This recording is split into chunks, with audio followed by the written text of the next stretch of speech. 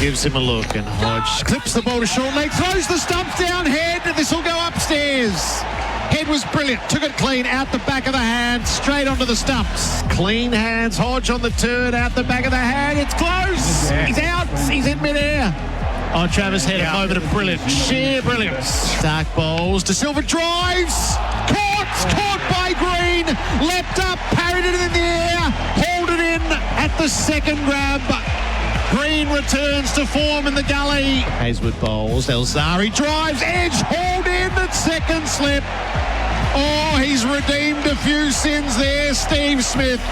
He's gone leaping up into the night sky. As Australian cricket, we pride ourselves on our fielding. There's those little moments. We talk about big moments in the games, and we want to win those big moments, and that can turn a series. So we want to keep moving forward with those, that's for sure.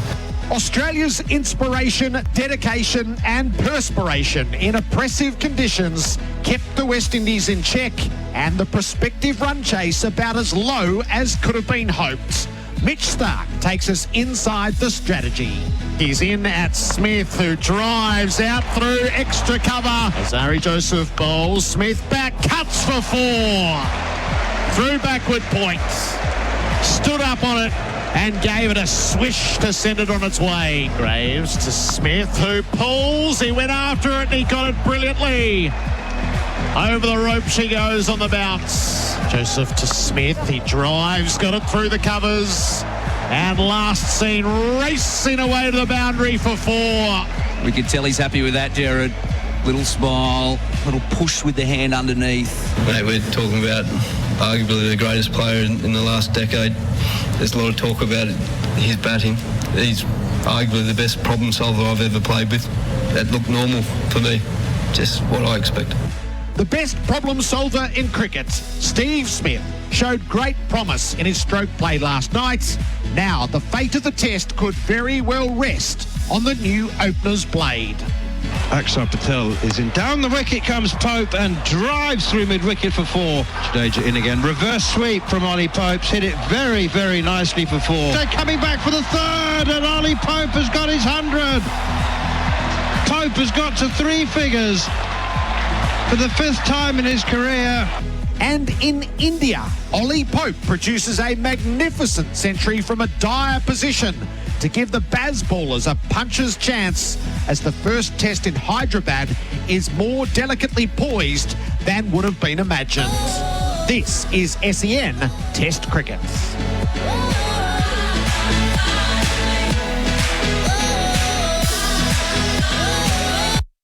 Live across Australia and around the world, welcome to SEN Test Cricket. There are 3 factors in today's play. Australia needs 156 runs to win. The West Indies need 8 wickets. And the Brisbane weather. And when the thunder clapped just before 7 a.m. this morning, it was a rude wake-up. It has poured rain this morning, but it's cleared this afternoon. We're being favoured by the hours of play. It's a bit foreboding. Don't look at the forecast too closely. Just cross your fingers. There's 6 sessions left in this test match. Australia probably needs, well, both teams probably need 2 of them to be played in full. 2 for 60 when play resumes. Steve Smith is 33 and Cam Green is 9. We are on schedule for the first ball at 2 o'clock as matters stand. SEN Test Cricket for Host Plus and Henley Homes. Build with confidence. Damien, Fleming, welcome. Yeah, welcome, Gerard. Listeners, had 2 cracking days previous to this. Come on, don't let us down. Yeah. There are so many possibilities in today's It's good play. swinging conditions. There's still enough green grass to move the ball around. And then that question you were talking about all last night, you know, Smithy's on his way to consolidate himself. Still questions about the big man, Cam Green. Rich storylines ahead of us and all sorts of possibilities still. Ian Healy, hello. Good afternoon, Jerry. All we want are words of reassurance. Are we going to be okay? Well, yes. Okay. But you're right. It did rain hard this morning, didn't goodness. it? Flemo didn't even hear it. No. But, yeah, it was hard. I don't live far from the city. I couldn't see the city. But the outfield looks fantastic. The teams have both got their equipment out here ready to warm up as per normal, and it'll be on. And a big pile, I have looked at the bomb, a big pile of rain is out to sea. Nothing behind it. How good is that? keeping behind the wickets, keeping us informed with the weather. Well, have you gone there? You used to I've read the prayed for sport. rain a Is lot. the natural progression to weather? Is that seen as a moving up in the world? Not traditional, no. It's probably a You sideways. changed that mode. You. Yes, I've started to decelerate. Yeah.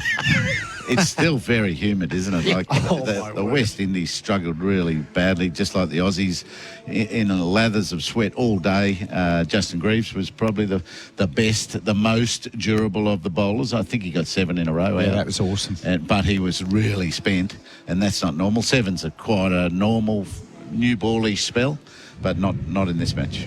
Sticky is sort of a good theme for the day. It's literally sticky out there. How could it get sticky for Australia? How do they avoid this becoming one of these treacherous chases? Oh, to avoid it, well, just be methodical in the run chase. Plenty of batting there. It's more from the West Indies end. If they can, Cam Green battled to get to the end of the day's play. Everyone's sweating on him at least getting a 50 to nail in number 4 position. But if he gets out, Travis Head and Mitchell Marsh, they could finish it in 90 minutes. Yep. But they're stroke players. And so that brings in all modes of dismissal too from the West Indies. So from their end is just getting that first wicket, which could lead to the test finishing quickly if Head and Marsh get going. But equally, if you knock over those two, the Australian tail, Alzari, Joseph's pace, that's where I'll be making a case for the West Indies. I don't know if Shamar Joseph's going to play any part. That's a big out. So cleared of a fracture, but on what we saw, it's hard to imagine he could steam in and bowl. Yeah, I mean, you can get jabbed, but, if it's bruising on the bone, I don't think it alleviates the pain that much.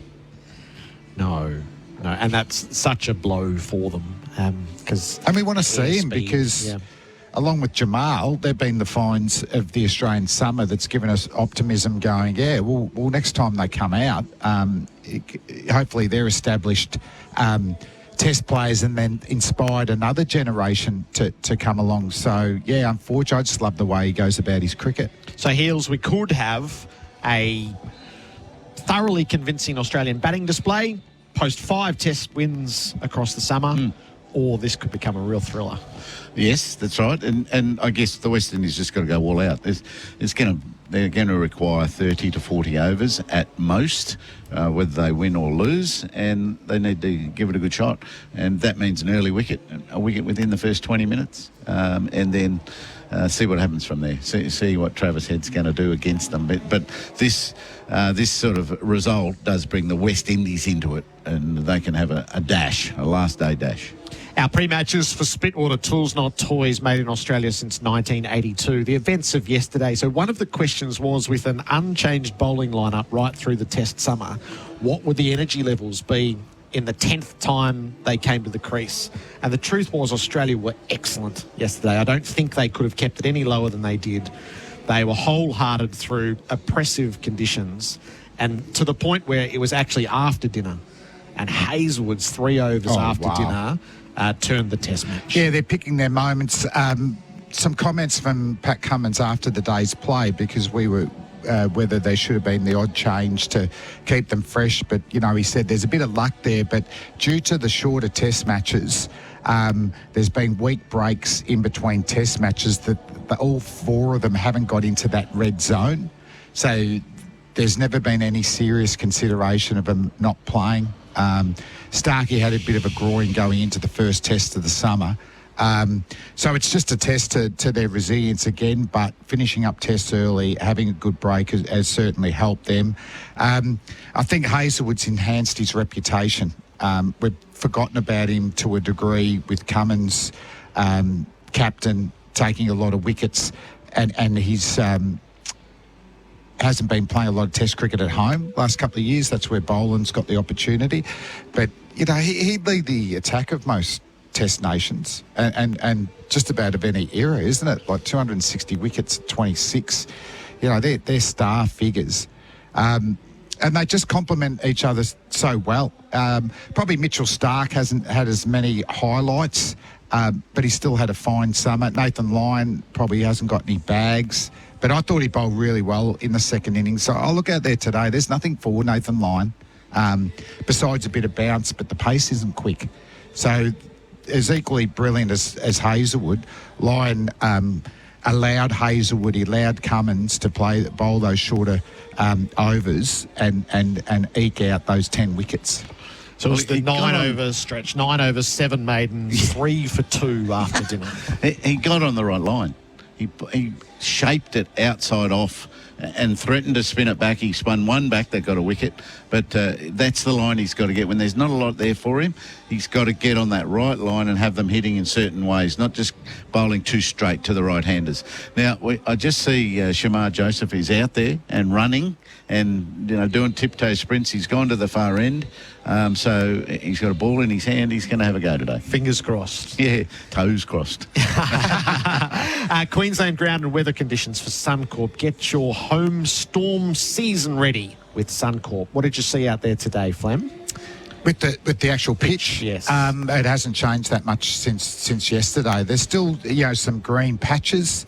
Even last night when they got hit, the ball did move a little bit there. It just looks a really good batting pitch to me for pink ball Test cricket outside the new ball.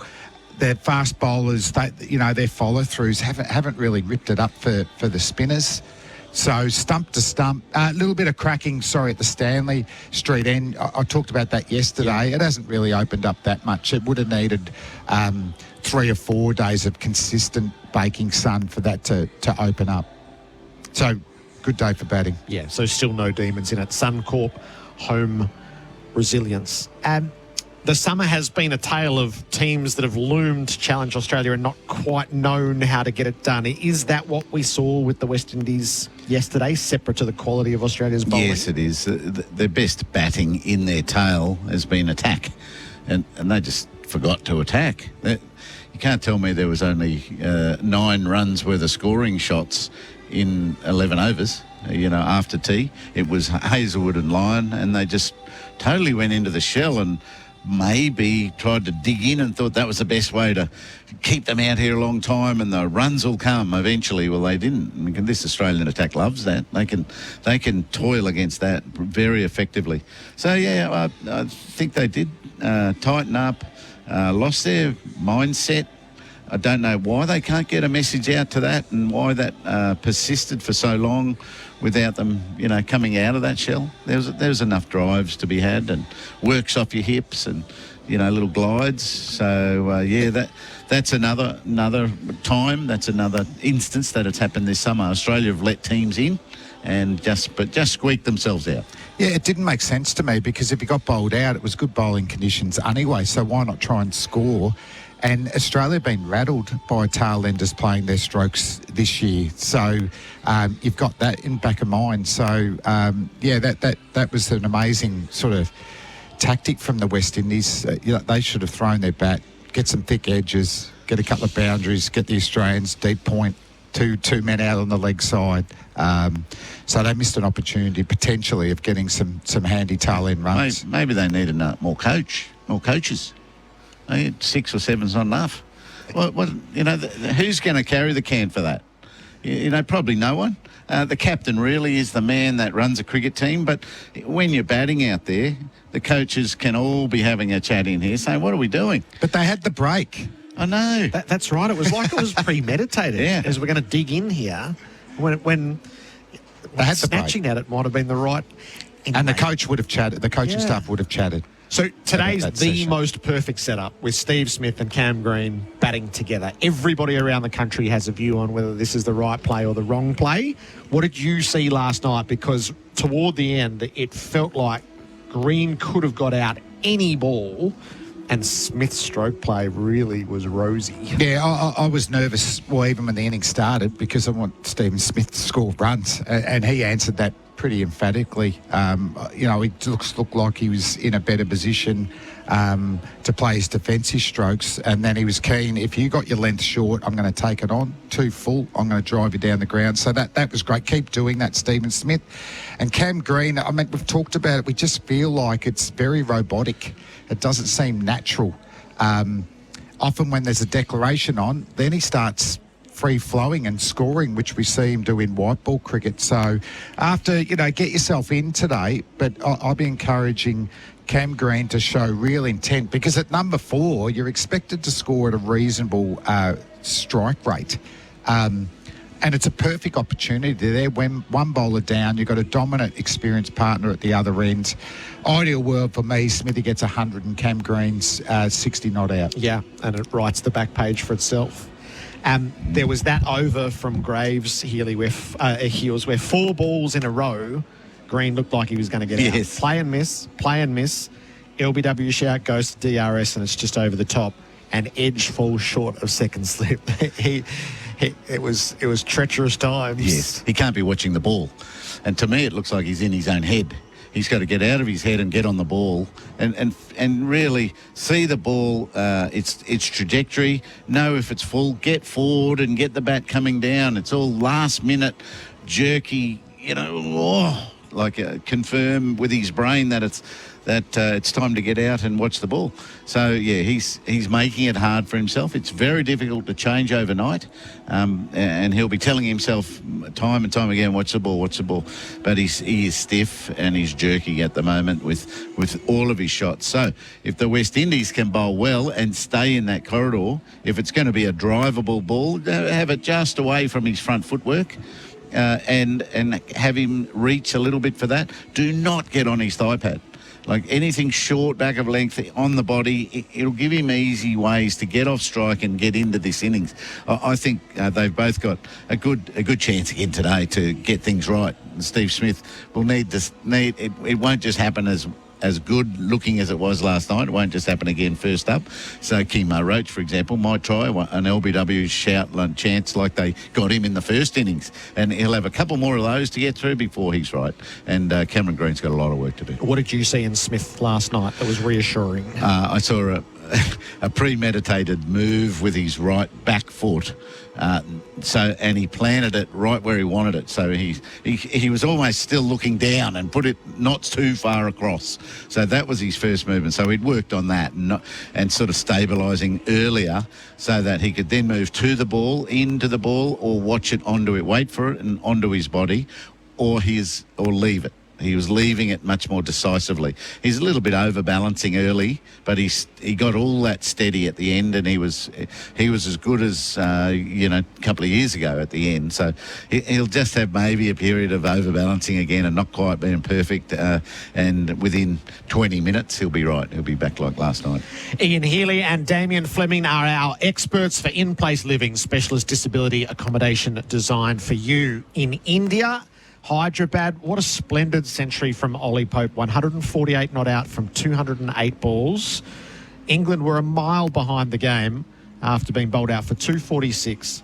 India put up 436, and there was the very real risk that England would get routed and beaten by an innings. But instead, Ollie Pope put the shoulder to the wheel, and they are 6 for 316 with a lead of 126 runs. So there is a scenario where they could make things sticky for India, but it's a good portent for a 5-test series, because if England had got skittled, who knows what sort of momentum that could have established. Those crowds will just get bigger and bigger and really enjoy that series. However Ollie Pope did it, teams all around the world need to get that vision and keep it, to see if he took them downtown, he waited for bad balls and went with spin, or did he sweep and reverse sweep and pick the fields to bits that the captain was setting. So I'm looking forward to really reading and seeing how Ollie Pope's done that, because magnificent strike rate as well as the numbers of runs he scored. So,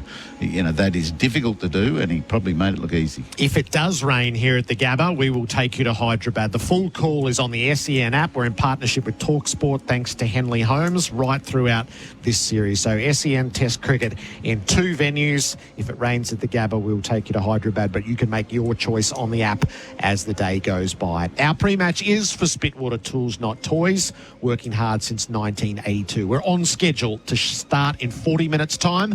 Mitch Stark is about to join us downstairs. Australia will be 2 for 60, requiring 156 runs to win. New year, new savings on Nissan Navara and X-Trail models in stock right now at Berwick Nissan. Host Plus has been named Money Magazine's best super fund for 2024. That's a plus. Issued by Host Plus Pty Limited. Check the PDS and TMD at hostplus.com.au. Since 1977, Club X has been the place for the widest range of adult products, like Magic Touch Fun, now available in-store and online at clubx.com.au. The biggest EPL games live every Saturday and Sunday night, live right here on SEN. Welcome to Officer Fields, your new home within a community built on the vision of enjoying life in balance in Melbourne's southeast. Officer Fields features natural open spaces while still being close and connected to all of life's conveniences. With 4 unique precincts coming soon, offering land from 350 square metres to 1,000 square metres, there's something for everyone. Officer Fields is currently selling land from $467,000. Officer Fields, life as it should be. Register your interest now at officerfields.com.au. For over half a century, there's one name that Aussie gardeners have come to trust. Holman offer a range of quality watering equipment with an affordable price tag. For the past 55 years, this family-owned business has been helping gardeners save time, money and water. And now, with Holman Smart Watering products, you can water from anywhere, anytime, all from your smartphone. So, protect your garden from the heat this summer with the name you trust. Holman, for the smart gardener. Level up Dad's game. Skip the usual gift options for Spitwater's Aussie-made tools, not toys. Best models, bonus accessories and savings of up to $630. Picture this: cold water petrol-driven and hot and cold electric diesel model pressure cleaners, plus the Vacstorm wet and dry commercial-grade vacuum cleaner. Visit spitwater.com.au or dial 1-800-SPITWATER to join the tool revolution. Spitwater, working as hard as you since 1982. Tools, not toys, because grown-ups deserve the good stuff. When it comes to delivering on experience and reliability, Robots got it. Robot Building Supplies can help you get the job done. They sure will. Right now, pick up 200 by 50 sleepers at only $7.85 per metre. Building trades, engineering projects and at-home DIY. Robot's been in the building game for over 70 years. They've seen it all and know it all. Robot Building Supplies, Notting Hill, Sunshine, Preston, Dramana, Pakenham, Coldstream and Darnham. robotbuildingsupplies.com.au. ROBOT, Robot Building Supplies. Real people, real products, real fun.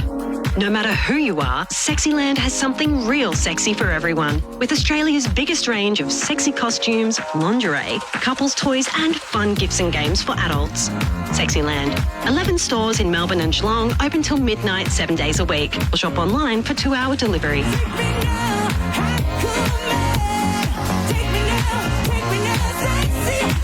Sexyland.com.au. Own a caravan, camper van or motorhome? With Camplify, you can safely rent it out when you're not using it to help pay for that next adventure or project around the house. Listing is free and simple. Visit camplify.com.au and find out why it pays to share. Looking for a reliable stormwater solution that is resistant to corrosive ground conditions? Manufactured in Australia, Iplex Black Max pipes and fittings stand the test of time. Your drainage solutions demand exceptional hydraulic and structural performance, and Iplex Black Max pipes and fittings are your #1 stormwater solution. For performance, durability and resistance to corrosion, choose Iplex Black Max pipes and fittings, the reliable solution. For a great range of Iplex pipes, drop into your local Nutrien Water store or visit nutrienwaterstore.com.au. Summer is here, and you want your car air conditioning working at its best. You'll be blown away with the air conditioning service at your local Repco authorised service centre. Our fully qualified mechanics will help keep you cool through the summer with a comprehensive service of your car's air conditioning system. So book online today at repcoservice.com. Henley Mortgage Fund, $1,000 a month off your home loan for 2 years. All backed by Henley's $7 billion parent company. Australia versus the West Indies on SEN Test Cricket.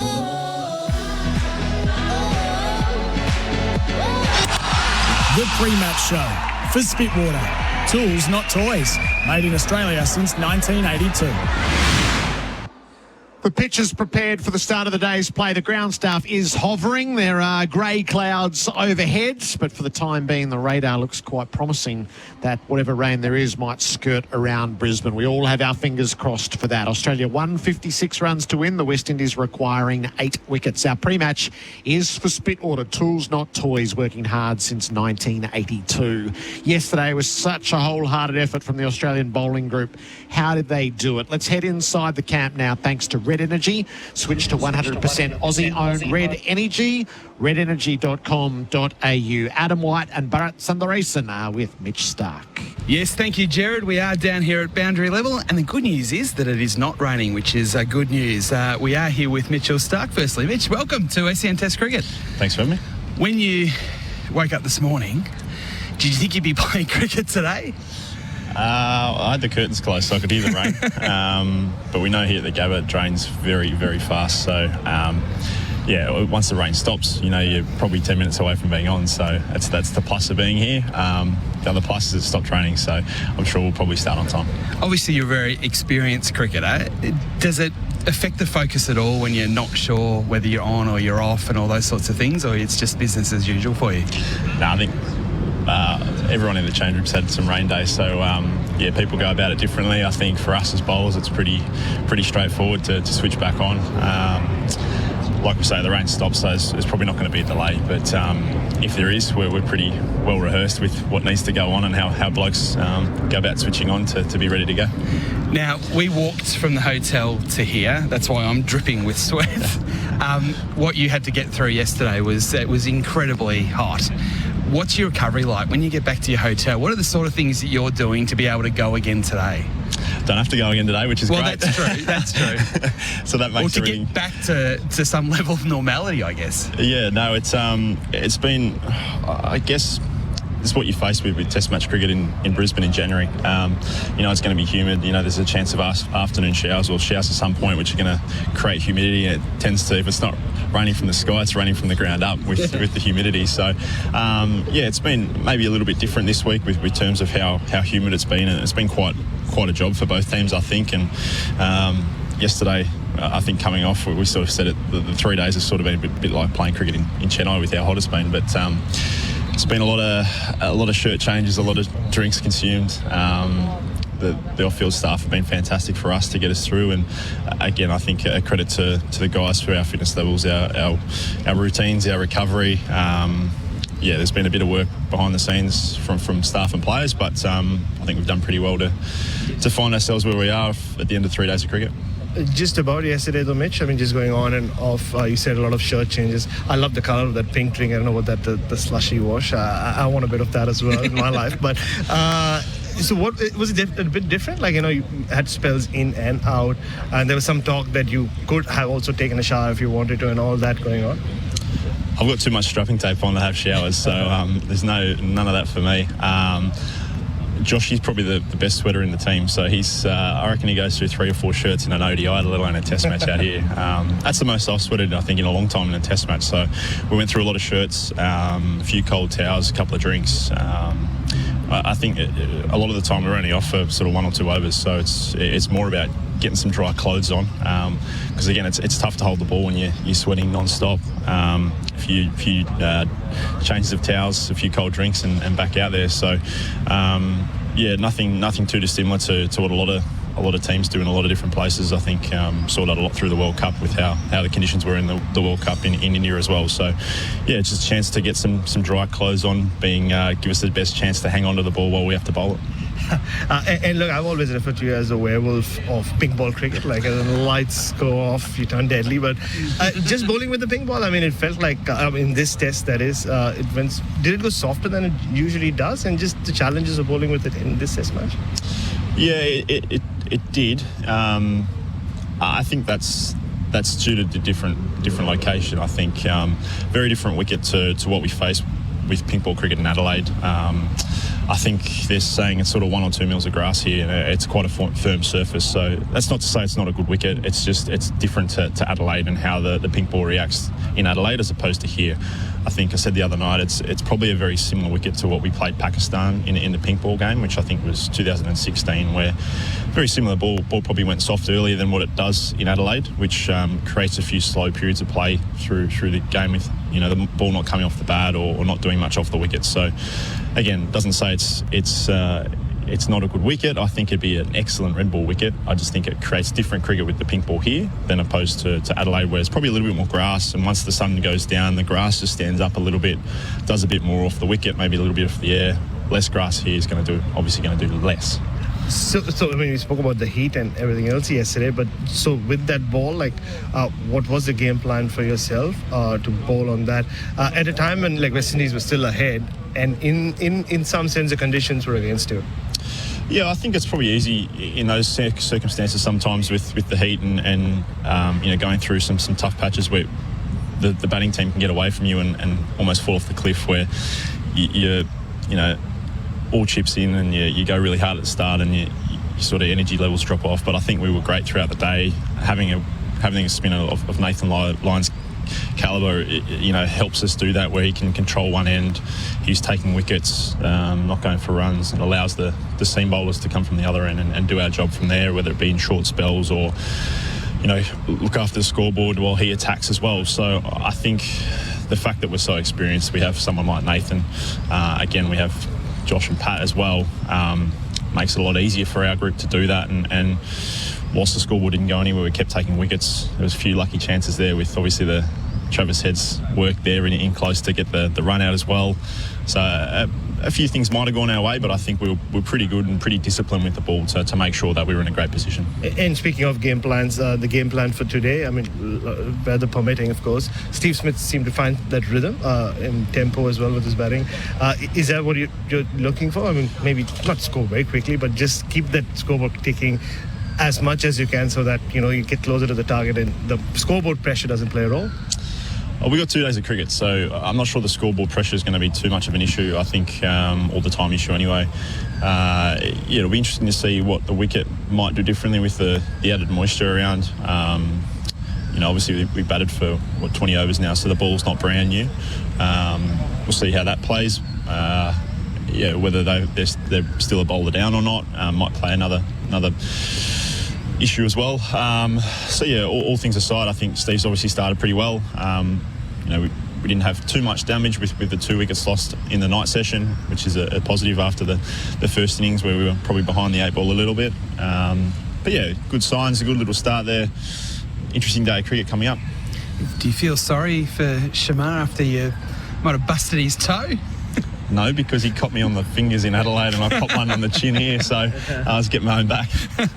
Just one final one. You've had such a long 12 months of cricket, and you've got the Ashes, the World Cup, and you've come here and you've played all 5 Test matches. What sort of level of satisfaction is that for you personally to be able to get through, an entire summer based on what you've done before the summer even started?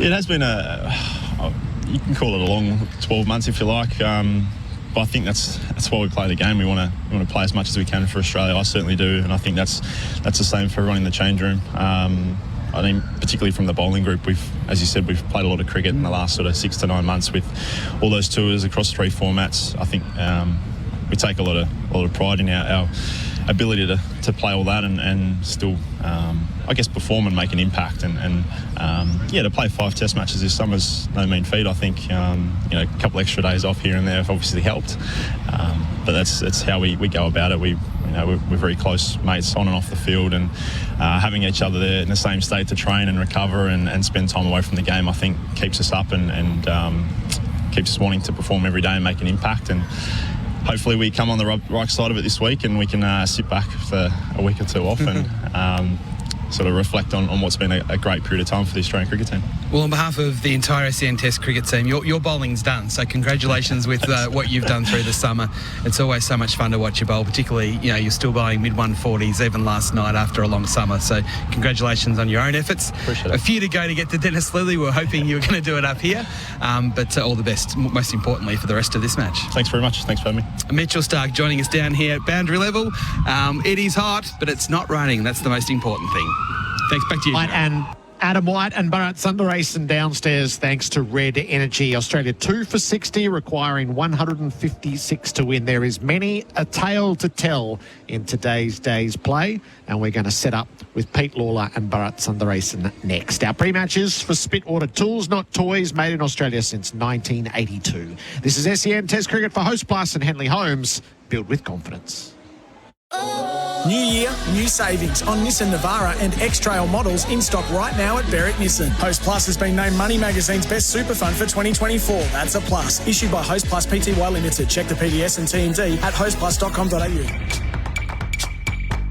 Hey, it's Candy here. As a presenter in the world of sport, I see many powerful performances. Now, thanks to Azito, we're helping power your next DIY project. Did you know Azito's 18-volt range is powered by Einhell? German-designed quality, driving, innovation and performance. So you can power over 85 cordless tool and garden products with the same battery. Azito, powering DIYers all day, every day. Exclusively available at Bunnings Warehouse. With NHP's N line of electrical enclosures, you can save without compromising on quality or performance. Thanks to the workability of ABS material, N line wall mount enclosures and terminal boxes are easy to install, drill, cut and modify. So it's a breeze to customise to suit your specific needs. NHP N line wall mount enclosures and terminal boxes help deliver efficient projects for a range of applications without breaking the bank. Get NHP N line wall mount enclosures and terminal boxes from your local electrical wholesaler. Nothing says Aussie summer like an ice-cold Bundaberg ginger beer. Coupled with backyard barbecues, sunshine and your mates. Bundaberg ginger beer is a true blue brew, a quintessential classic. Craft brewed over 3 days using real Aussie ginger and a traditional family recipe which has been perfected over 4 generations. Treat yourself this summer to the great Australian brew, Bundaberg ginger beer. Millions of kilometres covered, thousands of servo coffees, tons of boats towed, plenty of that's not going anywhere, and countless grains of sand. Seriously, where does it keep coming from? A whole lot of work sites, trips with workmates, and getting roped into helping just about everyone move house. 50 years, 8 generations, only one Toyota Hilux. Hilux, an unbreakable connection since 1968. Oh, what a feeling. Toyota. What's better than winning the match? Winning the series. Host Plus has been named Money Magazine's best super fund for 2024. Judged on strong performance, value for money and a focus on members. That's a plus. Issued by Host Plus Pty Limited. Visit moneymag.com.au for awards criteria. General advice only. Consider your circumstances and the relevant PDS and TMD at hostplus.com.au before deciding. Awards and ratings are only one factor to consider. Past performance is not a reliable indicator of future performance. Search Compare Host Plus today. Yes! See that? Oh, sorry. Was just checking out Roofing and Sheet Metal Centre's new online store. They've got everything for your roof. Check it out. Hey, that's pretty flash. Oh, yeah. And you can draw up your custom flashing too. And they deliver around Melbourne. Roof repairs just got easier with Roofing and Sheet Metal Centre's new online store. For roofing products including roof sheets, gutters and downpipes, visit rscentre.com.au. Roofing and Sheet Metal Centre. Everything sheet metal from the roof down. Get it right the first time with K-Rain Irrigation. K-Rain is the landscaper's choice when it comes to professional irrigation supplies, and for very good reason. K-Rain features durable and high-performance products, which make it the industry leader for household or commercial irrigation. There's a wide range to choose from, and it's all available at leading hardware stores. K-Rain, the landscaper's choice. For the full K-Rain range and helpful tips, visit k-rain.com.au today.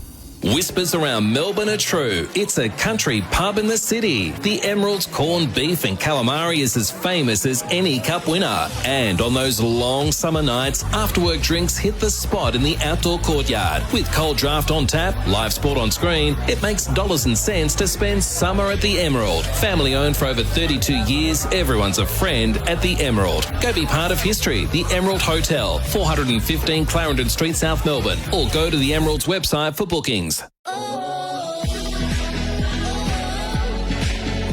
Henley Mortgage Fund, $1,000 a month off your home loan for 2 years. All backed by Henley's $7 billion parent company. Australia versus the West Indies on SEN Test Cricket. Counting down to the first ball of day 4 here at the Gabba. Australia will be 2 for 60. 156 runs required. The West Indies need the 8 wickets 20 minutes away from play beginning. Our pre-matches for Spitwater, tools not toys, hard-working since 1982. The storylines are so rich in prospect for today's play. It's a writer's dream. My 2 favourites are with me here in the box.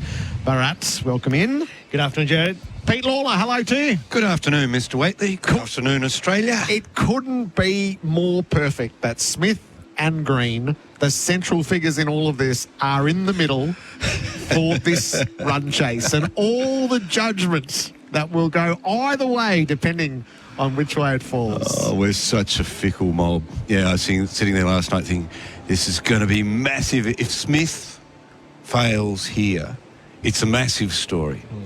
But if Smith makes 40, there's no story at all. It's kind of weird. And if Smith makes 100... Oh, yes. That's a big story too. Well, just quietly, back at home at the Oz, they've got a little space on the front page because they're backing him to do it, Gerard. Nice. We're backing him to do it. And I'd like to write that story. And if I don't get to write that story, you know what the story I want to write is? That Australia's unblemished record at home across the last few summers has been blemished because the West Indies have done it. Because that'd be great for cricket. I'm sorry to say that. It's very un-Australian, particularly so close to our national day. But I just love the way the West Indies have played. I've loved the way, they could have fallen away after that first test, showed a bit of pluck in that first test, showed a bit of promise. And, have they flattered to deceive? They haven't flattered to deceive. This has been a good effort a really good effort. Couple of wickets here, and this match is on. There's been a wave of affection that has reopened towards West Indies cricket. So, Bharat, the nuts and bolts first. Shamar Joseph, what have you observed today? With Shamar Joseph, there's been some mystery around him this morning and this afternoon, Gerard, because initially we were told he won't even come to the ground. And then a couple of coaching staff I spoke to said, well, we're just still monitoring him. It's not a fracture. He's still in pain. We don't know what's going to happen. And then we saw him just 15 minutes ago running up and down, grabbing a ball, and even bowling a couple of deliveries. We still don't know what condition he's in. Maybe they've just numbed that foot, which you can do. And maybe they're going to take a chance, which is really, honestly, great news. Not just for this test match, but Shamar Joseph already has made waves around world cricket. He's got the IL T20 contract, and he's off from here to Dubai whenever this series ends. And, the way people talk about West Indian cricketers, like the mercenaries, like, they don't care about test cricket. He could easily have just not shown up and said, I'll rest my foot to make my first ever appearance in the IL T20, and who knows what doors that could open for him. The fact that he's here and he's keener than anyone else to be out there is a good sign. And I think that's been, for me, the theme of this West Indies series. You remember what happened last summer? All of us were just stuck in nostalgia, weren't they? I mean, the team didn't help our cause or their cause either. We kept talking about Curtly Ambrose and Courtney Walsh and Malcolm Marshall, depending on what generation we belong to. But over the last 2 weeks, we've spoken about these guys. We've spoken about Shamar Joseph, Kevin Sinclair. We've spoken about Craig Brathwaite not making runs and not making comparisons between him and someone from 30 years ago. I think that's how they've won us over, in my opinion. Yeah, there's some really good stories emerging out there. And watching Alzari Joseph, he's kind of looks like he's come out of the 80s, doesn't it? The West Indies 80s team, that unsmiling West Indies quick. It's been a very interesting tour for the West Indies. I mean, big picture, they've still got a lot of problems, and I don't know if we've got time to get into those now, but, I was just listening to Johnny Graves, the West Indies CEO, talking about this tour. This summer has cost West Indies cricket $2 million. They don't get a cent from this tour. They don't get anything from Australia. And to get the teams out here, including the women's team that came out in September, and I'm talking US dollars. Yep. So that's $2 million expense to West Indies cricket. It's a lot of money, isn't it, for a nation that doesn't have, in fact, generates about a sixth of the income of Australian cricket. But great signs here, and hopefully this inspires Australia to play them a little bit more and be a little bit more generous in touring the West Indies, because that helps them to some degree. But, I mean, the problems, aside from that, are structural around the finances and those sorts of things. A bit early in the morning, is it, Gerard, for that stuff? Yeah. Probably. But just to touch on that, so this is where the recalibration of economics is. It shouldn't cost the West Indies to be here. No, it's essential that world cricket recalibrates its economic structure, because the ICC funding structure based around the World Cups, we all know that the three richest nations take most of the money. Yep. So the poorer nations get the least of the money. The bilateral structure never works for the West Indies, because West Indies, it costs them to come here and play. And then when a team visits the West Indies, they do not have a national broadcaster, so they do not have that broadcast revenue that funds cricket everywhere else. So they lose it, but they're burning the candle at both ends financially. So that's why the financial model of cricket has to change to support teams like the West Indies. Steve Smith's got a lot behind him, Bharat, but Cam Green's been the apprentice of Australian cricket for a while. How important an innings is today for Green in your eyes? Firstly, I think he's a bit fortunate to have survived last night. He looked all at sea. His footwork was all over the place. His head was falling over, and he just looks a very nervous, almost a nervous wreck at times out there in the middle. And he's always been a nervous starter, I agree, yes. But just period he spent in and out of the team. And we saw it even during the World Cup, different format. He's trying to play this risk-free form of cricket. He's so focused on not getting out. And that's what I think led to him losing his spot in the side. Yes, it was injury and then Mitchell Marsh coming in and making that 100 at Leeds. But I don't think he's still got the rhythm of Test cricket. And we keep talking him up as a young kid, and he is young. But not a lot of cricketers have been around this Test squad for as long as he's been, and still been referred to as that apprentice. He's played over 20 Test matches.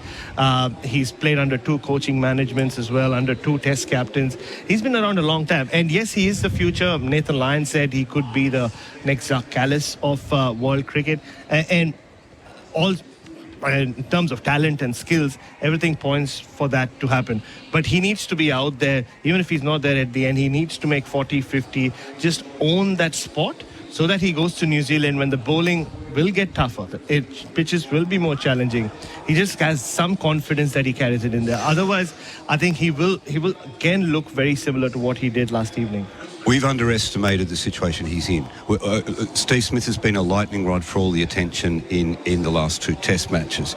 The move from 6 to 4 has placed a lot of not so much attention on him, but focus on him as a batter, and he needs to step up to that. I think you're correct. He's stiff, he's regimented, he hasn't relaxed into that position yet. But I don't think this innings is important unless he makes a lot of runs. Then it's important because it may free him up. But he needs longer in that position. He needs to relax into that position. He needs to be more comfortable in it, and perhaps not feeling the weight of batting at 4, because that's when how often do we see it with batters that they make the breakthrough when the pressure goes off and they stop caring. So if he can get to that situation, what have I done there? Oh, I've dropped the Bundaberg. It's not Bundaberg. Ginger rum, but ginger beer off the desk. I've lost my train of thought there. Gerard, you. Yeah, I think that's... I don't think anything will be easy for the batters in New Zealand. So to get a degree of reassurance, a significant innings here in a successful run chase would be excellent for him, because you're right. I don't have any doubt that Smith will solve the issues at the top of the order. But the real question is whether Green is ready to move from 6 to 4. And 4 has to be bankable. I mean, we're living that at the moment. 3 is not bankable for Australia at the moment. And that adds pressure to what's happening at 4, because Marnus Labuschagne's form has been subpar. If he's not good enough to bat at number 4, no one in state cricket is, because when he's playing state cricket, he's been averaging 60 and bossing the bowling. but it's been 3 seasons. 4 summers ago is when he was bossing the bowling at number 4. This is before he played Test cricket. So he's got 24 Test matches and the learning that has come with that. So people keep talking about, he averages 60 at number 4, he averages 60 at number 4, but a majority of those innings came when he did not have the pressure of being a Test cricketer. He was batting at number 4 for Western Australia. He had a great run in that Adelaide hub that they had in 2020, 2021, batting at the Karen Rolton and next door. But he's not batted in that position since. He's not played a lot of Shield cricket from the time he started playing Test cricket. He's coming off his longest year or biggest year in his life, being away for nearly 7 months. I even did the math. He'd spent only 13 nights on his own bed from January 31st till the time Australia came back from the World Cup, with the World Cup. So a lot of things have changed in his life since the time he was averaging 60 at number 4. So I think he'll have to grow into this position now. Bharat and Pete, part of our call team for in-place living specialist disability accommodation designed for you. It's hard not to be drawn to Hyderabad as well. How significant is the Ollie Pope century, not just for this Test match or this series, but even more broadly than that? The last time I saw an English batter play like that against spin and make 100 in India was Kevin Peterson at Mumbai in 2012. That's when England went on to win the series, Gerard. I've honestly never seen anyone bat like that. Maybe Matthew Hayden when Australia went there. And Joe Root has called it a masterclass. He said he set a new benchmark for how English batters should bat against spin. And I'm in complete agreement. A lot of sweeps, reverse sweeps. He backed himself. I mean, the question for every English batter who's gone to India is to sweep or not to sweep. And he really took them on. And I think he's gone down as one of the great innings ever by an Englishman in India. Well, Joe Root's made a hell of a lot of Test hundreds, more than 30, I think. He said he's never made one as good as that one yesterday. And I think he meant it too. That's an incredible piece of cricket. Like you say, it was a little bit like Matthew Hayden in 2001.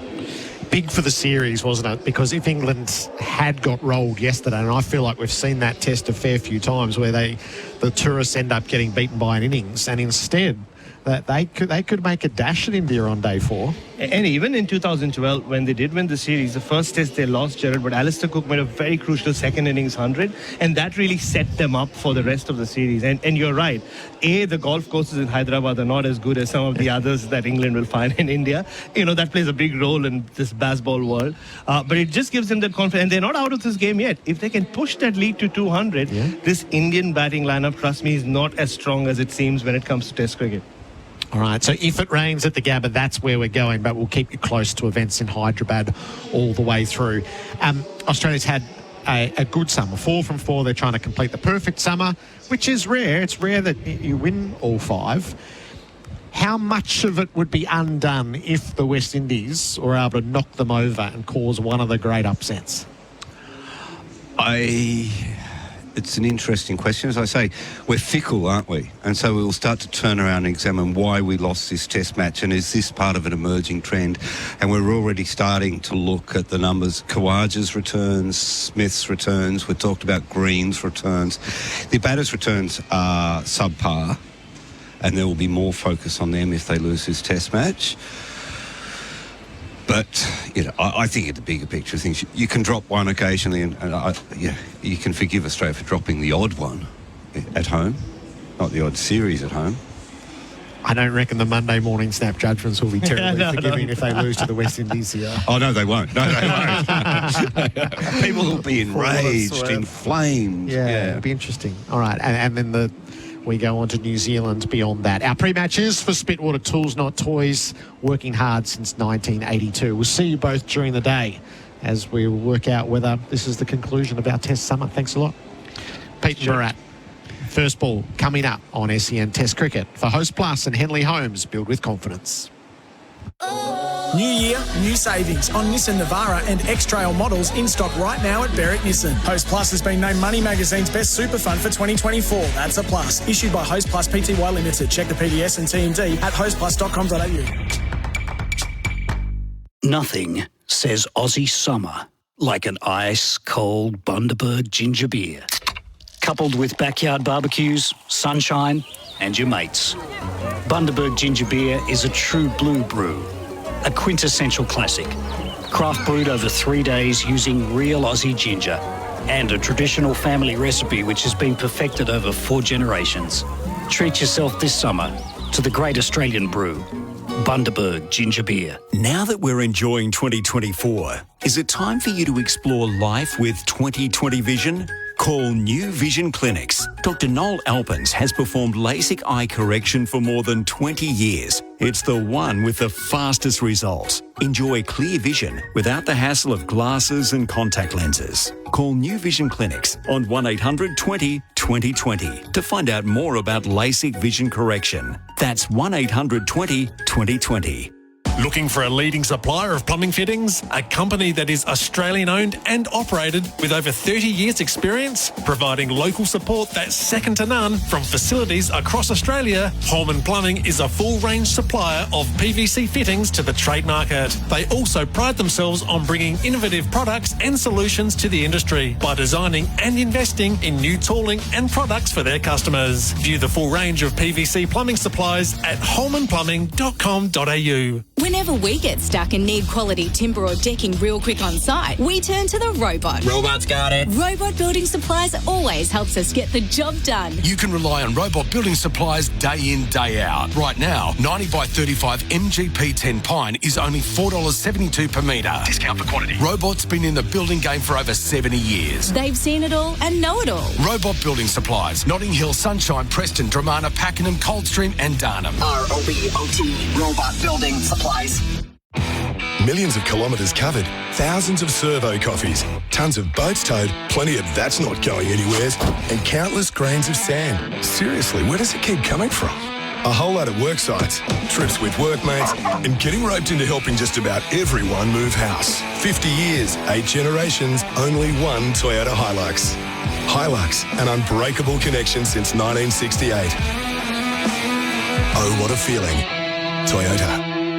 Level up Dad's game. Skip the usual gift options for Spitwater's Aussie-made tools, not toys. Best models, bonus accessories, and savings of up to $630. Picture this: cold water petrol-driven and hot and cold electric diesel model pressure cleaners, plus the Vacstorm wet and dry commercial-grade vacuum cleaner. Visit spitwater.com.au or dial 1-800-SPITWATER to join the tool revolution. Spitwater, working as hard as you since 1982. Tools, not toys, because grown-ups deserve the good stuff. If there was a movie about my life, I think the perfect person to play me would be Christian Bale. If there was ever a movie made about my life, I would cast Miley Cyrus to play me as the lead.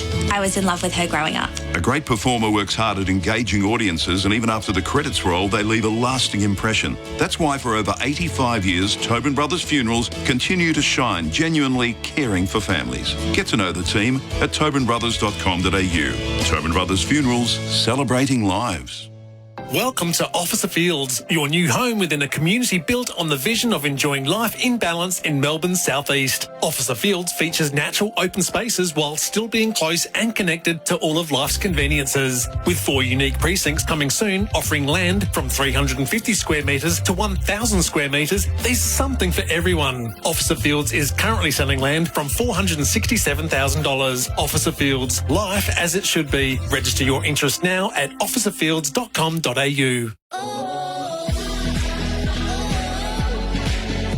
Henley Mortgage Fund, $1,000 a month off your home loan for 2 years. All backed by Henley's $7 billion parent company. Australia versus the West Indies on SEN Test Cricket. The first session for MEGT.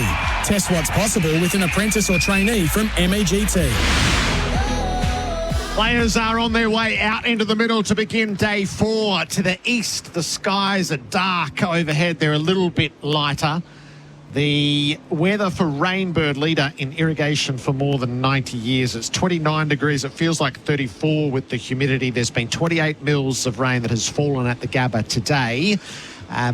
You wouldn't know it to look at the surface. And if you look at the right app, I could have you uninterrupted through the day's play from here, and the next band of rain is not due till tonight. But that's if you pick your favourite and most convenient app to get the result that you want. Our apparel partner across the summer is Ringers Western. Whether it's the paddock or the pub, Ringers Western has the kit to keep you cool this summer. It's been multi-shirt days at this test match, as some have suffered more than others. 2 for 60, Australia, 156 runs from victory. The West Indies need 8 wickets. Our pre-match has been for Spitwater, tools not toys, working hard since 1982. Steve Smith, 33. Cam Green is 9. Ian Healy is in the SEN Test cricket box to get the day's play underway. Heels, welcome back. Thanks very much, Gerard. Yes, and the weather is supposed to be going from west to east, isn't it? So out to the east where it is dark. If that comes around, comes back and reverses on itself, we're in trouble. Yes. But it's supposed to be moving that way. So we should be right. This is a day of blind optimism. The West Indies cannot afford to think anything but victory. And so too Australia. And that it's a little easier for Australia to be optimistic about chasing 156. But, the Windies have to go one ball at a time, one over at a time, take the catches. Can we create a run out? Let's be right on the ball and see what we can sort of get going through this Australian batting order. Shamar Joseph is not on the field. Gudakesh Moti is the substitute fielder. Steve Smith has the strike. Kemar Roach has the ball in hand. It glows the pink in his right mitt. He will be bowling from the Stanley Street end. There are 3 slips in place and 2 deep on the leg side for Smith as we wait for the clock to tick over to 2 p.m. and the formal resumption of the day's play. Kemar Roach even had the warm-up ball swinging, when bowling to the glove man. He was swinging both ways, so I'd expect he's probably going to get the match ball going. Is a thriller in the offing. Kemar Roach bowls the first ball to Smith, who tucks it to leg and takes the single with mid-wicket wide open. 2 for 61. Gerard, it was Shamar Joseph that was out there in warm-ups, wasn't it? And he was doing fast feet drills and he's sort of pretending to bowl. I'm not sure I saw him bowl. But I saw him shadow bowl a couple, just coming off his back foot. So it's his back foot that he got hit on, and a very, what do you call it, impactful Yorker, right savage, on the toe. Right on the toe. 4 in the cordon for Green as he faces up to Roach, and he shoulders down the leg side. He's got the bat right out of the way. Didn't suffer the Khawaja fate of last night. Yeah. He just mustn't have been able to come up, or he's still in there doing something with it. They might still be working on him. Working on some sort of padding in his shoe and see how he goes. But it would be incredibly courageous to be able to bowl at any pace, given what we saw last night. But Alzari Joseph's going through his warm-up routine at mid-on. So the West Indies are trying to do this with 3 quicks for the time being, and one really is the backup. Green defends. He looked to turn that to leg, and it just held for a moment. The threat there is the leading edge. Yeah, I don't think there's any need to turn to leg, is there? Just play straight. Play straight, and if the ball is on your leg stump angling into you, just work it to the leg. He was a little premature with his movements there. Hopefully the West Indies don't get too much pressure on him and get him out this early. Roach around the top of his mark. He's in and he bowls to Green, who's forward and defending. Full face of the bat out to mid-off. He's got a 20-minute period probably to keep him nervous. That ball's a good one. Have they got enough pressure around the bat? Maybe not, but that's the fine balance. They've got to play all innings long, isn't it? Like, I'd hate to see something balloon up, bat pad and either side of the wicket in close and no one's there. Brathwaite kept the cordon stacked last night above all else. Green, I don't know whether he glanced that or just allowed it to hit him at the last. He will take a run, a leg by as it trickled away to the left of the keeper. So a couple for Australia in the early stages, 154 away from the victory target. Damien Fleming slides in place living, specialist disability accommodation designed for you. Gerard, Heels, listeners. Go Fleming. Tense times. Cam Green, get down the other end. Well, and get away from his thigh pad. Where have they gone first over? Thigh pad. And he was able to get a leg by. He didn't hit it. Roach to Smith across his stumps. He just dabs to that position at mid-wickets. I wonder if Brathwaite will have to have a think about that. All the runs in the over coming there. 2 for 63. This ball is 20 overs old. That's the Holman Plumbing scoreboard. Visit holmanplumbing.com.au. Love to get the national mood at the start of the day, and the green debate is a big part of that. So the 2 sides of it are represented here. Bill in West Preston. The last player to get the run of games that green has been given was Steve Waugh, and that paid off in spades. And Tim in Narre Warren South. I'm not sure green goes to New Zealand. He has plenty of time to go. Time to go back and make some runs and build some confidence at Shield level. And then the third part of that without an 8. Green looks like a man crippled by the weight of expectation. So that's how... I feel like the island is staring in, ready to cast enormous judgments on the events of today, regardless of the fact that Australia has won the previous 4 tests of the summer. Elzari Joseph from the Vulture Street end bowls to Smith, who drives ever so easily out through cover. There's only one with the sweeper in the deep. Do we trust the minds that are in charge of that dressing room with the Australian cricket team? Well, we should. Yeah, do we? They've got a whole sequence of excellent decisions, and the coaching, I think, has looked tremendous across this bit through the World Cup. When you think about the progress there, it feels to me they have pulled all the right reins at all the right times, but this is their most contentious decision. I'm saying 90% yes. Of the way, I reckon. Yes. Green on the back foot plays out the point, no run. So they're good men, and they've been going pretty well. And they love him, right? So I'm trusting the fact that he's good enough, Cameron Green, and he'll get there. Yeah. Because they absolutely love him. They think he's the best in the country, and he's got all those issues. He's got that expectation, pressure. He's putting more pressure on himself than he will when he gets in form again. And today might be the day. I mean, he went back to Shield cricket and made 96. I saw it. I think I saw it here. He was head and shoulders above everyone else in the game. Well, in height. And ability. Oh, and ability. And performance. Yep. He's on 9, Green. He's flashing at a ball he should have left, rising outside the off stump. And he's probably getting compared to Steve Waugh. His output's probably been better. Steve Waugh, he's got 100 already. I think that's a really good comparison, actually. Yeah. Remember, Bobby Simpson took 30 matches to score 100 too. What was his high score? You know what it is, mate. His number plate, 311. What about what room did he used to stay in at the hotels? Ian?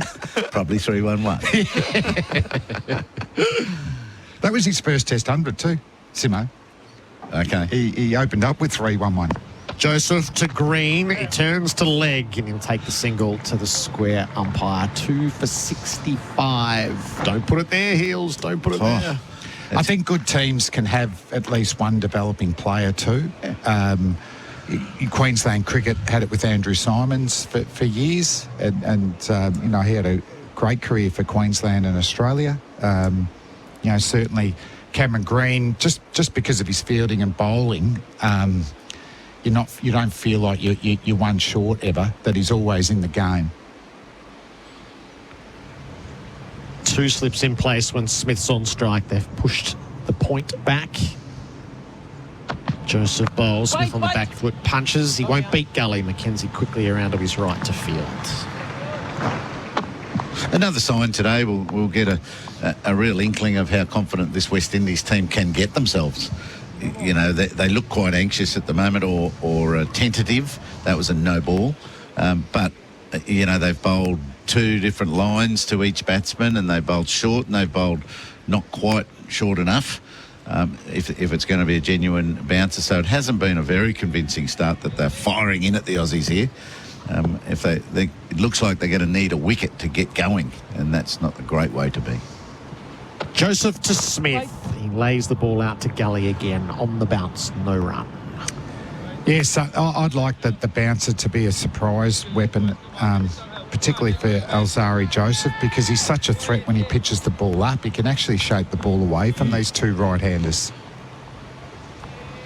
And what's the ball Steve Smith's most concerned about at the moment? Right, they're either the one swinging away outside off that he's not sure if he's covering his stumps perfectly the way he wants to, or an LBW dart into that front pad. They've been a little too short to him so far. Last ball of Joseph's first over. Smith ducks the bouncer. 2 for 66. Australia in pursuit of the overall target of 216. The Holman Plumbing scoreboard. Visit holmanplumbing.com.au. 100% Aussie Angus beef, melty cheese, chunky tomato relish and U-Butte beetroot. The Aussie Angus Deluxe is back at Macca's.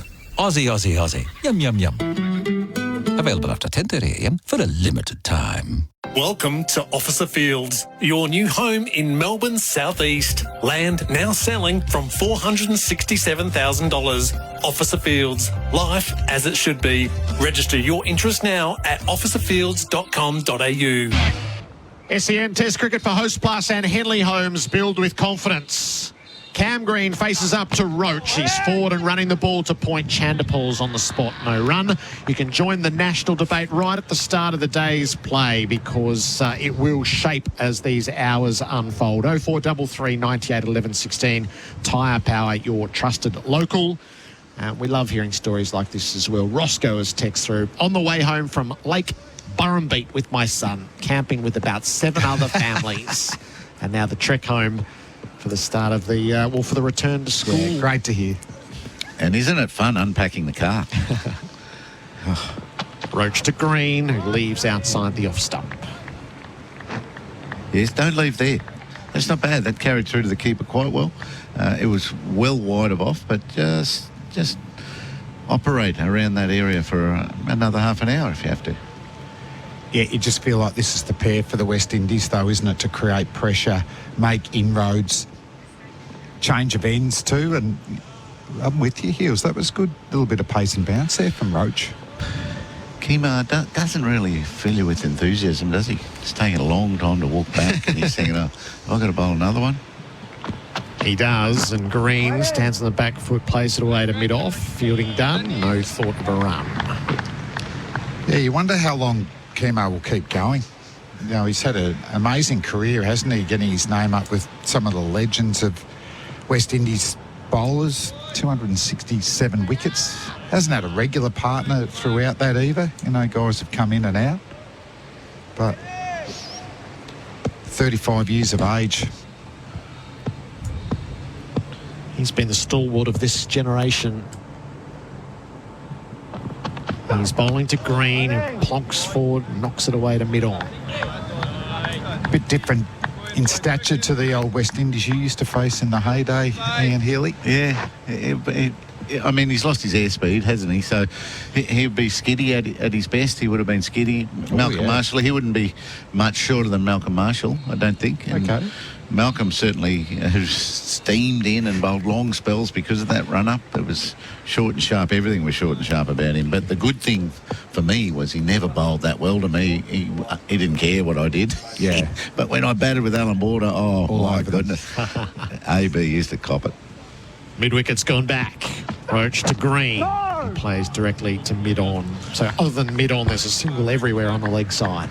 And I like the way he played it, even though it went to the fielder. He's just, you got to get yourself into your innings, and he played it with the full face of the bat and went to the fielder. We'd seen him last over try to turn one squarer than that, so it'll come, that'll come. He's straightened up the face of his bat now, Cameron Green, and maybe down the ground. He's probably ready to punch one down the ground if Kemar over pitches, and then just work a leg side ball into the gap at square leg.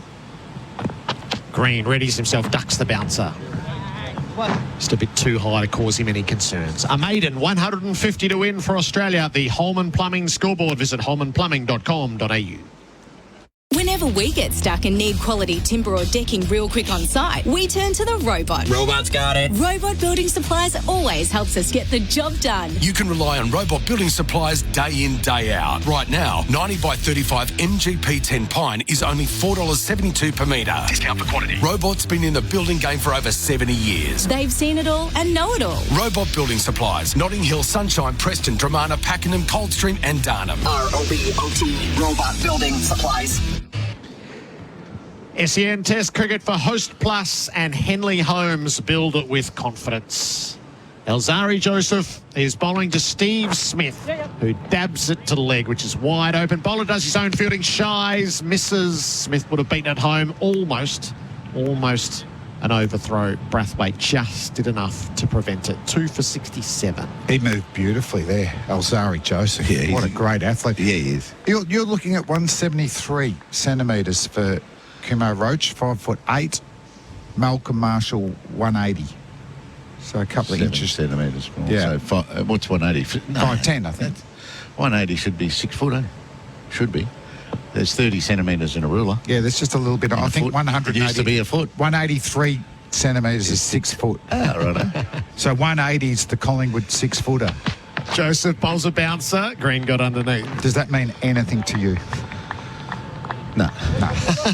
But 7 centimetres. Yeah, so 7 centimetres shorter than Malcolm Marshall for Kemar Roach. Okay. Who is taller, Ian? Joel Garner or Curtly Ambrose? I think it's a trick question. It'll probably be Curtly, the answer. Is that right? But I think Joel felt taller because he's did bigger. you talk to him? I felt him. Did you ask him? No, I felt him. Taller than him. That's Joel. I'll give the answer after this ball. You can't leave the It's a listeners thriller. waiting. Joseph bowls to Green. It's full. It's pushed to mid-off. Joel Garner, 203 centimetres. Yes. Curtly Ambrose, 201 centimetres. Okay. So Joel is taller and felt taller. Yeah, so he was correct.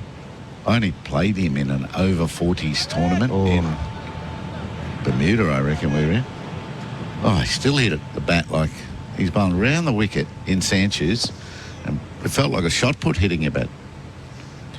He doesn't get talked about as one of the great fast bowlers. He averaged 20. Yeah, in one days as well.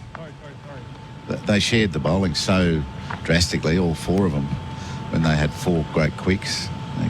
You had to really work to get the ball in your hand and then keep it. Cam Green just pulled out. Alzari Joseph didn't like it at all. No, he didn't like it at all. Channeling a little bit of the aggro West Indies from days gone by. There's only 986 people here, but one of them still managed to disturb things just above the sight screen. Ambrose averaged 20 a wicket too. That's amazing, isn't it? Yeah. 25 is outstanding. Great. Yeah. It's 5 runs less. There's an enclosure just above the sight screen, and just a parade of patrons keeps moving out to the bar. A third of the crowd's there. That's right. They're all on the move at once. Alzari's now making Cam Green wait. There's a bit of cat and mouse about this. I don't mind it. Alzari's at the top of his mark, shining the ball. Smith now readies himself. The battle resumes. Joseph bowls. Oh, he's almost nicked screen off. Big forward lunge and force of the bat past the outside edge. Good bowling. That's just moving away too. I love this length. It's probably that 5-6 metre mark. It's hitting the green grass. There's still little patches of green grass and going on with the seam. Brilliant delivery. Man going out to backward square leg now. I wouldn't be deviating too much from that delivery. Or if you're going to bowl a bouncer, or get one up around his chest and armpit area, need a short leg. Joseph bowls almost onto the pads of Green, and that would have spelt doom. He got the bottom of the bat to it. You could maybe move mid-off, so Brathwaite's there at the moment, but put a fielder in a short leg, because there's another sign to Green that a short ball's coming. And then bowl what we saw, the one that beat the bat out in the offside, and he'll go harder at it, thinking, oh, you beauty, I've got a drive to go, and nick it. His innings is not flowing here. He is under pressure, Cam Green. Good pace from Joseph at 144. And Green gets the full face of the bat, calls for the sharp single. Brathwaite has to move into the covers. It was there. So Green goes to 11 with that single from the last ball of the over. It's 2 for 68 on the Holman Plumbing scoreboard. Visit holmanplumbing.com.au. Welcome to Officer Fields, your new home in Melbourne's southeast. Land now selling from $467,000. Officer Fields, life as it should be. Register your interest now at officerfields.com.au. Enjoy New Year. New savings on Nissan Navara and X-Trail models in stock right now at Berwick Nissan. Plus, get amazing finance rates with Nissan Future Value. Go see Adam and the team at Berwick Nissan Kangan Drive, Berwick. T's and C's apply. LMCT 8760. An early drink and a quick change of gloves for Steve Smith. This session for MEGT, Australia's apprenticeship experts, 18 minutes in. 2 for 68. It's 27 degrees at the ground. The humidity is 87%. We've got information flowing in everywhere. Getting sheep into the shearing shed on this gorgeous Victorian afternoon. Never heard of batting a bloke at 4 because they're a handy bowler and a great gullyman. Kemar Roach is bowling to Cam Green, who plays off the inside portion of the bat down to fine leg for a single. Well, and then, Tom, keep just shearing sheep, mate. God. KC. What about, he's got a test 100, Tom. How many you got, buddy? KC. Now, I don't want to I'll hold this back for 10 minutes because I want more information from KC before you answer it. How tall is Damien Fleming? I have a bet going. Well, KC, first we want to know the context of that bet and we want to know the range. Who's got what before we provide you with that answer? Can it be measured? Like, what have we got the facilities here? I think I'm taller than Ian. Yes. Roach is bowling to Smith, who's on 37. Bouncer, it's pulled rather beautifully between the two fielders in the deep. Moti, the sub, gets around from fine leg and Smith takes 2. He's 39. So we're going to hold that one back, 0433 98 11 16. And just stats and facts as they're coming to hand for, where are we here? Mate Internet and Mobile. Cam Green, since his test debut, has played 6 Shield matches. He's made 460 runs at 46 with 1 century and 4 50s. Smith has the strike. He drives Roach straight to mid-off. That's not a great average for that record, eh? 6 matches, but 5 50-plus scores. That's a good effort. I would have thought his average was better, but... I think to get himself into the team, it was quite high, wasn't it? That's right. So, and this is Bharat has done all that work. It is that idea of he was the best 4 in the country is before his Test career started. Yeah.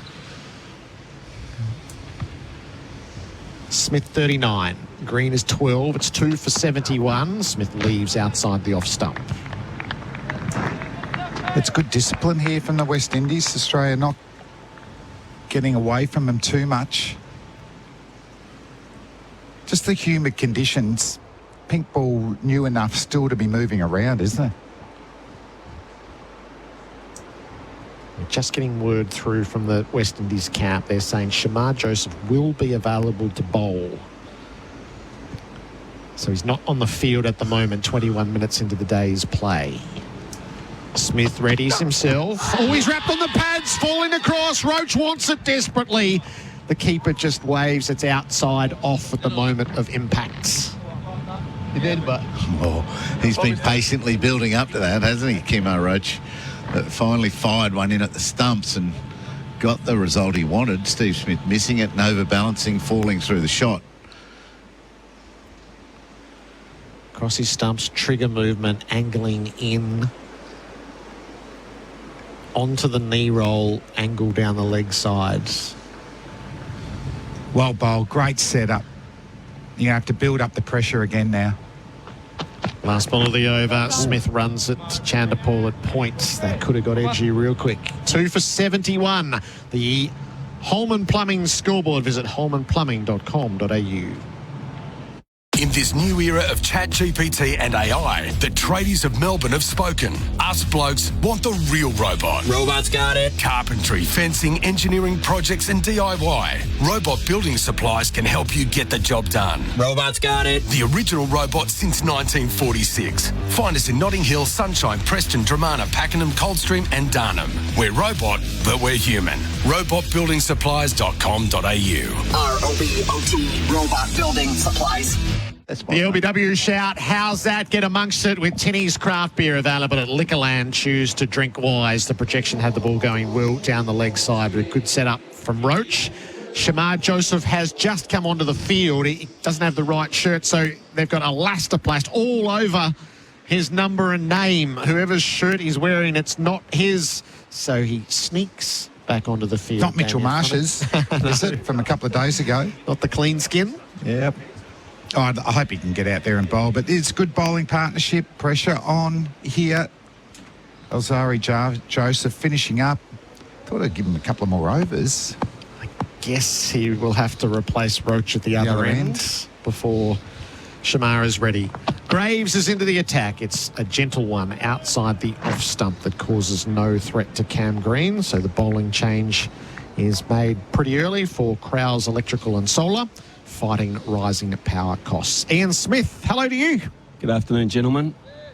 Yeah, when he limped off last night, barefoot, no chance of taking any further part in this match, was there? Bit of blood on the toe as well. He looked in absolute agony. It's quite astounding, his recovery time to be able to bowl.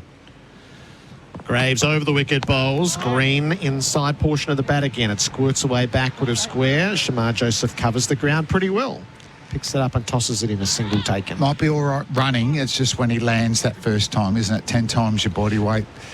He did actually do some bowling pre-match. Yeah. But just that intensity of in-play bowling. And he should enjoy these conditions too. Bowled a natural outswinger in Adelaide.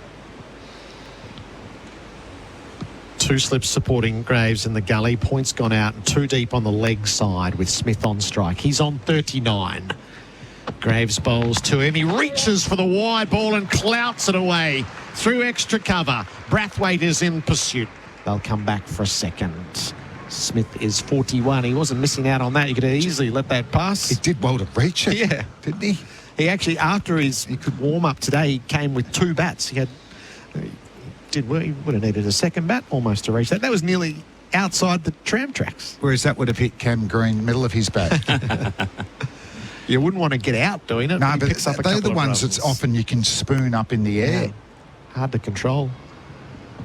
Graves to Smith, same delivery, and he let it pass this time. Maybe it's a set play. That's the licorice all sorts he was bowling. Here's KC back, Flem. Right. The bet is with a brother and a friend.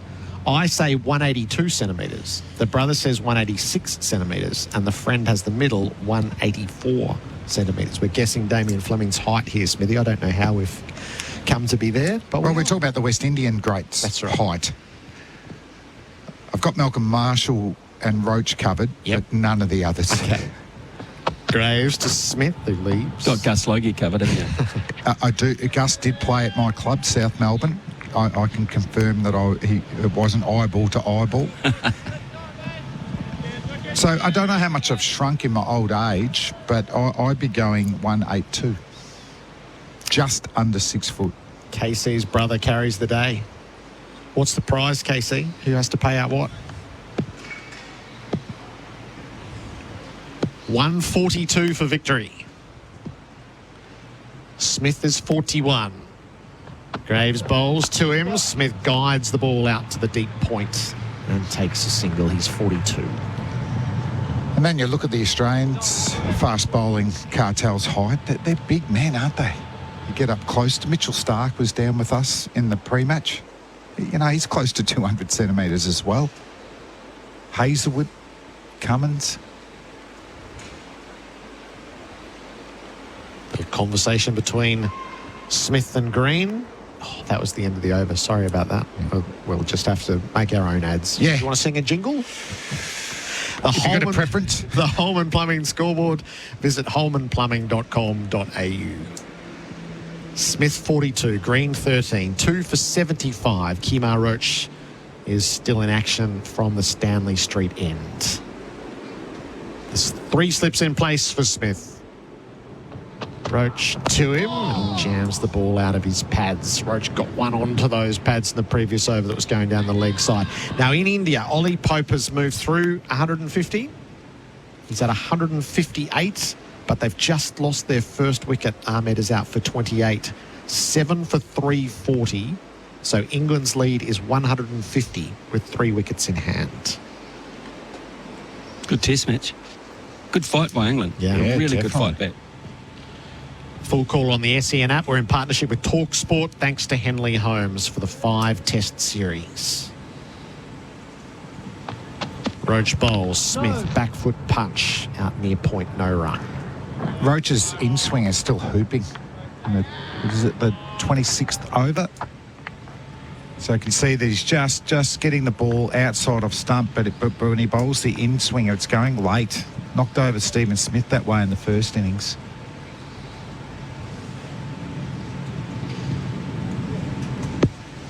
.105 balls since the last boundary.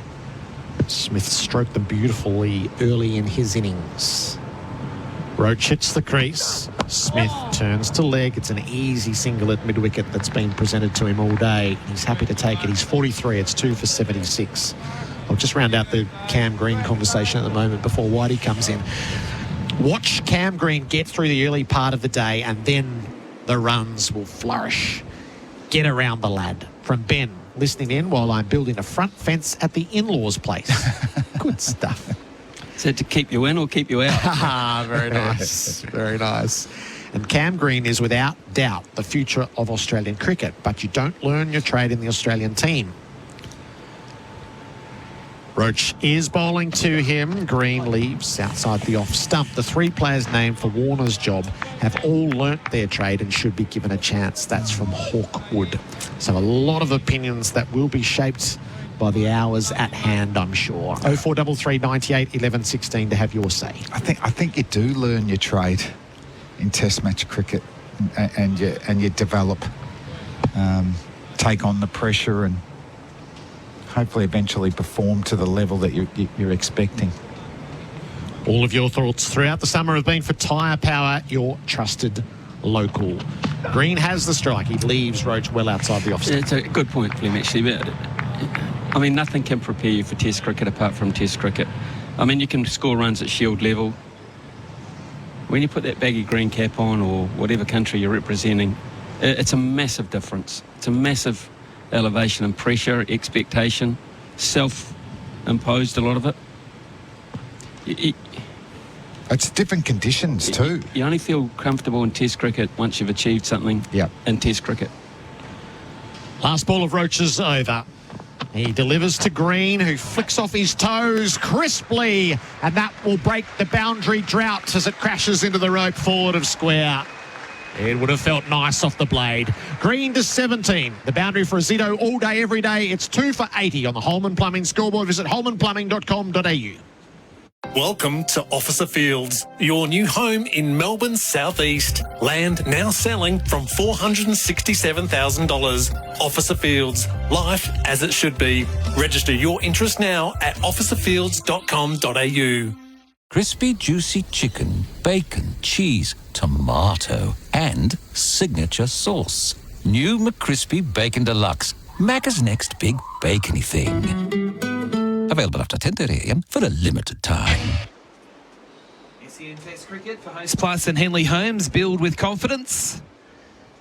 As Graves continues from the Vulture Street end. He's bowling to Smith, who's up on his toes, pushing into point and pinching a single. Green had to go at full pace to get there from the non-striker's end, but got through comfortably enough. Smith to 44, 2 for 81. And just continuing that discussion, Ian Smith and Damien Fleming, about Cam Green, and when you come into the Test team, not only is it the pressure to perform and you're going up a level, it's the scrutiny that is placed upon you and your technique and the way you play, because a lot of people don't see them play at Shield cricket. It's not until they get exposed to international cricket do they get that sort of exposure and scrutiny. Graves bowls here to Green, who works off his hip down to deep backward square leg for a single, so he moves to 18, 2 for 82. And there are a lot of cricketers that don't cope with that scrutiny once it comes, the intense focus on them, and that often separates the men from the boys. We even look at the modern day. We've got 2 TV networks and 3 radio stations covering this game. Yes. That's added the scrutiny big time since we've been growing social up. media. And social media. 2 slips in a gully. As Graves comes in, bowls to Smith, who gets a pretty docile short ball that he just paddles around the corner out to square leg for a single. 45 to Smith, 2 for 83. Might be using the Andy Roberts theory there, because that was correct. That was docile. And I've seen him bowl a couple of quick ones. Maybe a little bit stiff. 7 over spell last night, Graves. It just looked like they're trying to be in a bit of a holding pattern, waiting for something to happen for them rather than perhaps trying to make something happen themselves. Graves now to Green, who lunges forward, pushing up to Brathwaite at mid-off, and there's no run. And that can happen when you've got a lot of new players in the side, point 1, point 2, when you haven't won very often. You haven't played a lot of Test cricket. You don't quite know how to seal the deal.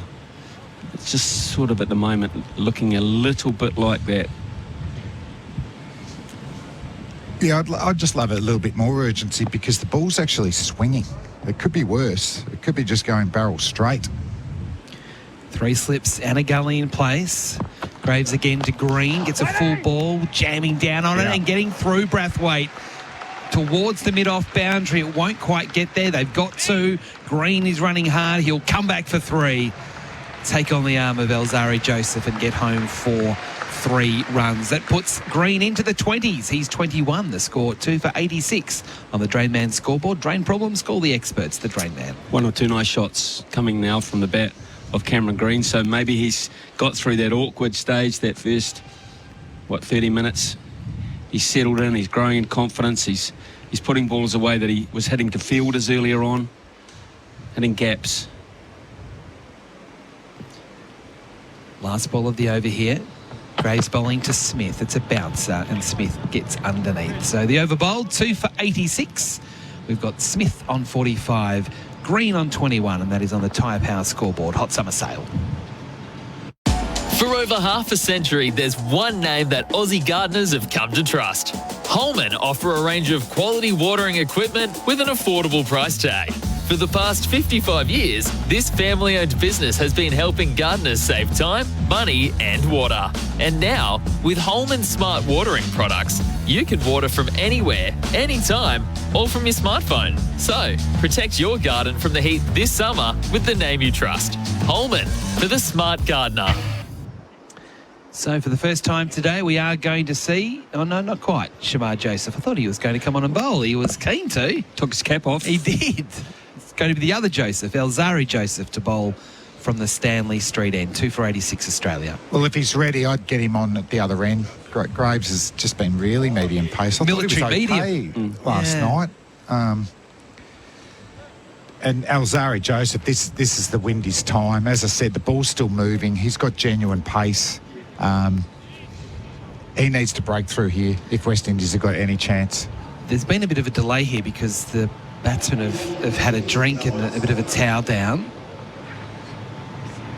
So Elzari Joseph, he has the figures so far of 8 overs, 1 maiden, 1 for 24 for Mate Internet and Mobile. And he's taking some time to set his field, but it does feel that there's a lack of intensity about the West Indians here, with Australia needing 130 to win. The West Indies 8 wickets. As Elzari approaches, past the umpire, bowls to Green, on drive, nice. Just punching the ball down towards the boundary. Roach on the chase. They've got 2. Green's thinking about 3. He's going to come for 3. Well, it's 4 strides for him, isn't it? Yeah, that's right. The last over when he got 3 wide, is he going to go, well, it's just 4 steps and he's down the other end. Exactly right. Such an imposing figure at the crease. So consecutive 3s for Green. He's up to 24. Smith 45, 2 for 89 the score on the Tyre Power scoreboard. Hot summer sale. And that's the type of ball he was very scratchy at last night. So he'll be relieved it's hitting the middle of the bat.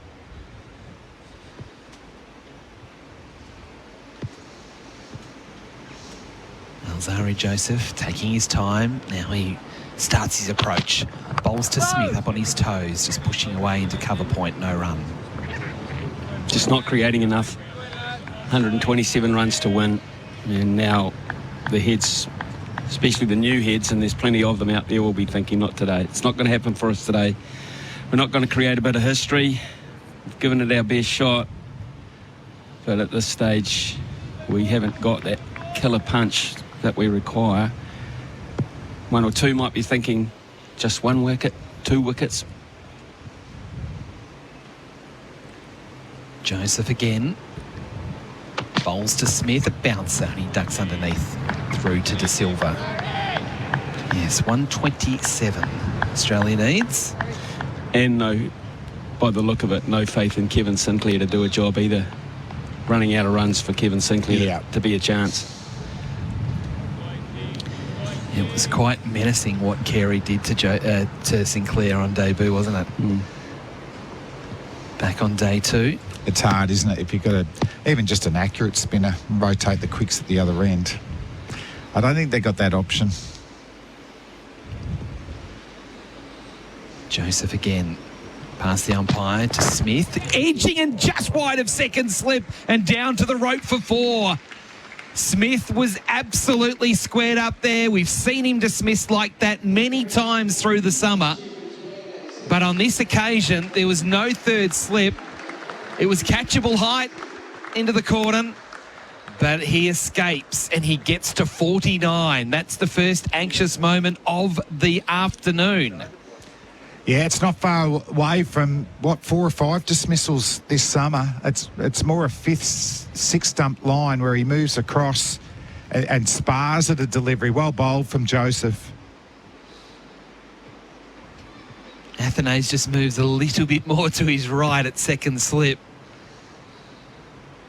But that was catchable height. Joseph again to Smith, who this time gets one down leg side. De Silva shuffles across to take the ball with 2 hands. And Smith remains on 49. Geez, his head swiveled back quickly, didn't it, Smith, to make sure that he was okay. He was worried.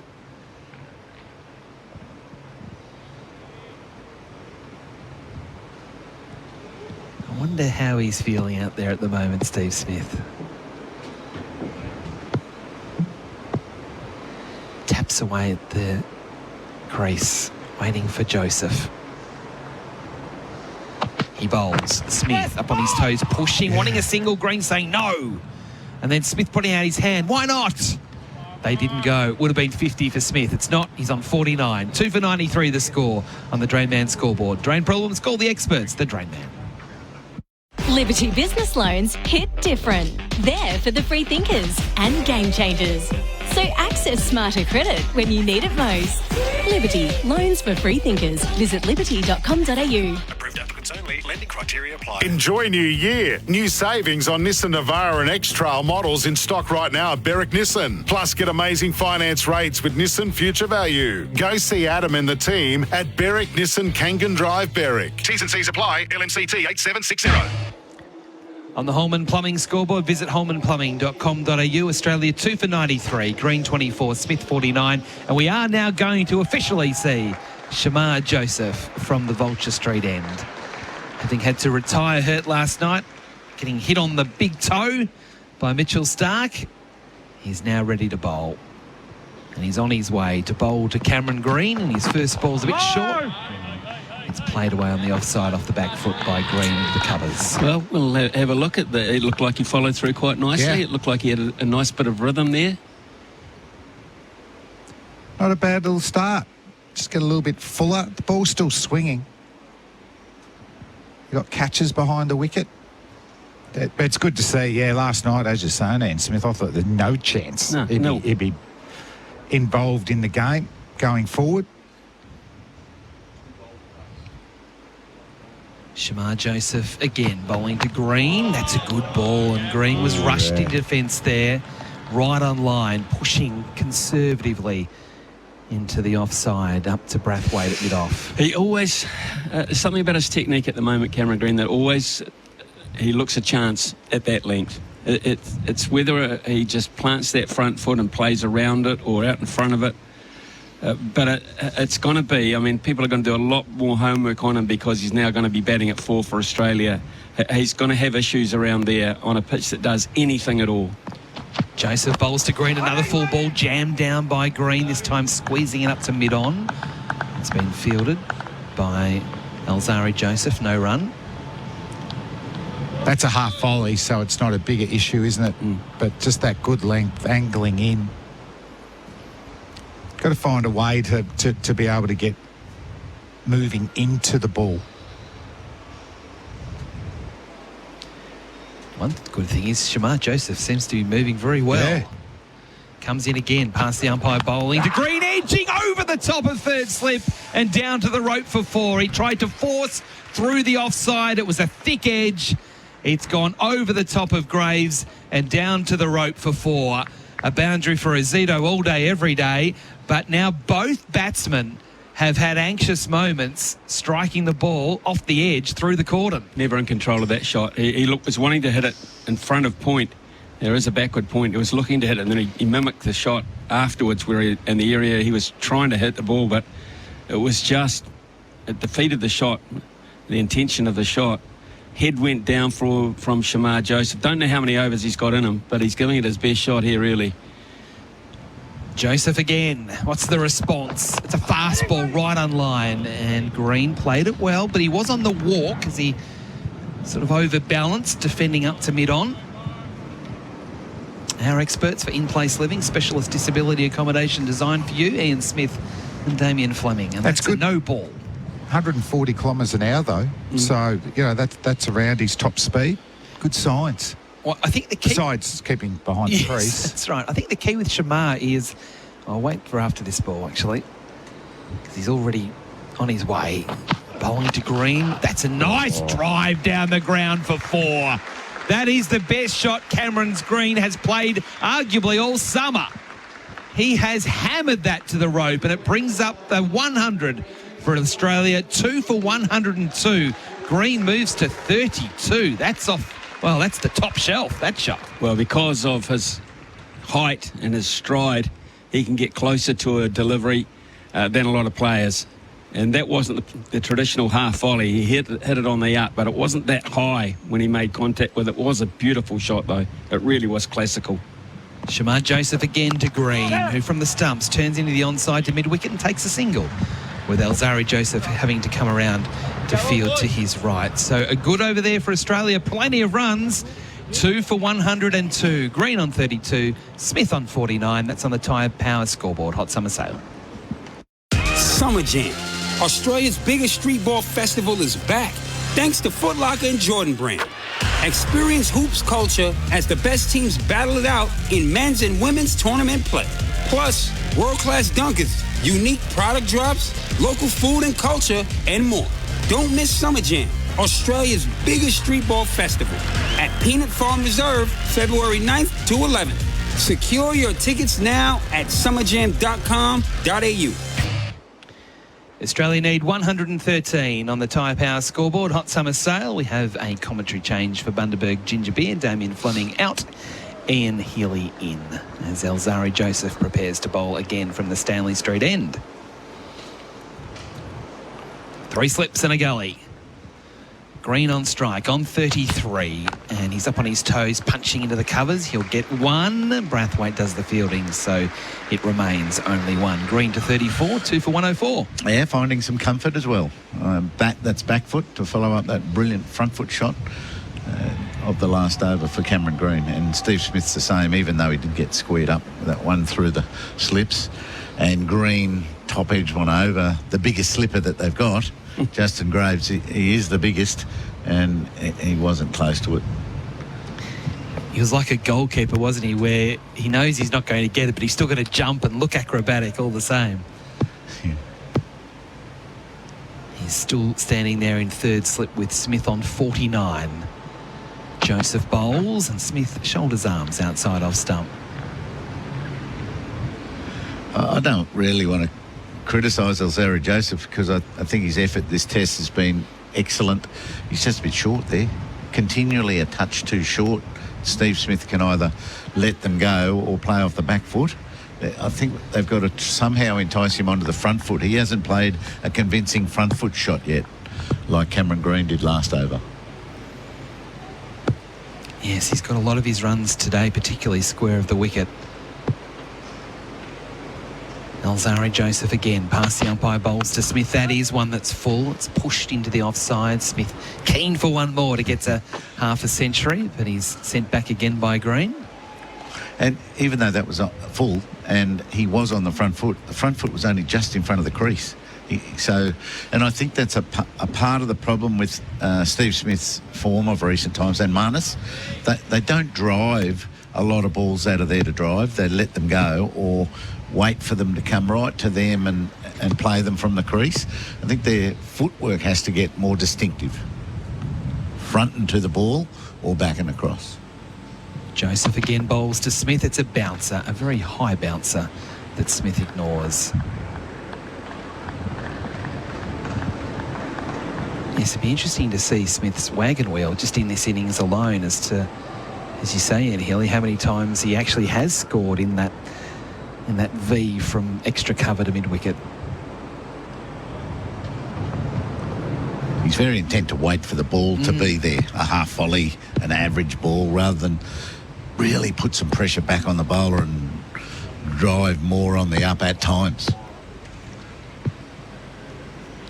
Joseph again. Bowls up on his toes. Smith strokes the ball into cover point. Again, no chance of a run. So at least at the moment, Alzari Joseph is pinning Smith at the one end. It's 4 consecutive dots for Mate Internet and Mobile.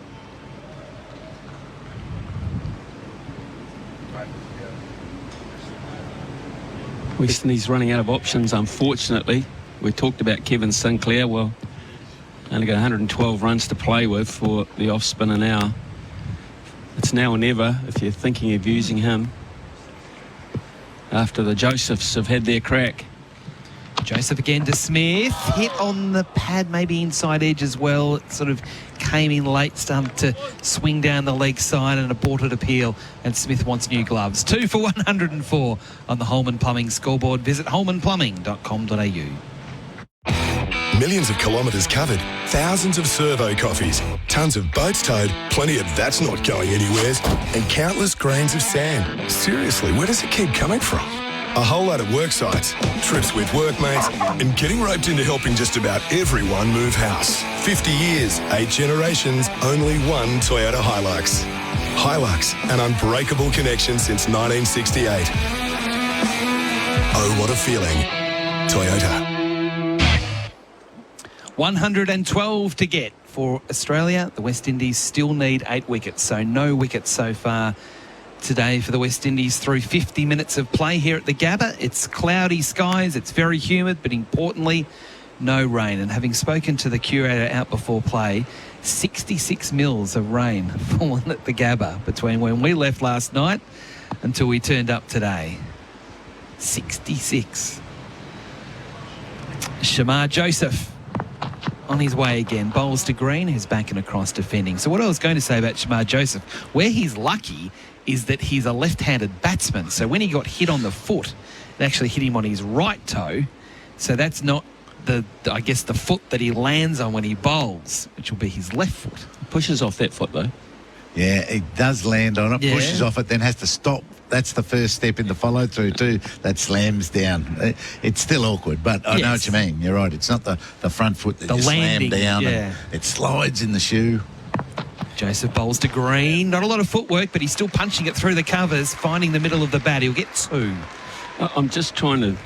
You've got the binoculars there, Whitey. Sometimes when players have trouble with their toes, bowlers, fast bowlers, they used to cut holes in the front of their boots to stop friction. Yes. And I just wonder whether he's done that with his boot this morning. Whether he's look like it. They cut a big section, which is basically means that the big toe has not got that friction of leather on it. Yeah. No, he looks like it's just a proper shoe. Okay. But I must confess, I was looking at that earlier on as well. That speed there, 141.7 for Mate Internet and Mobile, so that's pretty good speed. He bowls again to Green, who's standing up tall, defending away on the offside. Watching it really well, Cameron Green. That's right onto the bat, whereas last night it was last-minute stuff. So he's now got the next step to take, and that was a no ball. The next step to take is to get this job done and stay not out, you know, and continue to build his confidence now that his form looks good. 2 for 107 on the Tyre Power scoreboard. Hot summer sale, 109 to get. Taking third slip out and put him at short cover. That is Graves. Shamar Joseph again.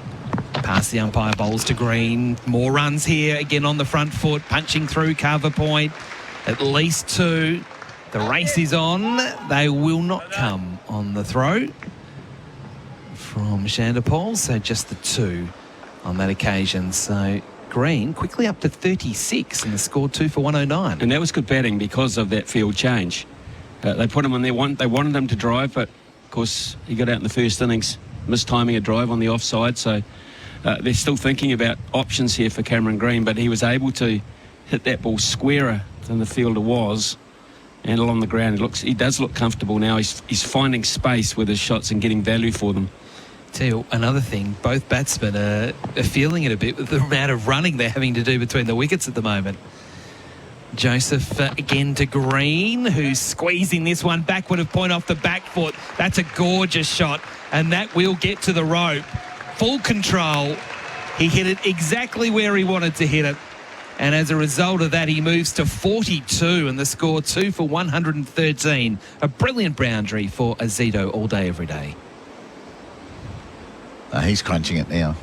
I like the thinking too of the short cover to go into place, but I thought Shamar Joseph was a little bit impatient to bowl the first one of that field placing right up there looking for the drive. I would have starved him a little bit. Then he followed it up with a touch short, and Green was on the back foot. Great footwork, finding the rope. Joseph again to Green, bowled! The bails go flying, and they are flashing red lights. And Cameron Green, just as he was looking in control, he's out. Now, I've got a feeling that's come off the arm onto the stumps. We'll have to wait for the replay, but Shamar Joseph, the energizer bunny for the West Indies, strikes. That is terrific length. That's what that's about for Cameron Green. A bounce. That went through almost. I don't know if it went through the top, but boy, that was an unusual bounce. It reared, got him on the elbow, on the right elbow, and back onto the stumps. That did not behave in traditional fashion. Something slightly different. So that's the end of Cameron Green. Just when he was looking to be very, very comfortable, he's gone. Green out for 42, Australia 3 for 113. It is now a Bundaberg ginger beer, the great Australian brew drinks break. No, it's not. It was coming on and the card's been told to go off. We'll take a... Well, is it the end of the over even? No, it's not. We're still going. I'm all over the place. Well, I'm not. I'm going to blame the man in the orange truck. The Gatorade He truck. drove onto the ground. We've still got a little bit more to go. Australia 3 for 113. So Cameron Green did look down at the wicket as he departed. So it bounced more than he thought it should have, and hit his back elbow. That's fairly high elbow, that back elbow, to get the ball bouncing. Oh, right on the bone of your elbow, down onto the stumps. Yeah, so we're just having a look at the replay there for Titanium Caravans Built Tough. It's come off, grazed the arm onto the thigh pad, then onto the stumps. So it is an unlucky dismissal, but just when he was starting to really open the shoulders, Ian Healy, and play some really attractive cricket shots. Yes.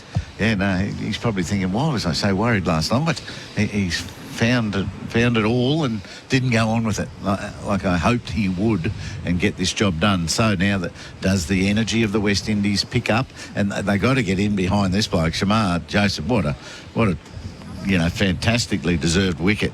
He's come out here with this injury he's got, and he's bowled with good wheels and got the length right. Now he's coming round the wicket to Travis Head. And Travis Head is on a king pair. A golden duck in the first innings. Shamar Joseph around the wicket bowls to Travis Head, who is bowled! It is a king pair! Shamar Joseph is off to the races! His teammates come from everywhere to chase him. Travis Head has got a king pair. Clean bowled.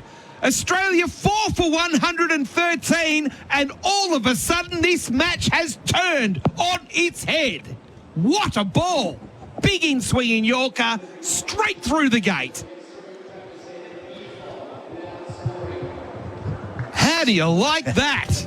We'll take a break and come back and work out exactly what has just happened here at the Gabba. Australia 4 for 113. Yes, see that? Oh, sorry. Was just checking out Roofing and Sheet Metal Centre's new online store. They've got everything for your roof. Check it out. Hey, that's pretty flash. Oh, yeah. And you can drop your custom flashing too. And they deliver around Melbourne. Roof repairs just got easier with Roofing and Sheet Metal Centre's new online store. For roofing products including roof sheets, gutters and downpipes, visit rscentre.com.au. Roofing and Sheet Metal Centre. Everything sheet metal from the roof down.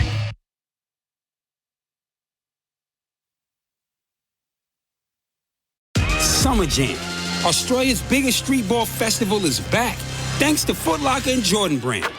Experience hoops culture as the best teams battle it out in men's and women's tournament play.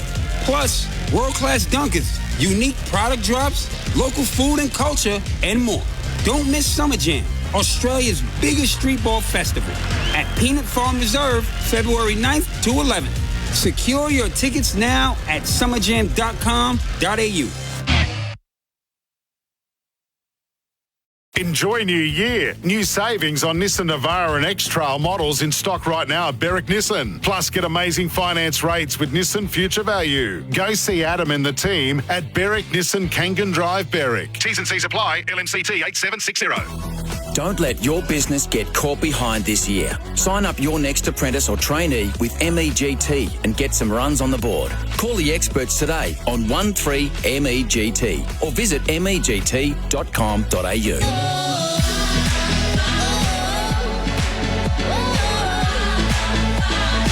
Joseph again to green bold. The bales go flying and they are flashing red lights.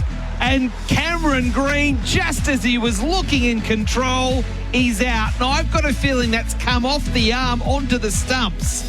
We'll have to wait for the replay, but Shamar Joseph, the Energizer Bunny for the West Indies, strike. Shamar Joseph around the wicket, bowls to Travis Head, who is bowled!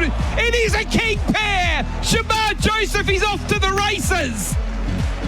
His teammates come from everywhere to chase him. Travis Head has got a king pair. Clean bowl. Australia 4 for 113, and all of a sudden this match has turned on its head. It is the play of the day, that's for sure. Shamar Joseph out of the hospital wing and into the wrecking machine. Play of the day for Drinkwise. Needed a good stiff drink there after all of that. Bundaberg Ginger Beer, the great Australian brew. That is Travis Head's third golden duck of the summer. He's ruined his numbers there. Australia still has 103 runs to win and now 6 wickets in hand, and matters have returned to the balance. Ian Healy and Stephen O'Keefe in place for in-place living, specialty disability accommodation designed for you. Well, I was really hopeful that wicket would really pep up the West Indies, but now they're going to follow that up with Graves bowling. So I think it's a backward step. Get another one out of Joseph or get Kemo Roach back into the fray for 15 minutes. Shamar will be on a hat-trick soon enough. Graves is in from the Stanley Street end. He bowls to Smith, who drives the ball to mid-off. The West Indies just for a moment thought they'd squared him up and were threatening the outside edge. Sock, wow. Yeah, I mean, I've just been sitting at the back of the comm box, about to come on and talk up the great partnership. 71 runs between, Cameron Green and Steve Smith. 2 balls before Cameron Green was dismissed off one that reared up at his back elbow. He played a couple of beautiful drives, one on the front foot, one behind point. And I just settled. I thought, right, here we go. All these questions about Cameron Green, Steve Smith will be answered. Graves to Smith, who went for the dirty old pull. A ball down the leg side and he missed. And as has been customary in this match, another twist, another turn. The West Indies finding a way, this time through Shamar Joseph, who at the start of the day's play we were questioning whether he's going to be able to play, whether his fitness would be up to the standard of getting out there with his big toe being blown off by Mitchell Stark. And, that energy that we missed last night, we've certainly got in spades this morning. Graves hits the crease, he bowls, and Smith stands up, prods the ball to cover, no run. There's obviously a seam of statistical freaks who love king pairs, because immediately it has come through on the text 0433 98 11 16. Travis Head becomes the 23rd member of the King Pair Club. The last Australian was Ryan Harris versus England in 2010. Andy from the Central Coast is the 3rd Australian to make a king pair. Remarkable. Smith twitches and flexes and drives wide of cover. It's his half century, Steve Smith. And the nation's hopes ride on his blade as they come back for 3. Steve Smith with a half century at the Gabba in what has become a tricky run chase. 52 from 92 balls. The job half done there. Australia needs 100 runs to win. We thought his innings was going to be important at the start of the day, didn't we, in regards to him opening the batting? Well, there's more importance on it now. 2 wickets have fallen in quick succession just as Australia look really comfortable and at ease. A 71-run partnership between Cameron Green. And now we have Mitchell Marsh, who, look, came out, was quite dominant in the first innings display, but went for one shot too many, pulling a ball to mid-wicket. Marsh to see his first ball. He's pulling successfully out into the deep. Motor gets around and misses. He bisected the fielders at backward square and fine leg. And Marsh starts with a boundary. So if he stays, this will happen much quicker than was forecast. 96 to win. We're denied the glorious quirk of Mitch Marsh facing a hat-trick ball to start his innings in both innings. Yeah, of course. Jeez. It was a gutsy shot that he played. Yeah. That's how he got out in the first innings. So it was lower. It was even lower, and he's guns it around for 4. So he's ready to fire. And I thought that last shot of Stephen Smith, that's the last puzzle in his game. He moved his front foot, got the front foot out to it, and looked easy. Marsh drives back to Graves, low down. Fields cleanly in the follow through. It was in the air momentarily. It bounces into his hands. 4 for 120. Hat-trick pending. The Holman Plumbing scoreboard. Visit holmanplumbing.com.au. Pioneer Seeds is excited to bring Australian farmers the next big thing in our trusted Y-Series canola hybrids. Optimum Gly is a new third-generation glyphosate tolerance canola trait technology with improved crop safety, superior weed control and greater herbicide application versatility. Contact your local Pioneer rep to choose the right Y-Series Optimum Gly hybrid canola seed for your program. Call 1-800-PIONEER. Shamar Joseph, you gotta play hurt, is the saying in sport. He is doing that. He's on a hat-trick from the Vulture Street end. They've loaded the cordon to support him. He's bowling to Steve Smith. He went full at the stumps and Smith denied him, turned him away down to fine leg, and will settle for the single. Good on Shamar. He just went for the base of the stumps. Don't die wondering.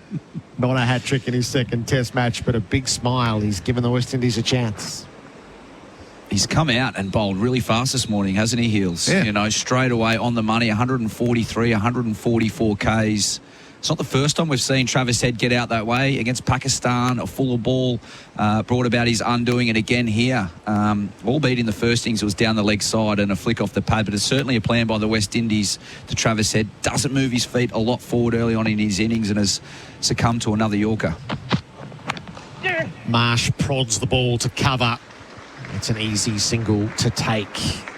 4 for 122. So Head's home summer, 200 at 25. And had he hears that batter, isn't he? He'll make a century in one test and a king pair in the next. It suits his demeanour. Yeah. I mean, it's some of his innings are so memorable. He'll come out, back up against it, 4 down, and he'll play an unbelievable innings of 100 off 100 balls when everyone else was all at sea in the same conditions. And then a day like today where he follows it up with the king pair. Smith turns Shamar down to fine leg again. So milking runs in this over, 4 for 123. We only have to go back to this test last year, the 2-day test against South Africa. He was the one that came out with strokes when the wicket was difficult and small total just to chase down, and no one else got runs but him. It was good. He is in that special category of no one else got runs but him. Yeah. That's part of his repertoire, and sometimes it's everyone else got runs but him as well. Marsh is on 5. Shamar over the wickets to him, and Marsh plays the ball out to mid-on, no run. And your advice, Heels, to Mitch Marsh? I mean, he looked to play with a lot of positive intent in the first innings.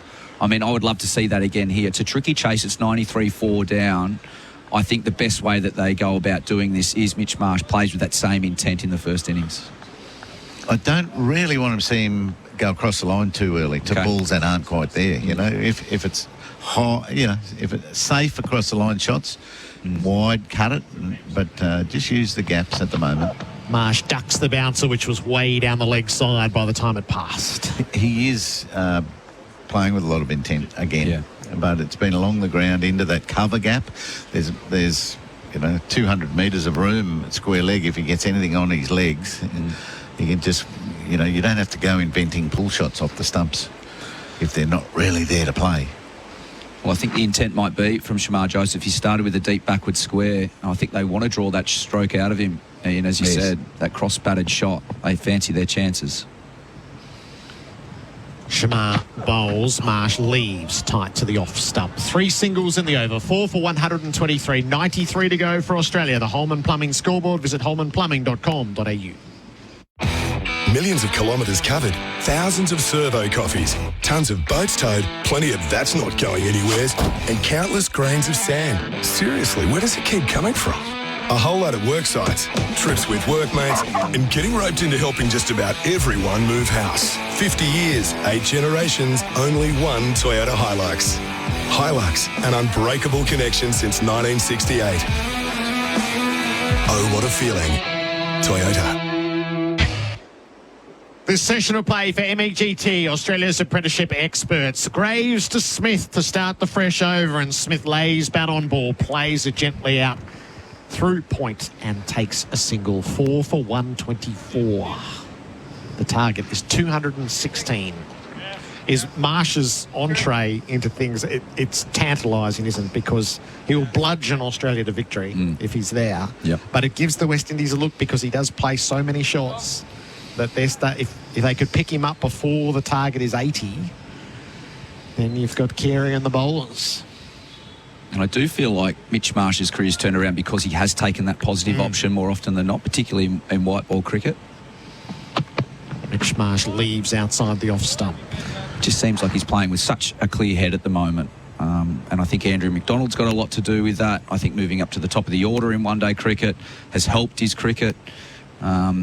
And then coming into this test team now, he's just full of confidence, backing his ability. There's no question marks over how he wants to play. He goes out, sees the ball and hits ball. And for him, that's just to naturally be aggressive. And when he is doing well, Hills, you're quite right, it's punching down the ground hard, and also with good control on cross-bat shots.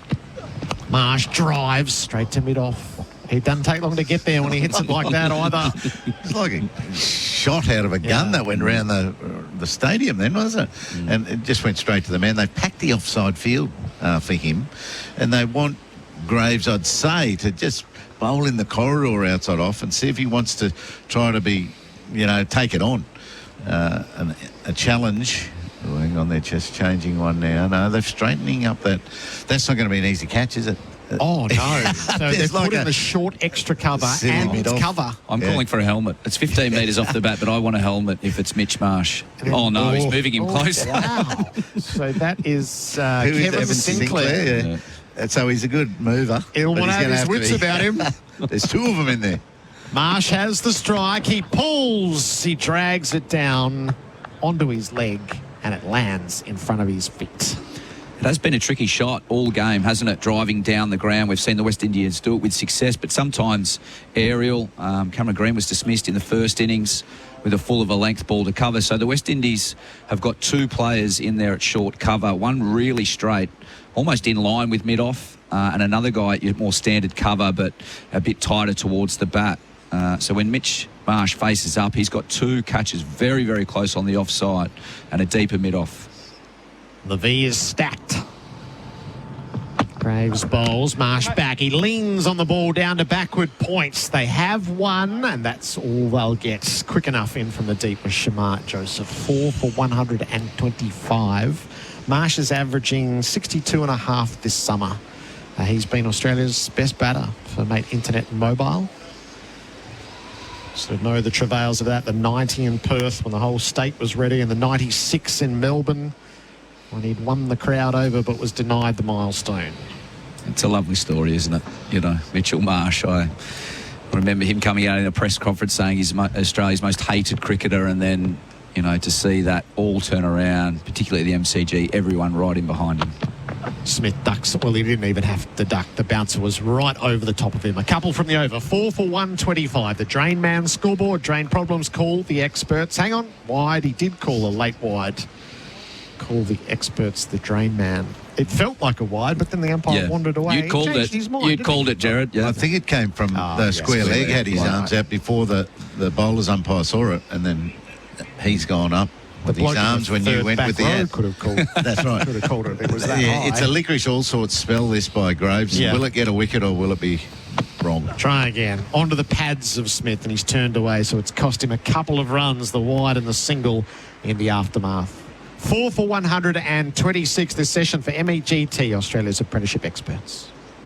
Liberty Home Loans hit different. They're for the free thinkers, the go-getters and the creatives. So if you're a free thinker, you'll be right at home.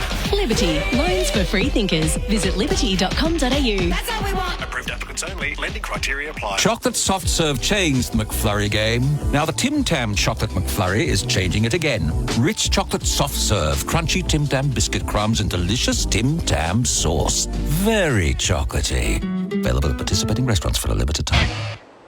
SEN Test Cricket for Host Plus and Henley Holmes, build with confidence. 89 required, 6 wickets in hand. While in India, Ollie Pope continues on. He's 182 not out.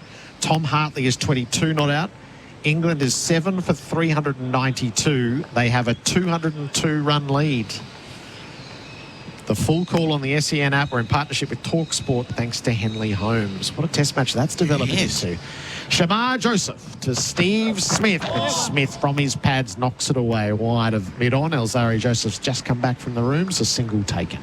They've played the 4 spinners for a reason we weren't aware of, to get runs. Runs down the bottom. Yeah, they're doing well. It must be flattening out. You'd think it wouldn't be jumping everywhere, but yeah, top match. You'd still have to think, though, wouldn't you, Hills, that, 250 plus India, 4th innings, that's going to be a tricky chase regardless. Been so intrigued with that contest, the back and forth. Ollie Pope's brilliant 100, or could be a brilliant double 100. Make for some fascinating watching. Shamar hits the crease, bowls to Marsh, who's back and cutting wide of point for 4. Latched onto it, sent it on its way. Mitch Marsh with the boundary for a Zito all day, every day, and the target is 84 to go. I don't think it was a genuine cut shot, was it? A horizontal bat. It's a sort of half vertical, half horizontal back foot drive that, speared away through the backward point region. A huge heave. And Shamar's just got to tighten it up a touch.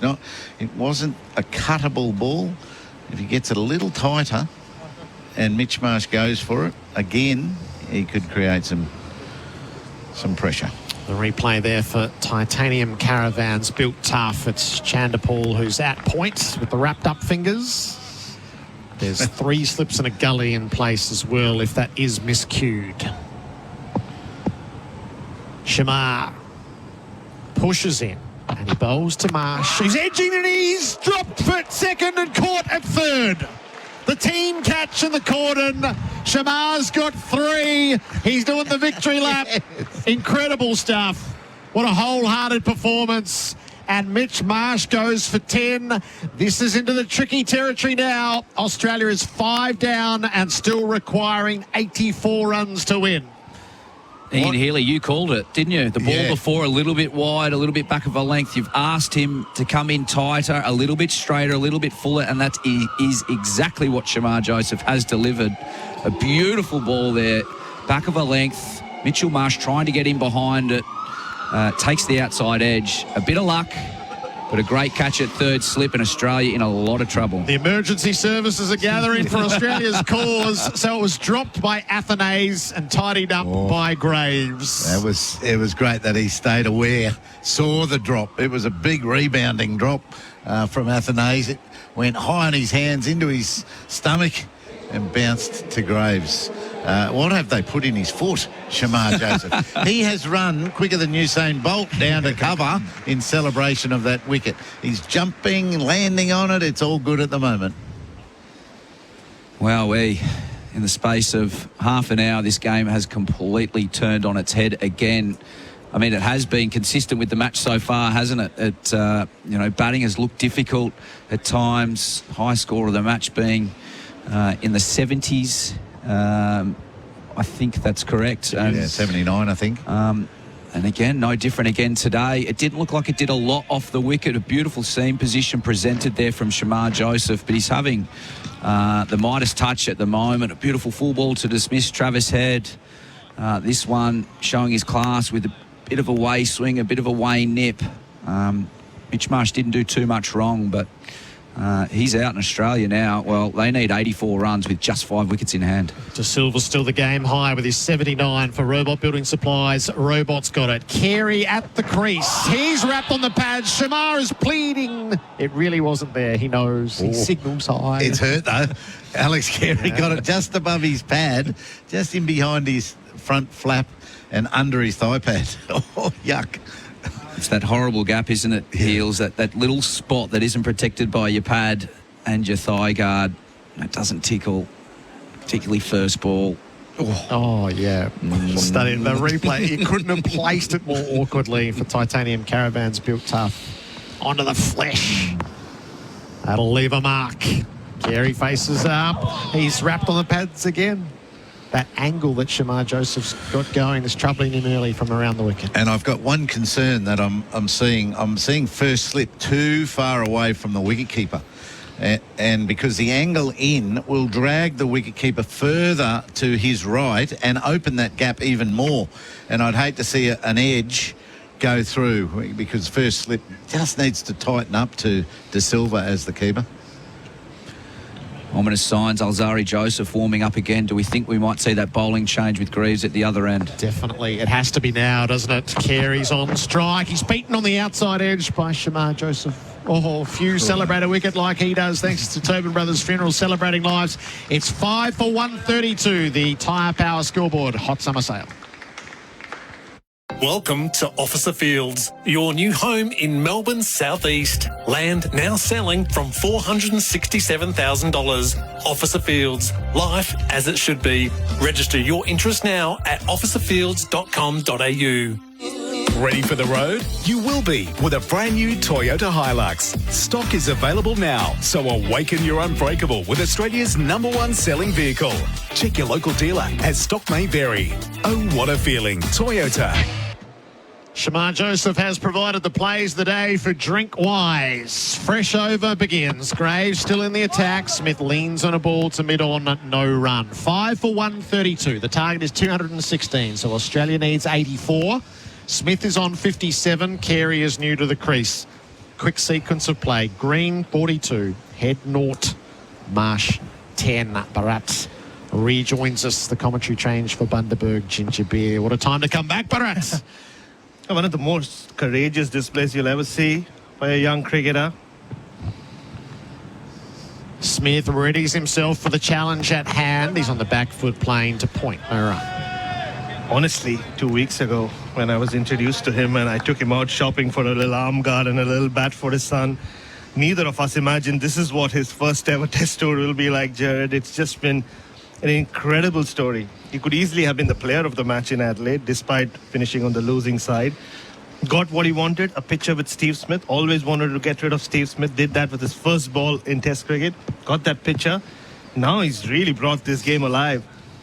My word, he has. Smith has the strike. He's defending the ball to off. Do better than a Test picture. What about a win at the Gabba? Man of the match performance and a little bag to go with it. I'm actually fascinated. So you went shopping with him to get an arm guard and... In Adelaide, in a store where 7 people recognized me and nobody knew who he was. And I trying to convince them that this guy's going to make his Test debut 2 days later, and they didn't believe me. Amazing. Well, then they learnt about him for themselves. Graves is in from the Stanley Street end. He bowls and Smith leaves outside the off stump. If we ever need a little bit of Steve Smith brilliance, it's right now, isn't it? I thought, honestly, at the start of the day, it was just whether Steve Smith could get a score, and now it's become more than that. He finds himself in this familiar position that he's got Australia out of on a lot of occasions. It's not just to take on this new ball and open the batting. It's now to carry the rest of this team and be the foothold in this batting lineup that sees Australia get the job done. I don't know whether you like Windies or not. Sometimes I'm a sceptic, but Australia's only 59% to win, and they've been higher than that the whole way through. Smith leaves outside the off stump, so the West Indies are boosting their chances. I will say, so Henry in Melbourne, I was holding this back for later because over breakfast this morning, I'm eating the Special K and thinking, tie. Tie. Henry's gone with it now, calling it now. Tie. 0433 98 11 16. Right teams, right venue. I know. History repeats. Tyre Power, your trusted local. 0433 98 11 16. I mean, out of all touring teams, the West Indies have got a reasonable record here, don't they, at the Gabba? Last ball of Graves over to Smith. He drives powerfully wide of mid-off. Brathwaite out of the blocks to chase. They have two as the captain slides in, and that's as many as Australia will get. 82 to win. Smith is 59 at the Tyre Power scoreboard. Hot summer sale. Don't let your business get caught behind this year. Sign up your next apprentice or trainee with MEGT and get some runs on the board. Call the experts today on 13MEGT or visit MEGT.com.au.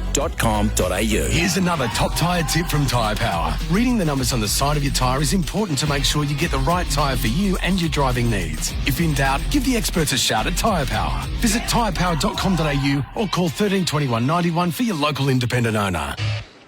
36 minutes till the tea break for Camplify. It pays to share. Shamar Joseph is bowling from the Vulture Street end, and we'll see Elzari, I'm sure, from the Stanley Street end shortly. Carey faces up. He runs the ball wide of Gully. He'll pick up a couple of runs down to third as it's overhauled by Sinclair. He slips as he fields. Carey's off the mark. 5 for 132. Got to get one more on the way to the tea break, and it's going to be the Josephs. So this is Shamar's fifth over.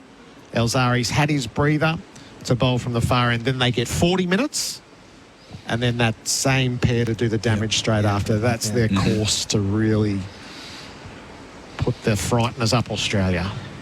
And it'd be really interesting to see how Alex Carey goes. Can he bat like the way he did in the first innings? Shamar around the wicket to him. Carey's bowled. Shamar's got 4. This is a stunning performance from a visiting quick. It's already the stuff of folklore. I wonder how much further it will grow at the Gabba. Shamar is lighting the stumps up. Carey the next to fall for 2. And the West Indies have the scent of it. 4 wickets to go. Australia are still 80 runs away. Just keeps running through this middle order, Shamar Joseph. I got a call from my old friend Patrick Patterson recently, Gerard. He asked me just one thing. Is he fireball? That's what they call the real quick fast bowlers who make an impact in the Caribbean. And I can say he is fireball. And he's running through this middle order like a fireball. What a performance. We weren't even sure if he was going to show up at the ground. 4 wickets in the space of nowhere in Australia in all sorts of trouble. He just keeps hitting the stumps. It's a good method, isn't it? Full and straight, isn't it? You know, that one just nipping back off the seam. It's 4 for 29 off 4.2. I can't remember such a magnificent spell from a touring bowler here at the Gabba. We truly are watching something special here. The funny part of what you've just said is there hadn't been a bowled in the test match. And it looked like really not a method of dismissal. In fact, there'd only been the one LBW from the quicks, and that was Roach with the batter error on what Smith was doing. So he has bowled in a manner that nobody else has done in the test, and he's got huge rewards for it. His 2 previous dismissals landed almost identically next to each other. Both behaved differently off the wicket to Cameron Green and the nick to Mitch Marsh, but they were around the 9-metre length. Not a lot was quite full. This ball showed a lot of courage, much like the Travis Head one, right up there, nice and full. And much like their first innings where they were brave, they were aggressive with the ball, prepared to get hit down the ground. We're seeing that again. You know, yesterday we thought, oh, maybe the steam had run out of the attack. They were going to fall over. They don't have that killer blow. Well, West Indies were having none of that. Here they are. They're up for the contest. Beautiful, aggressive bowling being rewarded. And now it's Mitchell Starc, who had a torrid time in the first innings. He didn't like it at all out there, did he? So he's the player of the day for sure, and certain thanks to Bingley, better living every day. Shamar Joseph in again from the Vulture Street end. He bowls to Marsh. He went to Stark. He went for the stumps and he got driven away. So risk versus reward. It'll cost him a boundary. The drive from Stark was a good one. And Australia just eased just a fraction of tension with that. 76 to win, 4 wickets in hand. Not a bad ploy though. I mean, Mitchell Stark, you could see how deep he was in the crease. He was expecting the short ball. Just happened to be too full. And not sure if Shamar Joseph listened to Mitchell Stark's interview on SEN this morning, Gerard. He was asked by Adam White if he kind of felt bad for Shamar Joseph for nearly breaking his toe. He said, nah, he hit me on the fingers and on the helmet. So you give as good as you get in the fast bowlers union. Stark plays unconvincingly. There's a bat pad who's been put in. Chanderpaul's taken the helmet. The ball lands with him. You look at the makeup of the Australian bowling lineup, you know, tall, into the wicket, quick bowling. Shamar Joseph just seems a little bit more skiddy. Seems like he's bringing the stumps into play. No ball has been signalled. A little bit more than the other bowlers. And he's got great rewards for it. Really aggressive. A bat pad in for Mitchell Stark. He won't be too perturbed by that shot down the ground. Bharat and I just saw the same thing. Shamar bowls to Stark, who drives lustily through mid-off for 4. So the competition is on. Shamar wants to rattle the stumps, and Stark's going to bang him away. Two-pronged attack here because Alzari's going to come from the far end, so he could bowl the short stuff while Shamar keeps this line of attack going, and Stark will have a piece of it. He's 8. And I think he's going to continue on even after this over, Gerard. You've clearly given him something to numb the pain, so he's in rhythm. He's feeling as good about life as he ever has. I think they're just going to keep him on. And good strategy from Mitchell Stark. There's no point just hanging around. Get 30, 40 quick runs by taking risks. Then he takes so much pressure away from Steve Smith. Shamar is changing his angle. He's over the wicket to Stark. Bouncer, and Stark went at it too. It was way over the top of him, but he whipped the bat through. And Shamar Joseph right under his nose with a huge smile. Yeah, that's very old school. Yeah. West Indian fast bowler, the bouncer, and just there, no words, just a big smile. Did you enjoy that? That's vicious. That is fast, on the money. A little stare to Mitchell Stark, then the big smile. Keeping him guessing. 2 full balls. Mitchell Stark's got the boundaries down the ground. Deep backward square now. Moved out from bat pad. Not afraid to use his bumper. Shamar bowls Stark off the hip down to fine leg. He'll take a single and keep the strike. 6 for 146. That is the end of the over on the Tyre Power scoreboard. Hot summer sale. Adam White is coming in for Bundaberg Ginger Beer. Head back to work in a new pair of Blunston boots from Work Locker, Carrum Downs and Pakenham. Purchase a pair of Blunston boots for your chance to win a $25,000 tradie trailer. See in store for T's and C's. Permit number TP02384. 100% Aussie Angus beef, melty cheese, chunky tomato relish and U-Butte beetroot. The Aussie Angus Deluxe is back at Macca's. Aussie, Aussie, Aussie. Yum, yum, yum. Available after 10:30 a.m. for a limited time. So Alzari Joseph is coming into the attack from the Stanley Street end. With Australia 6 for 146 on the Tyre Power scoreboard. Hot summer sale. So they've got their 2 big guns now in action at the same time. This is, I mean, they've already had their big push, but this is their even bigger push to try and break this game. This session we've seen 86 runs and 4 wickets, and we've been going 90 minutes. Alzari Joseph over the wicket, bowling to Stark. Pull shot, doesn't get it, but he gets it for a single. It just lollied up in the air straight to where a mid-wicket would have been, but there wasn't one there. So as a result of that, they're able to get a single. He's made his mind up, Starkey, isn't he? He's not going to be trying to get in behind them and duck them like the first innings. Any opportunity to pull at the moment, he's taking it on. It's an aggressive field. He's got a bat pad in there. This one just catches high up on the splice. There is a man out in the deep exactly where that went if he made full contact. Luckily for Stark, not the West Indies, it fell in the vacant mid-wicket gap. And they pick up a single. Steve Smith, what would he be thinking? 59 off 103, just watching this middle order collapse all happen right in front of his eyes. Yes, the focus was on Steve Smith at the start of the day for different reasons. Now they need him, Australia, desperately, as he almost plays a leading edge. He tried to flick away on the onside and ended up going up much more straighter to Craig Brathwaite. They'll have to be strategic. They cannot afford to lose Steve Smith at this point.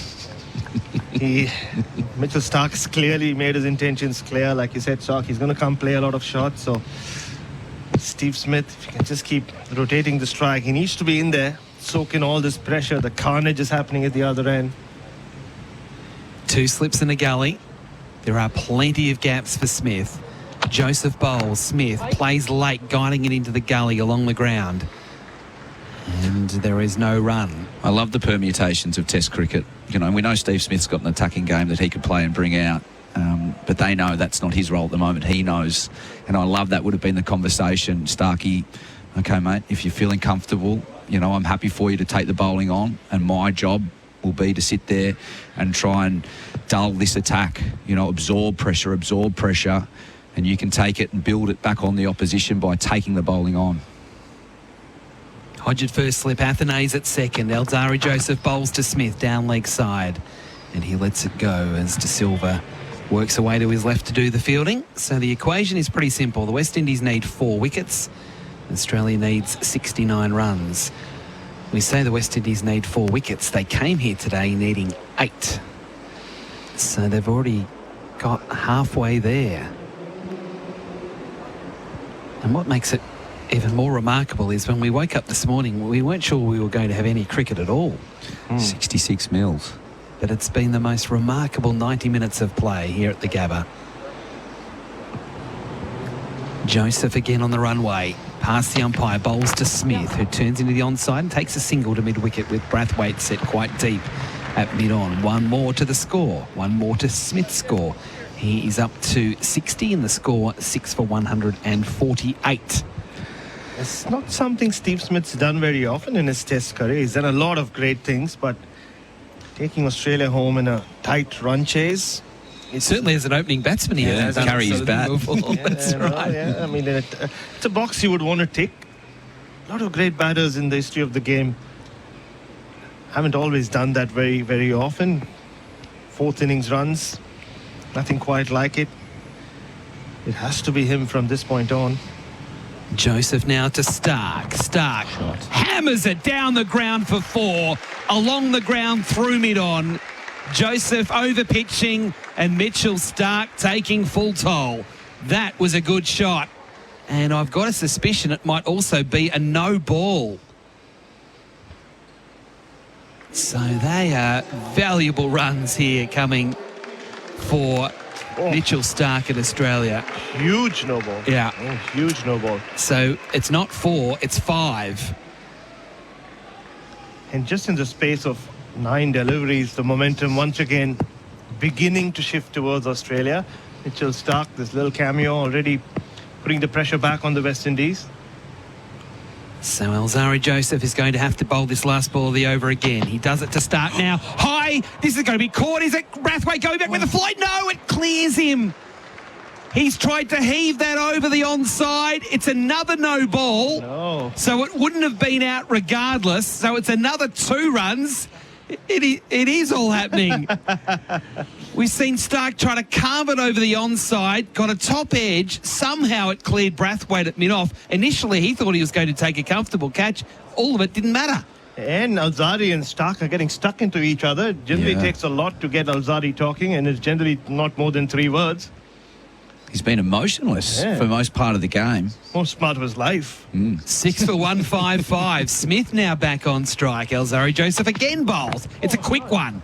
Squares up Smith, who defends into the covers over. Finally completed. 6 for 155. Australia 61 to get on the Tyre Power scoreboard. Hot summer sale.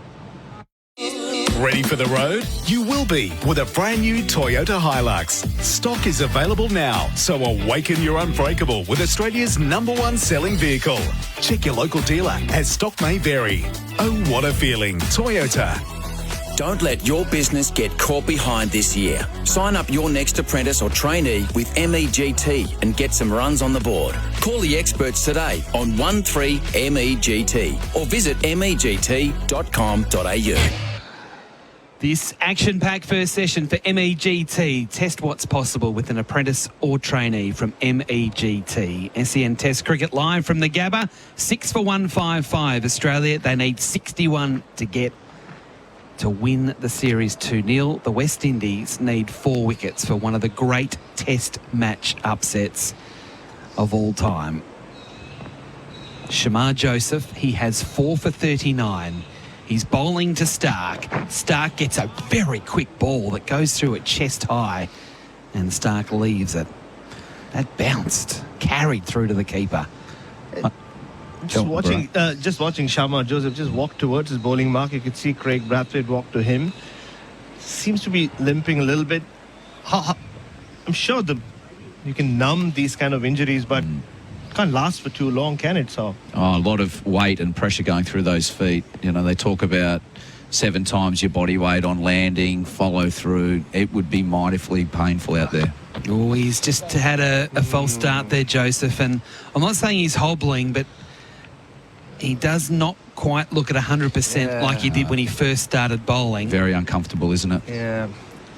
So he didn't quite get to that load-up stage of his action. It's almost like he stumbled on his run to the crease. He looks okay. Yeah, Craig Brathwaite having a chat to him. Yeah, just checking on him. You could see, just nodded his head. He said, "Okay, I'm fine." Can he knock one more out? Really open this game up then. Joseph on the approach again. Past the umpire, bowls to Stark, who hooks it away into the onside. It'll only be a single. There is the protection out in the deep. Out square leg. Chandapal doing the fielding, and just one more to the score. Stark to 16, 6 for 156. Much like his bowling, Bharat, you know, when Mitchell Stark's got a bit of a bee in his bonnet and someone likes to poke the bear, I think it gets the best out of him. And I think the same with his batting. I think Mitchell Stark would have been looking for that fight with Alzari Joseph, looking for a contest. Some of his great innings, Mitchell Stark has been when he's been aggressive, taking the bowling on, and I think he's looking for that right now at the moment. Shamar Joseph now to bowl to Smith. With 2 slips in play, Smith strokes the ball into the offside, can't beat cover, and there is no run. So we talk about Shamar Joseph, that he might not be 100%. We kind of get that because he was in hospital last night getting scans on his toe. But not only has he taken 4 for 50, but that last ball he bowled was at 145.6 kilometres an hour, the ball that he bowled to Stark. That's dead set quick. Yeah. What's the close to the quickest of the game? Alzari Joseph, 146. Yeah. That's identical. All those speeds for my internet and mobile. Joseph again bowls to Smith, who plays a gorgeous shot through the covers for 4. What a terrific cricket shot. Shamar Joseph over pitching. Steve Smith just throwing his hands at the ball, and it raced across the Gabba turf out to the rope. And a valuable boundary indeed for the Australians. 6 for 160. Smith up to 64. Wowee, Bharat. That, for me, is almost shot of the game. Had some question marks over Steve Smith. His balance getting outside the line. Well, I think they've been answered, and they've almost been answered in this shot. Beautiful balance, full, wide of off. Still a point of contact. Incredible cricket shot. He bowls again, and this time Smith in defence. So 7 boundaries in his 64 for Mate Internet and Mobile. For Steve Smith opening the batting, and it now looks like the old Steve Smith, the way he's going about business at the moment, and he just absolutely relished this challenge. I think we'd been waiting for that, hadn't we? We knew the big challenge was against the new ball, the moving ball. But, you know, he's been batting 3 and 4 for Australia for a long time. When that ball gets a bit softer and doesn't move, this is what we're accustomed to. You know, Steve Smith dissecting the field like a surgeon. There was a deep backward point, but he hit it that hard, he beat him in front of him for 4. Joseph this time to Smith, dabs into the offside and takes a single to point with that gap there. And he's now manipulating the strike as he does so well. Over bowled, 6 for 161. The score, Smith 65, Stark 16. That's on the Holman Plumbing scoreboard. Visit holmanplumbing.com.au. Welcome to Officer Fields, your new home in Melbourne's southeast. Land now selling from $467,000. Officer Fields, life as it should be. Register your interest now at officerfields.com.au. Crispy, juicy chicken, bacon, cheese, tomato, and signature sauce. New McCrispy Bacon Deluxe. Macca's next big bacony thing. Available after 10:30 a.m. for a limited time. Steve O'Keefe in the navy blue Ringers Western shirt today, whether it's the paddock or the pub. Ringers Western has the kit to keep you cool this summer. Alzari Joseph will bowl again from the Stanley Street end. 55 Australia need. The West Indies need 4 wickets. Joseph bowls to Smith, who is forward, pushing into the covers in defence. No run. Yeah, just there are times when Steve Smith plays a shot and you know how much he rated that. When he immediately turns around, marks his guard again, that's when you know Steve Smith hit exactly where he wanted to. And he's feeling good about himself right now. You can see it in his body language, just the way he's setting up at the crease, just the way he's moving around. Joseph again. Alzari.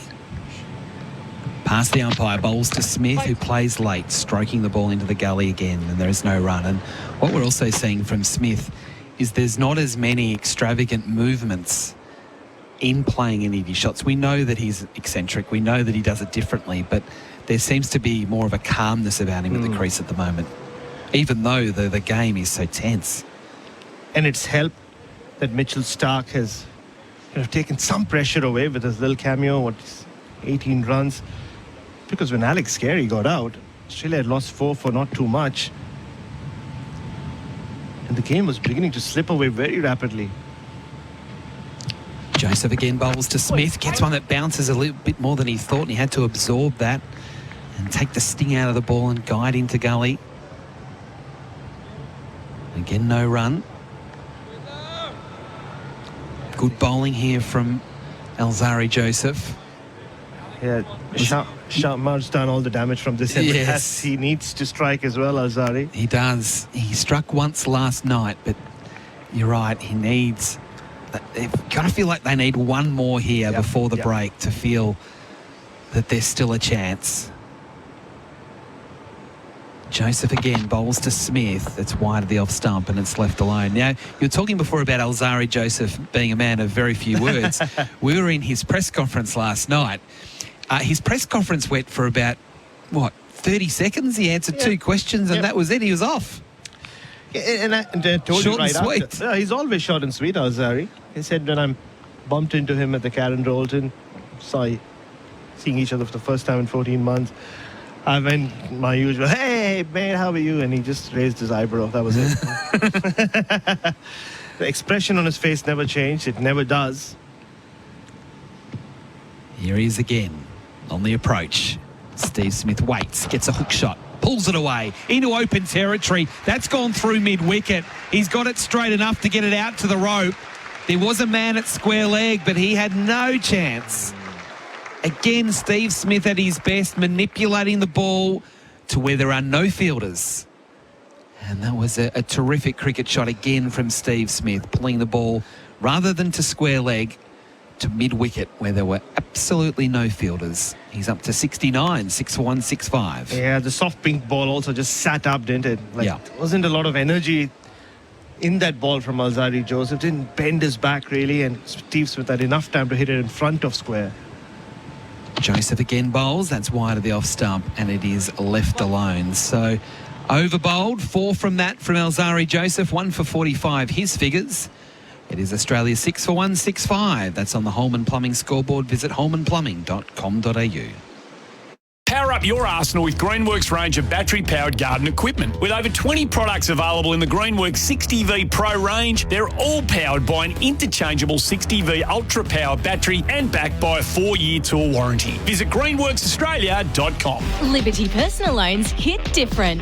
They're for the free thinkers and the go-getters. Get fuss-free finance from an awarded 5-star lender today. Liberty, loans for free thinkers. Visit liberty.com.au. Statements only. Lending criteria apply. There's absolutely no bowling change for Crown's Electric and Solar fighting rising power costs. Shamar Joseph is going to continue again. 4 for 45 he has. And so this will be his 7th consecutive over, despite not starting the day on the field because of this toe issue he's got. He's bowling around the wicket here to Mitchell Starc, and Starc is defending back to the bowler. He opened up his front leg. He's trying to heave the ball down the ground, but that wasn't the one to go for, so he defended it instead. Yeah, you could see Craig Brathwaite just checking with Shamar if he was good to go for another over, but what we've seen of him, Adam, in the last 2 weeks or so, there's no way he's going to take this ball away from him. He's got another chance at a 5-wicket haul. Be 2 in 2 games. Joseph a bit wider on the crease. Starc goes down the ground. He's got 4 more. This time through long on. He didn't quite catch that one, Starc, but such is his power and his bat swing, he was able to muscle it down the ground for 4 more and move into the 20s. He is right on that number, 20. Australia need 47, 6 for 169 on the Holman Plumbing scoreboard. Visit holmanplumbing.com.au. Yeah, just showing what that kind of attacking intent can do even when your team is under pressure. Shamar Joseph, the strategy is clear. He's nose or toes. He's realized that the ball's not doing anything, so he's zoning in on those stumps, going full, going around the wicket. Now he's back to over the wicket, and Mitchell Starc's just chancing his arm. Still 2 slips and a gully in play. Joseph over the wicket to Starc. Top edge, pull shot. It's gone high. There is a third man. He can't get there on the full. He gets there on the bounce. It was in the air for such a long time. Shamar Joseph down on his knees. He thought he had 5. He thought the West Indies had 7. But unfortunately, it didn't get there on the full. Starc survives, gets 1 more to move to 21, 6 for 170. Just looking at that replay for Titanium Caravans Built Tough, it was in the air for so long. Yeah, and it almost felt like the fielder was at third, was so fine for that reason, but it just went a bit too straight.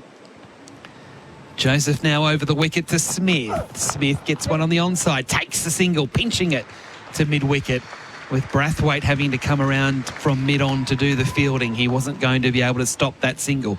So it does also show that Smith has confidence in Starc to take the strike. Smith to 70, 6 for 171.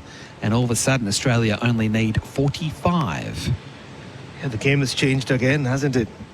And what a fabulous test match this has been. Every time you think it's going one way, Adam, either there's a cameo with the bat or a burst from one of these bowlers.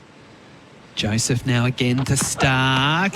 Another one that goes in the air. Now this one should be caught at point. It is caught. And Shamar Joseph, for the second time in just 2 test matches, has a 5-wicket haul. The West Indies are still a chance. There is a pulse. It is 7 for 171 Australia. Still 45 runs from victory. Mitchell Starc's cameo ends at 21.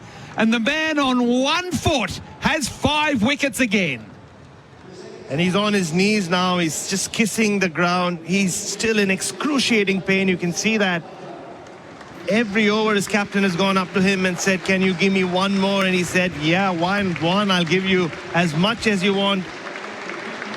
He was a completely unknown quantity just a week ago. He's become a cult hero of sorts. The Adelaide Oval crowd rose to him, and now the 1,000 odd around the Gabba are doing the same. So 21 off 14 for Mitchell Starc for Mate Internet and Mobile. Kevin Sinclair taking the comfortable catch.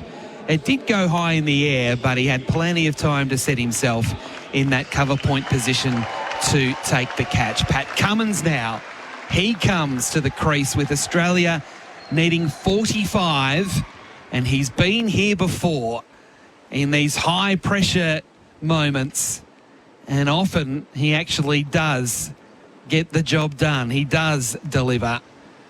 He's going to have to do it again here with his opening batsman, the former captain of Australia. So 2 leaders out there to try and guide Australia home with 45 to get and only 7.5 minutes until the dinner break.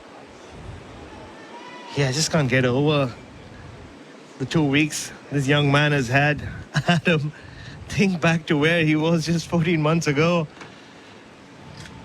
Working as a security guard, I just played some tape ball cricket. Starts playing with a hard ball, a proper cricket ball, just 14 months ago. Here he is, on the verge of probably orchestrating the greatest West Indies victory in a long, long time. Well, they haven't won in Australia, the West Indies, this century. Shamar Joseph has one ball left here in his over at Pat Cummins. 2 slips in a gully. Shamar Joseph bowls and Cummins leaves calmly outside off stump, and that was quick from Shamar Joseph. Really quick. Mid-140s again. Over bowled 7 for 171 on the Holman Plumbing scoreboard. Visit holmanplumbing.com.au. Welcome to Officer Fields, your new home in Melbourne's southeast. Land now selling from $467,000. Officer Fields, life as it should be. Register your interest now at officerfields.com.au. Chocolate soft serve changed the McFlurry game. Now the Tim Tam Chocolate McFlurry is changing it again. Rich chocolate soft serve, crunchy Tim Tam biscuit crumbs and delicious Tim Tam sauce. Very chocolatey. Available at participating restaurants for a limited time. 7 for 171, Bharat. Yeah, Shamar Joseph is literally hobbling back to his position at what is like a very wide third on the boundary, almost a deep backward point. Yeah, they're putting the men on the fence to try and encourage Smith to take the single. Elzari Joseph bowls here to Smith, who pushes into cover and takes the run. He's happy to take it. So Smith to 71, 7 for 172. I said I felt that last ball from Shamar Joseph was quick. It's officially the quickest ball of the match. It was 147.4 kilometres an hour for Mate Internet and Mobile. How is he doing this, though? You can see him right now from where we sat at him. He's doing it because he is the king bowler of the match. Yes. He is, for Jenny King, the king of commercial cleaning franchises available. He's the king. He is the king. He's the king of Brisbane right now. Sorry, Ian Healy. So now with Cummins on strike, they're putting a third man right in front of us, which is interesting. We saw Cummins back away a lot in his first innings and try and sort of plough the ball through the offside. Wonder whether they'll go short here. Joseph bowls. It's full and it beats the outside edge of Cummins, who felt for that. Half forward, half expecting it to be short. His feet weren't in the right position and he very nearly feathered it through to De Silva. And very nearly saw his off stump go cartwheeling. Oh, he had little idea, Pat Cummins, that front foot didn't come out too much. He's coming off his highest score in Test cricket. In fact, neither foot moved there. Acknowledges the quality of the delivery. It's a different kind of challenge now. It's not Mitchell Starc throwing his bat around. Crucial knock, though, from Starc. Joseph again. Cummins tapping his bat at the crease. Joseph bowls. It's a short one, a very good short one. And again, it very nearly took the glove this time on the way through. Going through at chest high. Cummins put up his hands, almost reflex action. That was a good delivery from Elzari. We're having a look at the replay for Titanium Caravans, and once again, it's not far away from grazing a shoulder of the bat or a glove on the way through. It was a fierce delivery. Expect this to be at the stumps. Can Pat Cummins get his feet in the right position? Joseph bowls. Cummins drives. Thick edge into the gully. No run. That was well done there by Mackenzie to dive away to his left to prevent a run. There is protection on the fence with Graves at third man, but it was still good fielding. It shows the West Indians are up. They're ready. They're ready for a Macca's catch of the summer. Hit hunger for 6 with the Aussie Angus Deluxe at Macca's at any moment. And smart captaincy as well. That's where Pat Cummins scored a lot of his runs in the first innings. They have a very fine third that almost, I'm going to say, short third man of sorts. It's a deepish gully. Joseph again bowls to Cummins. Full ball that he digs out. Nothing more than that. There was no style points for that one from Cummins. It was right on the button, and Cummins was able to defend it from his stumps away on the offside. He remains on 0. Smith 71, 7 for 172. The Aussies need 44. The West Indies need 3 wickets. 5 in this session, Bharat. All to Shamar, your man, who you go shopping with. What a turnaround it's been.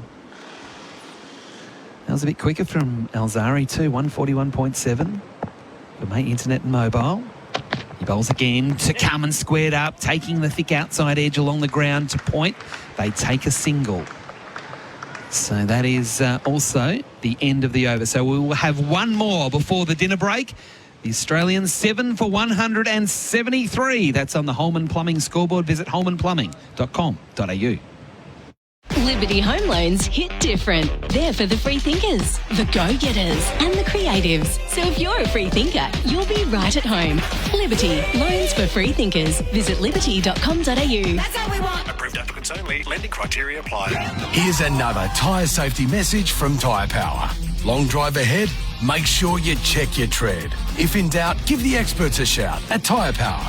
Visit tyrepower.com.au or call 13 21 91 for your local independent owner. What an eventful session it has been for MEGT. Test what's possible with an apprentice or trainee from MEGT. Even see blue sky now, remarkably, with 5 wickets in the session and 113 runs. Shamar Joseph bowls here to Cummins, who rides it into backward point and pinches a single. There was some uncertainty initially from the Australians before they ended up getting through quite comfortably for a run. It means Cummins is up the non-strikers end. Smith on strike on 71, 7 for 174. Yeah, there was an easy single there. But again, it tells you about the pressure of the situation.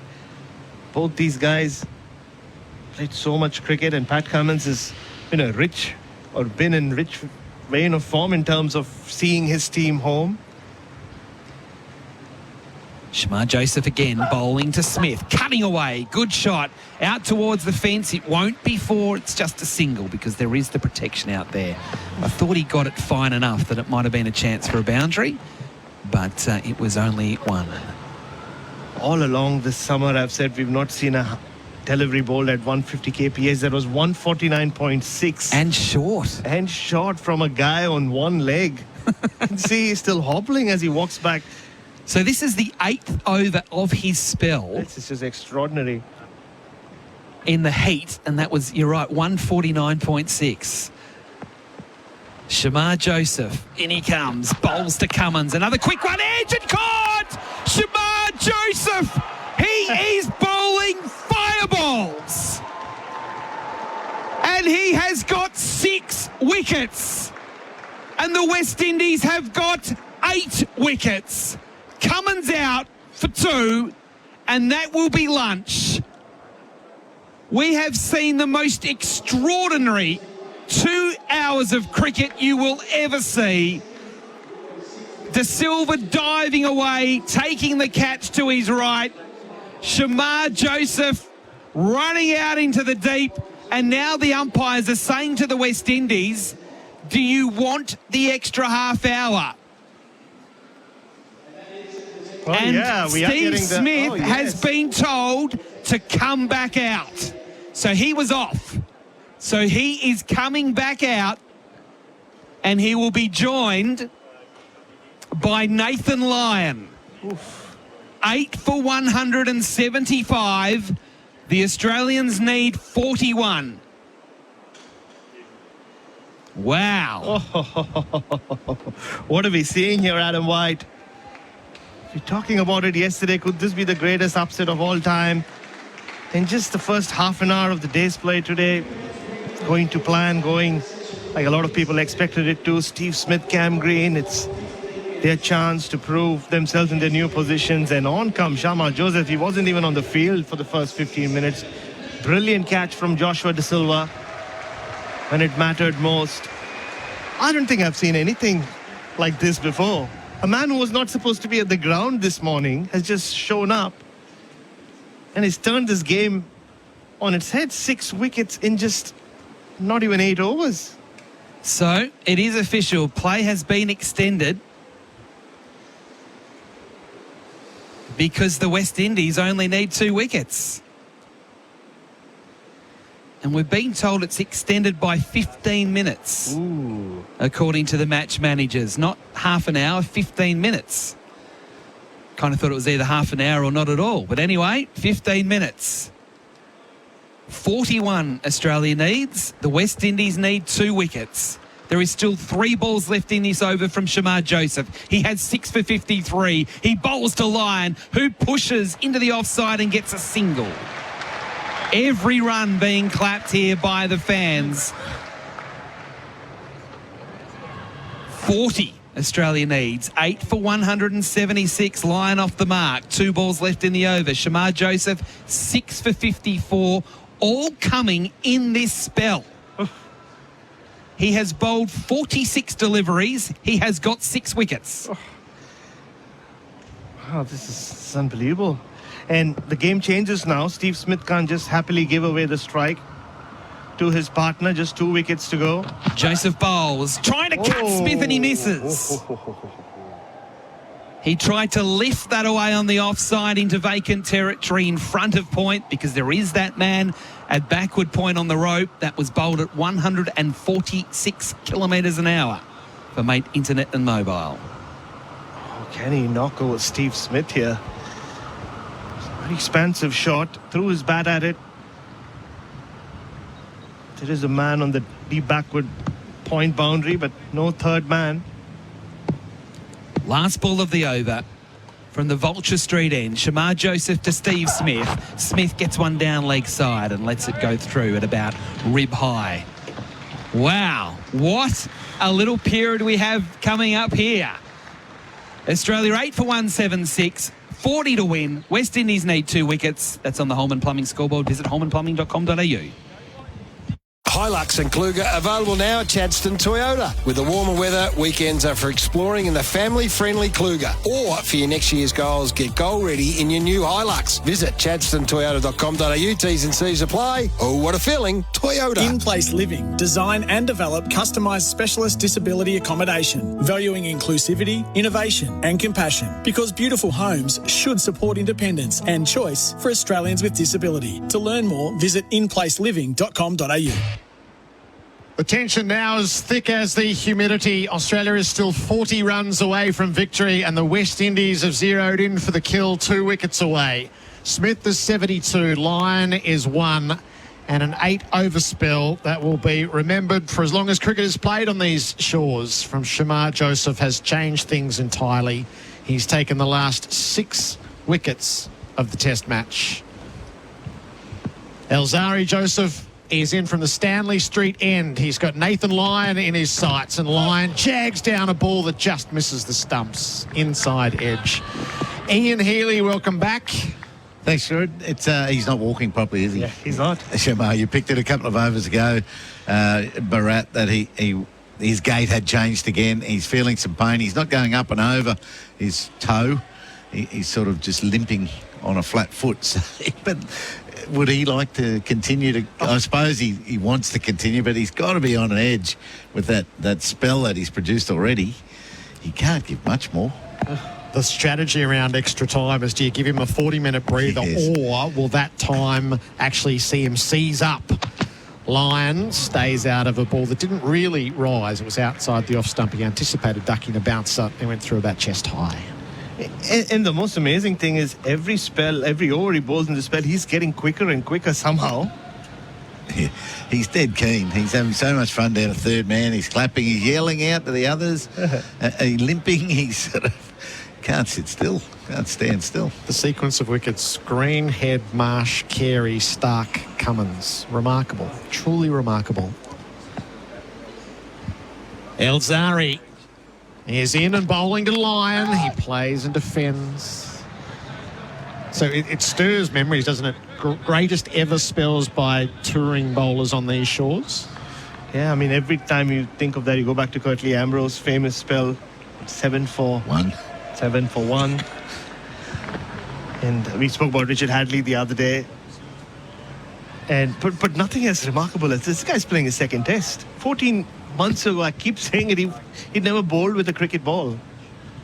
he was this remarkable story before he even started playing in the series.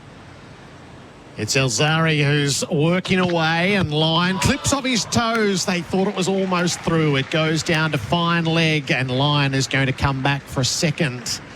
38 required. A leg by is signalled. They were half interested, weren't they? Yep. It had just been a touch straighter, and Lyon attempted the same shot. It would have been all over him. But did he look good with the tennis ball? What ball was he playing with? A tape ball. He comes tape from... ball. Did he look good action and everything? Or it's all natural. Yeah, he's when he was asked about training and fitness, he had never heard about those two words.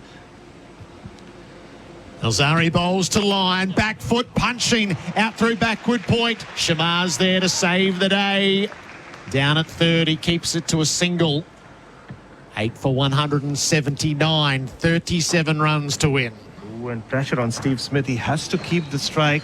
He wouldn't want to expose Nathan Lyon to Shamar Joseph. He's got one ball to do that. There are a lot of vacant spots all around the ground for him to do that, but yeah, he comes from a village, Shields, where they didn't have internet till 2018. No smartphones, nothing. He just knew of cricket. Had never seen any cricket though.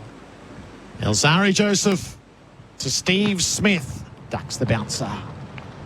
End of the over. 8 for 179. The Holman Plumbing scoreboard. Visit holmanplumbing.com.au. Our next segment is brought to us by Red Rooster's Shared Burger Pack.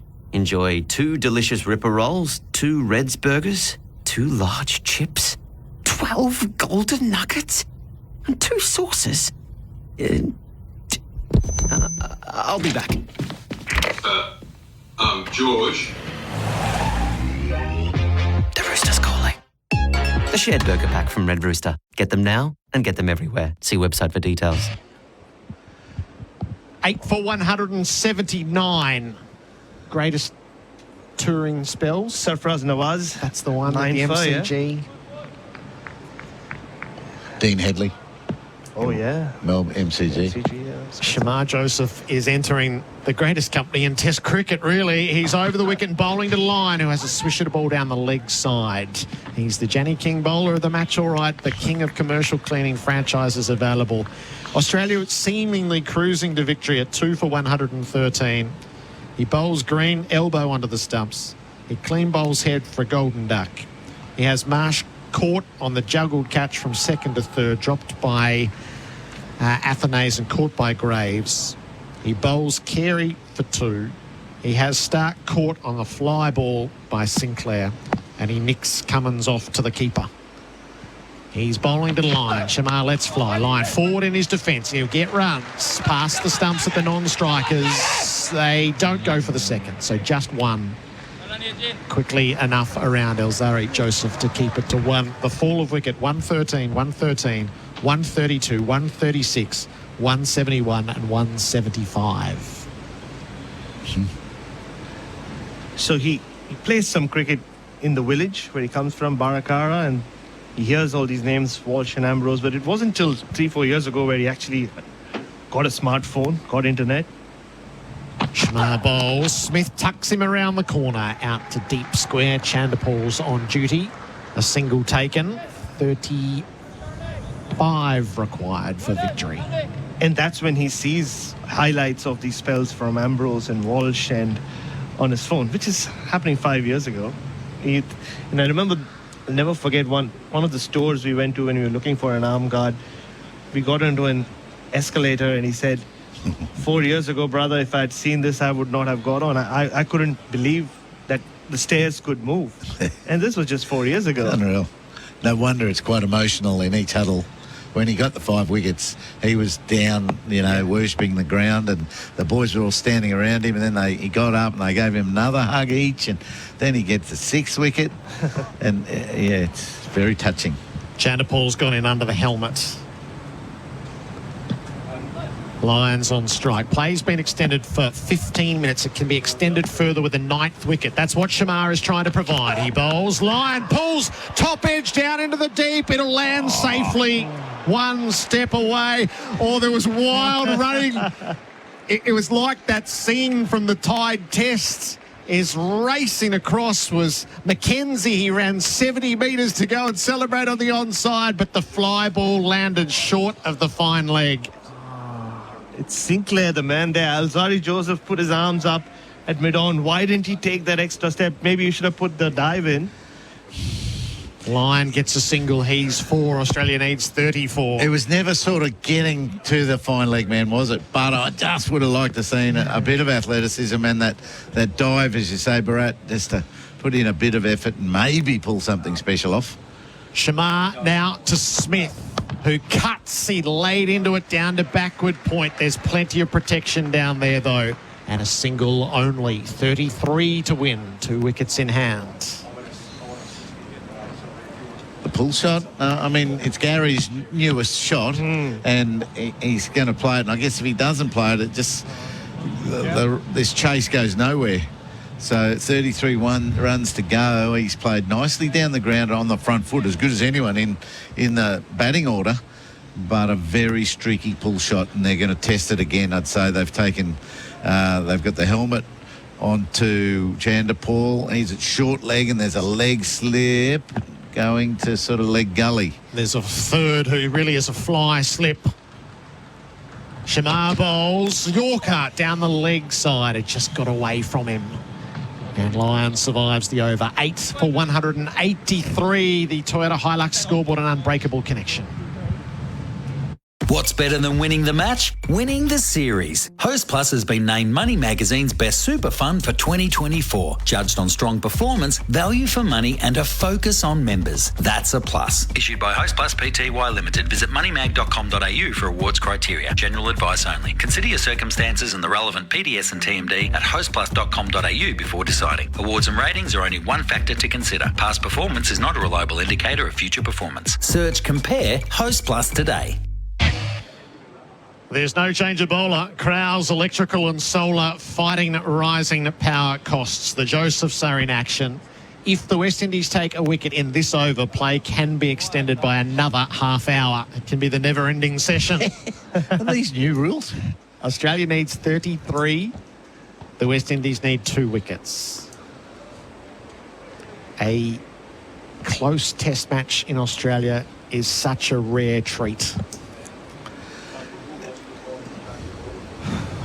If we have a full 40 minutes to contemplate what happens next, imagine.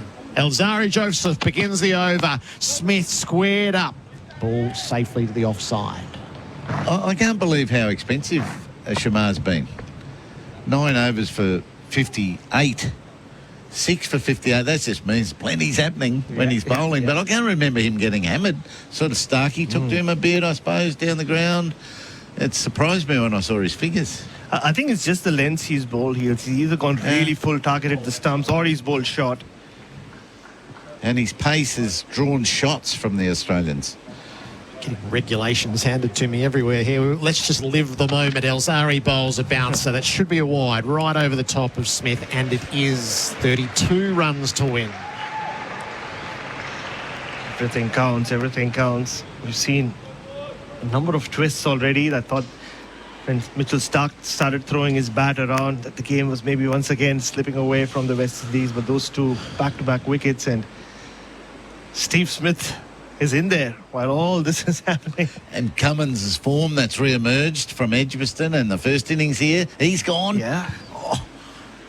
They are spread far and wide with Smith's on strike. It's left alone outside the off stump.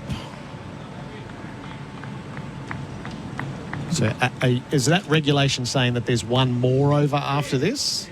Okay. So there's a minimum overs in that 15 minutes that has to be bowled. Wow. Shamar would love that. Just don't take a break. Just play right through. Yeah. Play to the end. Nobody wants 40 minutes to sit around. This is high-octane stuff at the Gabba. A slip and a gully floating in the cordon. Smith faces up and he leaves Alzari alone. There's a fine leg, a deep square, a deep backward point, and a third man. West Indian doctors at the door with syringe in hand, a bit of lignocaine or something, that anaesthetic for that right shoe of Shamar Joseph, but he's still got one more over to go. It must have been Lewards water. Never mind anaesthetic. He's much better when he runs into bowl than he is walking down here in the third man. He says he's the great problem solver, Steve Smith. It's quite a problem to solve right now. He runs the ball down to third. Graves off the boundary. A single taken, 31 to win. Smith is 75. They get a crack at line. So no effort for the moment to milk the strike. Although, so there's 2 balls left in the over. There's sort of singles for him everywhere.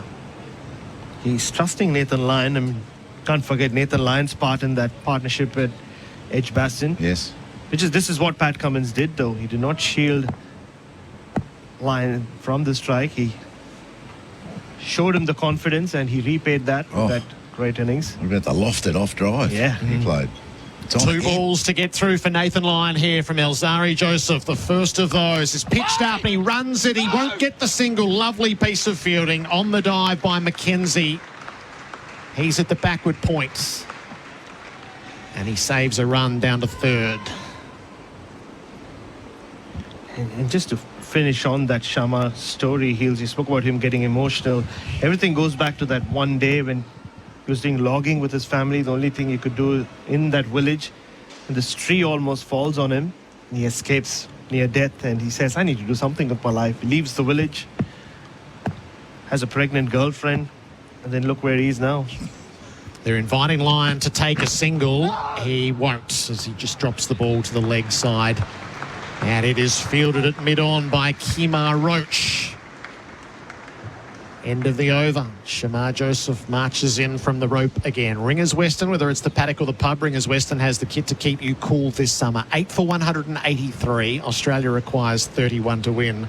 I don't want to get distracted in any way here, but in India, Ollie Pope was 196 when England lost their 9th wicket, and he was on strike at the start of the new over, and he tried to reverse sweep Bumrah for his double century with a slip in place, and he lost a stump trying to do so. So 196 for Ollie Pope. England's all out 420, a lead of 230 runs. Yeah, but Jack Leach was with him. No one can get Leach out. Nipped a good little 3 not out in the bud. Shamar Joseph in to Steve Smith, who tucks the ball to leg and calls for the single. He's 76. The target is 30 away. Here's their chance. This is the West Indian chance right here. 5 balls. Nathan Lyon on strike. They're ringing in the field changings. Chanderpaul's coming into short leg again. And fine leg is down there, and you'll be much more aware of a top edge pull shot this time. The cordon is filling in. So still Graves at fine leg.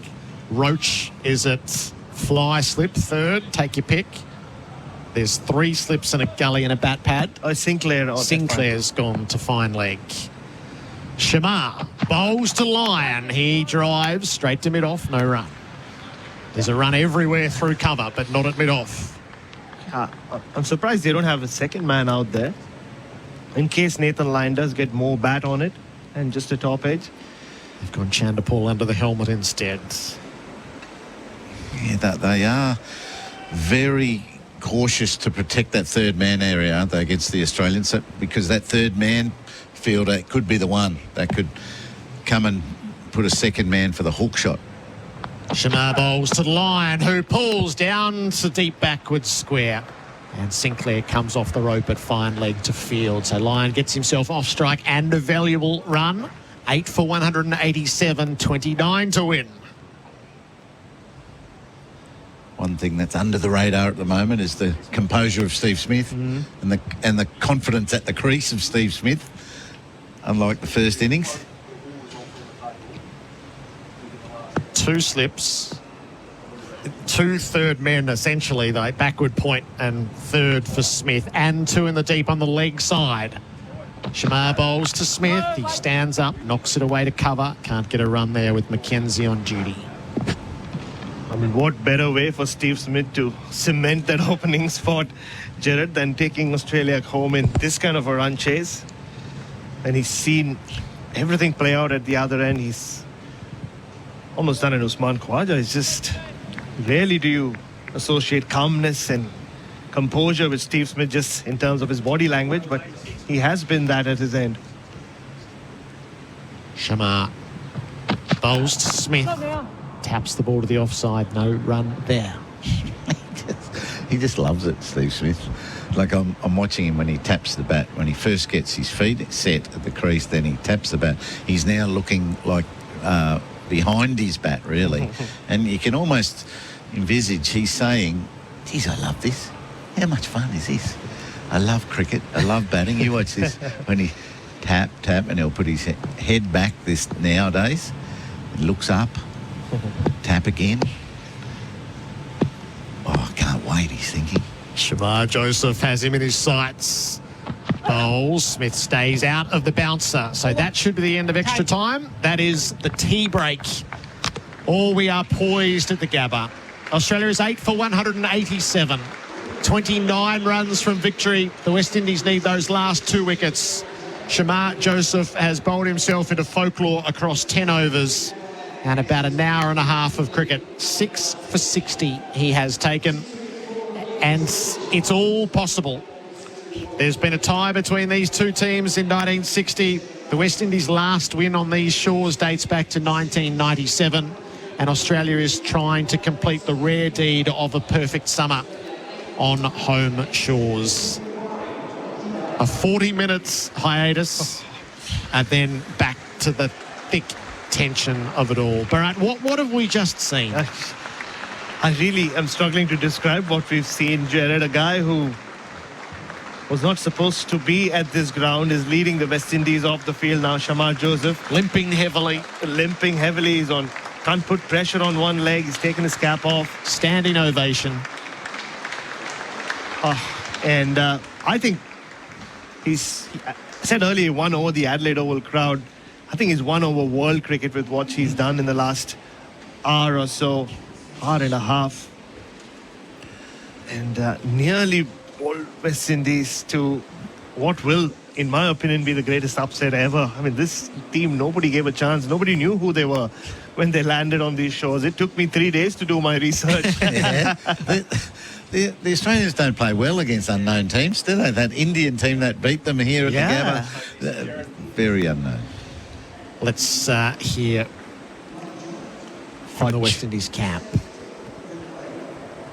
I've got one of our best entertainers alongside me, Kevin Hodge. You've been entertaining us all in the commentary box, but you're still very much in this match. What are the emotions like at the moment? Yeah, I mean, obviously, we're just trying to remain as calm as possible, just plan our work and work our plan. So, it's just a matter of, remaining calm, taking the chances when they come, and just keep believing. When did you know that Shamar Joseph would be available to bowl today? To be honest, I just seen him turn up on the field, so, it was really good. He has a fighting spirit. I'm really happy for the success that he's having. So, hopefully he could, finish off the job for us. But I'm really happy with what he's been doing so far. Fighting spirit, but also he's rattling through these wickets. What's been the key to his success, do you think?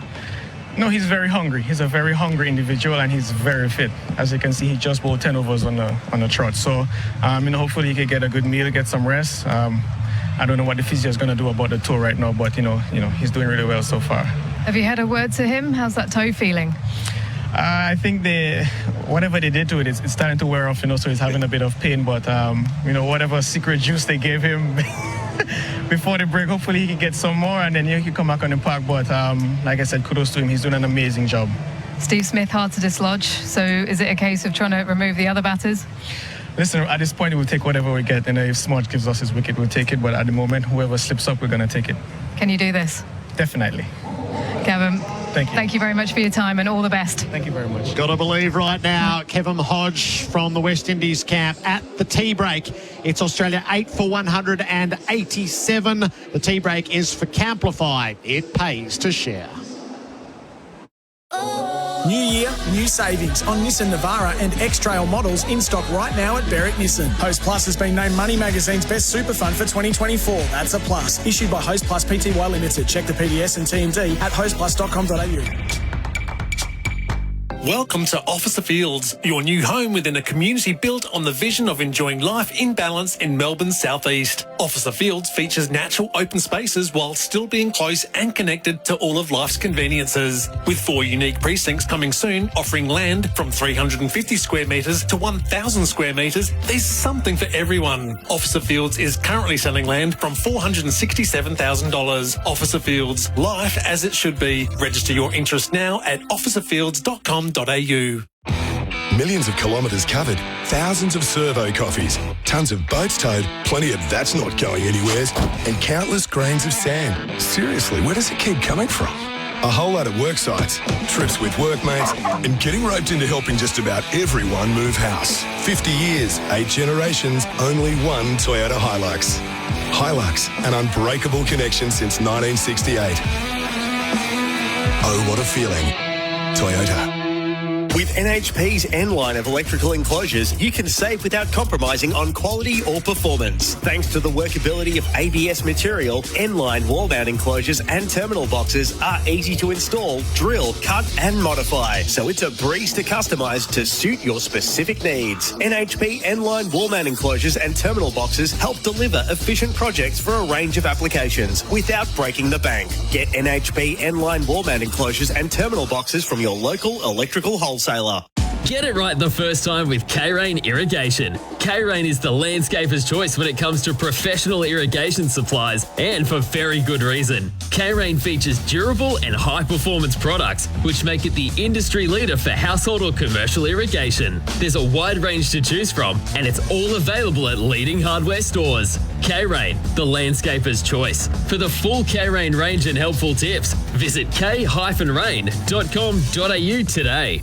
What's better than winning the match? Winning the series. Host Plus has been named Money Magazine's Best Super Fund for 2024. Judged on strong performance, value for money and a focus on members. That's a plus. Issued by Host Plus Pty Limited. Visit moneymag.com.au for awards criteria. General advice only. Consider your circumstances and the relevant PDS and TMD at hostplus.com.au before deciding. Awards and ratings are only one factor to consider. Past performance is not a reliable indicator of future performance. Search Compare Host Plus today. Summer Jam, Australia's biggest streetball festival, is back, thanks to Foot Locker and Jordan Brand. Experience hoops culture as the best teams battle it out in men's and women's tournament play. Plus, world-class dunkers, unique product drops, local food and culture, and more. Don't miss Summer Jam, Australia's biggest streetball festival, at Peanut Farm Reserve, February 9th to 11th. Secure your tickets now at summerjam.com.au. On the court, I love draining three-pointers. Love dunking. Yes, I could nail a dunk. And most of all, I love being part of a championship-winning team. To protect your championship team on the roads, aka your family, get the best defensive players on your side, go and see Tyre Power. Great value, fair pricing, independent, locally Aussie-owned. That's a good three-point Tyre Power play. Go and find your local store at tyrepower.com.au. Our next segment is brought to us by Red Rooster's Shared Burger Pack. Enjoy 2 delicious Ripper Rolls, 2 Reds Burgers, 2 large chips, 12 golden nuggets, and 2 sauces. I'll be back. George? The Rooster's calling. The Shared Burger Pack from Red Rooster. Get them now and get them everywhere. See website for details. Henley Mortgage Fund, $1,000 a month off your home loan for 2 years. All backed by Henley's $7 billion parent company. Australia versus the West Indies on SEN Test Cricket. Bowls to Marsh. He's edging and he's dropped for second and caught at third. Shamar around the wicket to him. Carey's bowled. Shamar's got 4. This is a stunning performance. Joseph now again for Stark. Another one that goes in the air. Now this one should be caught at point. It is caught. And Shamar Joseph, for the second time in just 2 test matches, has a 5-wicket haul. Shamar Joseph, in he comes. Bowls to Cummins. Another quick one, edge and caught! Shamar Joseph! The Tea Break. Camplify is Australia's leading RV and caravan sharing community. List your van and start earning now. Well, a test match is brewing at the Gabba. 8 for 187. Australia needs 29 runs to win. The West Indies need 2 wickets. In that session, which was extended, 6 wickets fell for 127 runs. Ian Healy has watched it all for Red Energy. Switch to 100% Aussie-owned Red Energy, redenergy.com.au. What a brilliant 2.5 hours of cricket. Yes, another 2.5 to go with the first 3 days of this test, which has been that arm wrestle we've talked about before. That is just sustained pace and control and excellence by Shamar Joseph under the fiercest of pressures that injury must have his body under. That is tremendous, world-class, Australian record-making away test bowling. It is. He's the player of the day, thanks to Bing Lee. Better living every day. Australia did look to be cruising. Green had just found his form. He got to 42. Smith was on the cusp of a half century. It was 2 for 113, and it felt like they drained the potential tension out of it. Yes, and they were just starting to feel comfortable, and Green just couldn't go on. He got an unfortunate delivery, probably did bounce a little bit more than he expected, and his back elbow, which is almost behind your bat, got in the way. Deflection down onto the stumps. No discussion, no thought out there that the ball's gone soft. You know, we hear a lot of, the ball's soft. We've just got to work hard here. These guys are just ripping in, and they've forgotten that the ball might be soft. Who knows? 47 overs with it, and it looks as dangerous now as at any time. Then head, first ball duck, king pair. So a century in the previous test and a king pair in this test. So for him to miss a ball like cold like that first up, and then Alex Carey just clean missed the one that bowled him, there's a lot of pressure on by Shamar Joseph. The guys are hoping the ball goes somewhere, and they're not quite there to hit the one where it goes. And he's rattled this Australian middle order. But yeah, Travis Head was a magnificent delivery, and it's not easy to get him missing one like that. Marsh nicked a ball into the court and Athanase dropped it. Graves caught it, which does reprise memories of thrillers gone by, doesn't it? Yeah, righto. This is that MCG type feeling about it. The crowd has filtered in a little bit, not as much as that day when they opened the gates. They were able to announce that the night before, that today will be free, and in came the Aussies. Yes, it's got a lot about that. And the West Indians don't seem to be shying away from the pressure.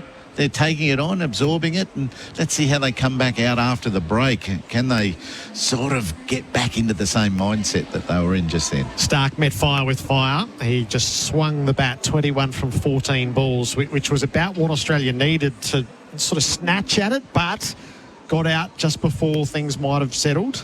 Yes, he did take that on, didn't he? He did take on looking foolish when you do miss-hit one. But the aggressive stroke play is very handy in the tail, when otherwise it just drags on forever. And he was playing fairly safe shots other than that pull shot. He'd top-edged one, and there's a couple that had ballooned over the infield, and he finally hit the real false one. So it didn't look great, but he was almost there as well. Cummins regulation nick off. So Lyon 5 from 14. Smith hasn't made any effort to shield Lyon from the strike so far. He's just taken the ones that are on offer. Yes. Lyon's looking good, other than that risky pull shot as well. Nearly caught down at fine leg. It didn't carry. But down the ground on the front foot, looking fantastic. So he probably doesn't need shielding. And you know, the half a dozen runs that he'll make in the next 20 minutes will be valuable. Steve Smith found some freedom, hasn't he? That back foot drive, he punched through the covers. Then front foot starting to move, not doing it 100% of the time when the ball is full, but pretty good. And we've sort of forgotten his form struggles, haven't we? The contest is outweighing everything. Yeah. So how does he do it from here? He's 76 from 134 balls. There's 29 to go. It's hard to work out. He's just got to take it one ball at a time for him. He's got to know where there is a boundary gap, I reckon. Whether that's 4 to square on the leg side, they haven't really protected that area of the field, and they have bowled short, so a pull shot, which he's very good at, is possible. they're putting 2 third men down there for the glide or the cut shot, so that's probably not a confident boundary area. And look for anything over pitched, I guess, and see if he can get it back past the bowler somehow. That's the wrap of the Australian team for Red Energy. Switch to 100% Aussie-owned Red Energy. The bowling figures. So Shamar Joseph was absent for the first 21 minutes of play, then came on, had to wait till 2:42 before he was allowed to bowl. And then he took it up with 10 straight overs, 6 for 60. Alzari Joseph, 15 overs, 1 maiden, 1 for 50. And then the other 2 aren't threatening. So this is where it's got to be the Josephs, the 40-minute breather. Kemar Roach just not bowling fast enough. 10 overs, 1 maiden, none for 28. And the fill-in of Justin Graves. He filled in for as long as he could. 12 overs, 1 for 46. Can you fire Kemar up? Can you get him on the bench now? Get him as loose as possibly can. Get him running. Get some running into him and come out and bowl a couple of overs, because he can't afford a warm-up over like he had this morning. And then he's okay. In his second, third and fourth overs, he's a bit better.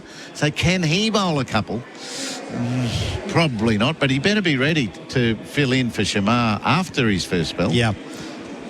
Yeah, no warm-ups out here today. That's the great unknowable, is the 40-minute break, does it refresh Shamar, or does it actually, when an athlete has the adrenaline pumping, and his was pumping, he was bowling at 149, and once you stop, is that curtains for the injured player? Well, there's that injured player part of it, and do the other inexperienced cricketers overthink things now?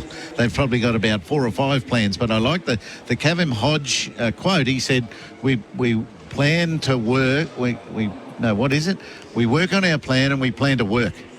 And so if they can keep, that's all they need to know. Stop thinking, everyone, get some food into you, and we're out there in 10 minutes. You know, somehow they've got to get some simplicity into it, and it's not easy. Close test matches don't come along very often in Australia. No. We were thinking about it, weren't we? It doesn't happen. Some dramatic collapses do, but this one's even all the way through. It's great. What do you reckon will happen? Australia, the West Indies, or a tie? I think the West Indies. Okay. I think they've got if they bowl to Nathan Lyon as much as possible, and then Josh Hazlewood comes in, and I think he'll play a short ball shot that brings about his downfall. And then Josh Hazlewood has got it all to do, but he probably won't get much strike, you'd think. And Steve Smith then will have to struggle to find those boundaries. Yep. Because they're going to protect the ropes like crazy. What do you think? I think Australia will either win 8 down or the West Indies will win. That's a good call. I think if they get one, they'll get both. Yeah, that is a good call. And Lino is capable. So I don't mind that, but I just think it's hard. 29, it feels like 129, doesn't it? I got something in my bones that says a tie. Who will be really? Ian Metcalf? Who will be Wes Hall? Oh, super over. No. Come out, and Shamar Joseph has to take that as well. So 6 for 60. What a great session he's had. What do you think? 0433 98 11 16. Extraordinary test match. Australia 29 to win. The West Indies need 2 wickets. Each day of the test summer, we have recognised a local cricket legend with a $100 Liquorland voucher. Do you live and breathe local cricket? Enter now at icanwin.com.au. So on the final day of the test summer, Nicholas Triplett is with us from Sunshine YCW Cricket Club. Hello to you, Nicholas. How you going there, lads? Oh, we're well. How far does your association go back with this cricket club? Mine, probably 30 plus years. The club itself's been around over 60, nearly 70 years, but I'm 38 now and I've been at the club since I was about 7 years old. Started under 8s and yeah, now just finished up playing, but still on the committee, still helping out, still on the social media side of things. How big a part of your life has the club been? It's potentially been a second family to me. That's where you meet your closest mates, some of your best friends growing up, your school friends, and yeah, it's essentially a second family to me. Do you know how many games you played for them? I've played over 300. I'm probably around that 330, 350 mark. Yep. The last count when we did the life membership last year, it was about 330, something around that mark. So it's been part of my family. Like I said, you make some great friends there. It's a second family. My uncles are all life members are there.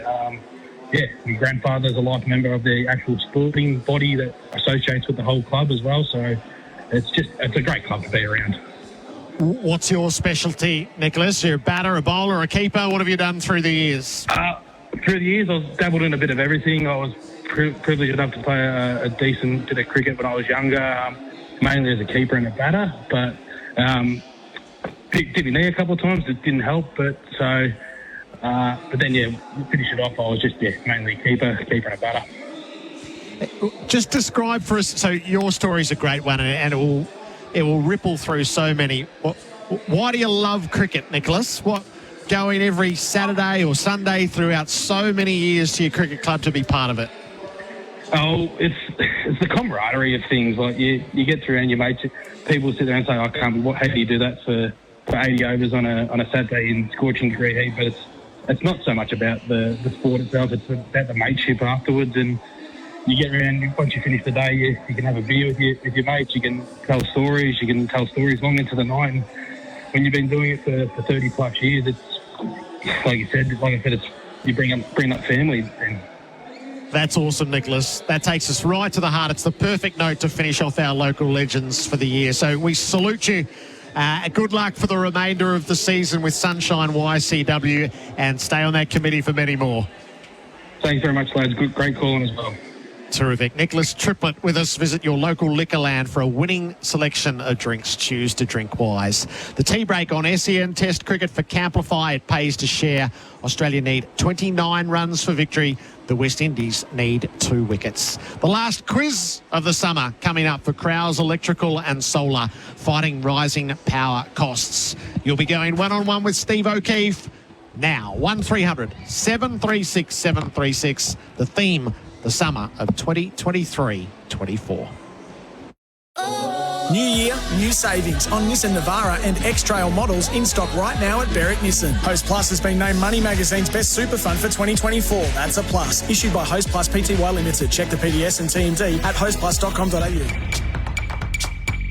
If I could go back to a moment in my life that would be live streamed, it would definitely be my uni graduation. The moments with my friends, just chilling out, laughing. It would have to be all the birthday parties, because that's when we're all having the most fun. Tobin Brothers Funerals can telecast your life celebration live via their website.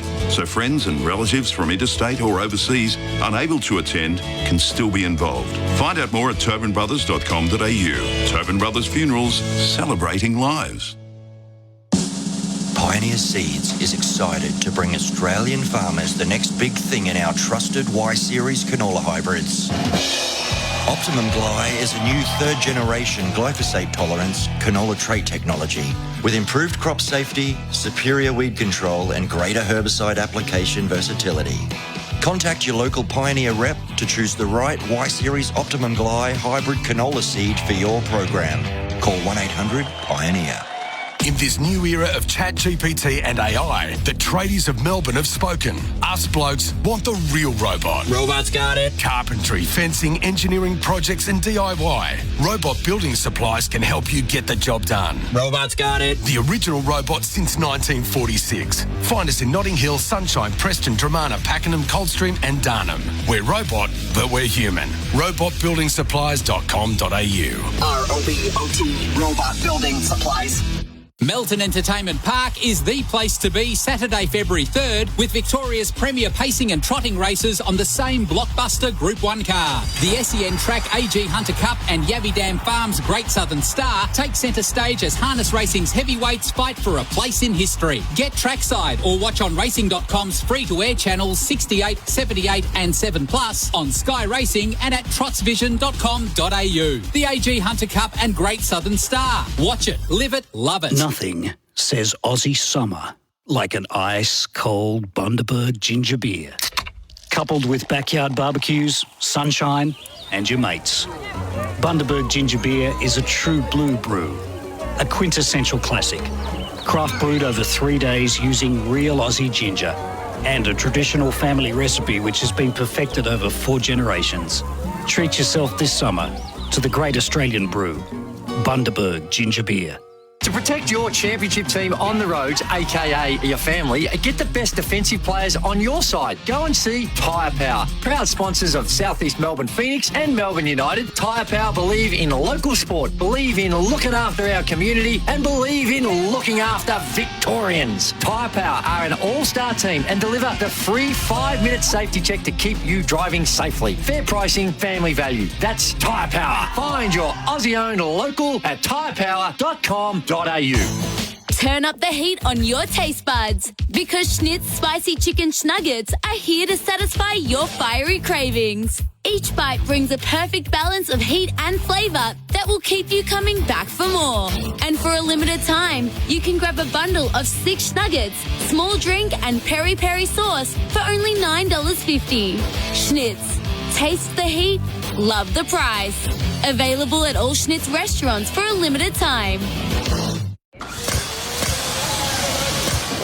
If work is feeling a little too familiar, it's time to think about what's next. Become a TAFE teacher at Melbourne Polytechnic and we'll pay for your teaching qualification so you can take your skills into the classroom and find a flexible role that works for you. Recruitment is now open for plumbers, engineers, electricians, carpenters and building surveyors. Make the switch and inspire the next generation by visiting melbournepolytechnic.edu.au/teachtafe. RTO 3075.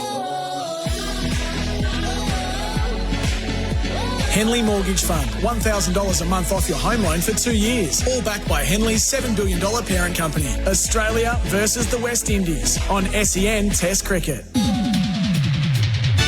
The Tea Break Quiz.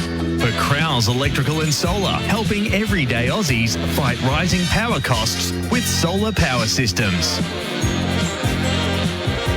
Yes, it is the tea break for Camplify. Camplify is Australia's leading RV and caravan sharing community. List your van and start earning now. And, of course, the tea break quiz for the last time for the summer for Crowell's Electrical and Solar, helping everyday Aussies fight rising power costs with solar power systems. Up for grabs, a $60 Archie's footwear voucher, the comfiest thongs, designed right here in Australia. Michael from Cheltenham is going to take on Steve O'Keefe. G'day, Michael. Yeah, g'day, guys. How you going? Going well. How are your confidence levels? 80%. How are your confidence levels, Steve O'Keefe? 81%. All right, good luck. This is reflecting on the summer that's been across both the Pakistan-Australia series and this one here, Australia and the West Indies. Who took the opening wicket of the Test summer? Name, you just got to go Michael or Steve? Sock. Yes. I can't even remember who bowled first. I'm going to assume it's an Australian that was batting. Quick. I don't know. Was it Jamal, was it? No, it wasn't. Michael, free swing. Oh, just Brady. Correct. Shaheen Shah Afridi removed Usman Khawaja for 41. Okay, question number 2. Good start, Michael. Good start. Who was Pakistan's leading run scorer for the series? The captain, Michael. Yes, Michael? The captain, is it Masood? Or? No, it wasn't Shah Masood. Leading run scorer. I've got no idea. Well, I'll just be guessing. No one gets it. Then. It was Mohammad Rizwan, 193 runs from 4 innings. Okay, question number 3 with Michael leading 1-0. We know Shamar Joseph famously removed Steve Smith with the first ball of his Test career in Adelaide. Who took the catch? Come on, Michael. Michael? Second slip. Go, Michael.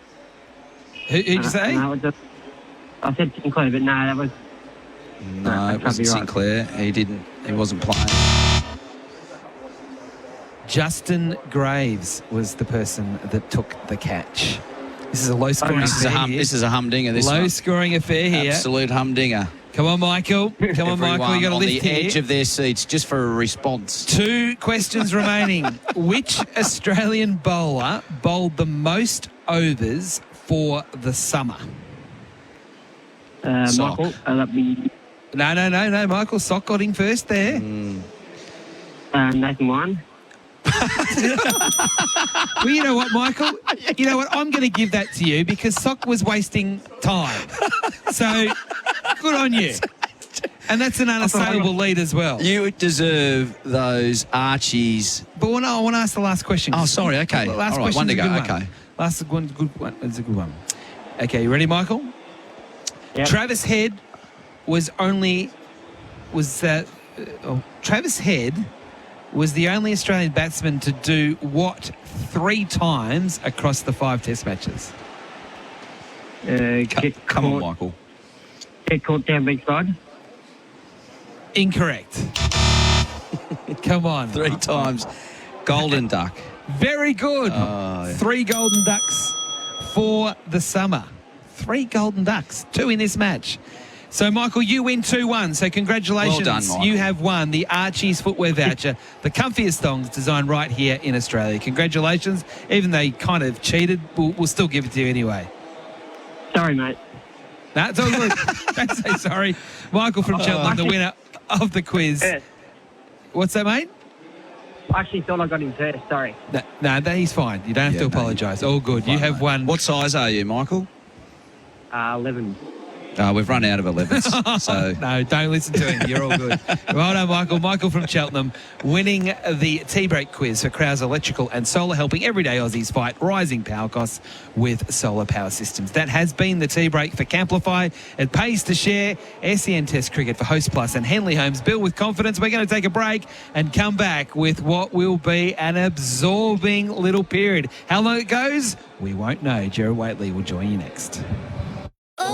New year, new savings on Nissan Navara and X-Trail models in stock right now at Berwick Nissan. Host Plus has been named Money Magazine's best super fund for 2024. That's a plus. Issued by Host Plus Pty Limited. Check the PDS and TND at hostplus.com.au. Robot Building Supplies is a family-run business and understands the value of being home with the family. Robots got it. That's why they have supplies to help you build a man cave, a kid's game room, a tool shed. Robots got it. Helping build family time and man caves since 1946. Robots got it. Robot Building Supplies. Notting Hill, Sunshine, Preston, Dramana, Pakenham, Coldstream and Darnham. We're robot, but we're human. robotbuildingsupplies.com.au. ROBOT, Robot Building Supplies. 100% Aussie Angus beef, melty cheese, chunky tomato relish and U-Butte beetroot. The Aussie Angus Deluxe is back at Macca's. Aussie, Aussie, Aussie. Yum, yum, yum.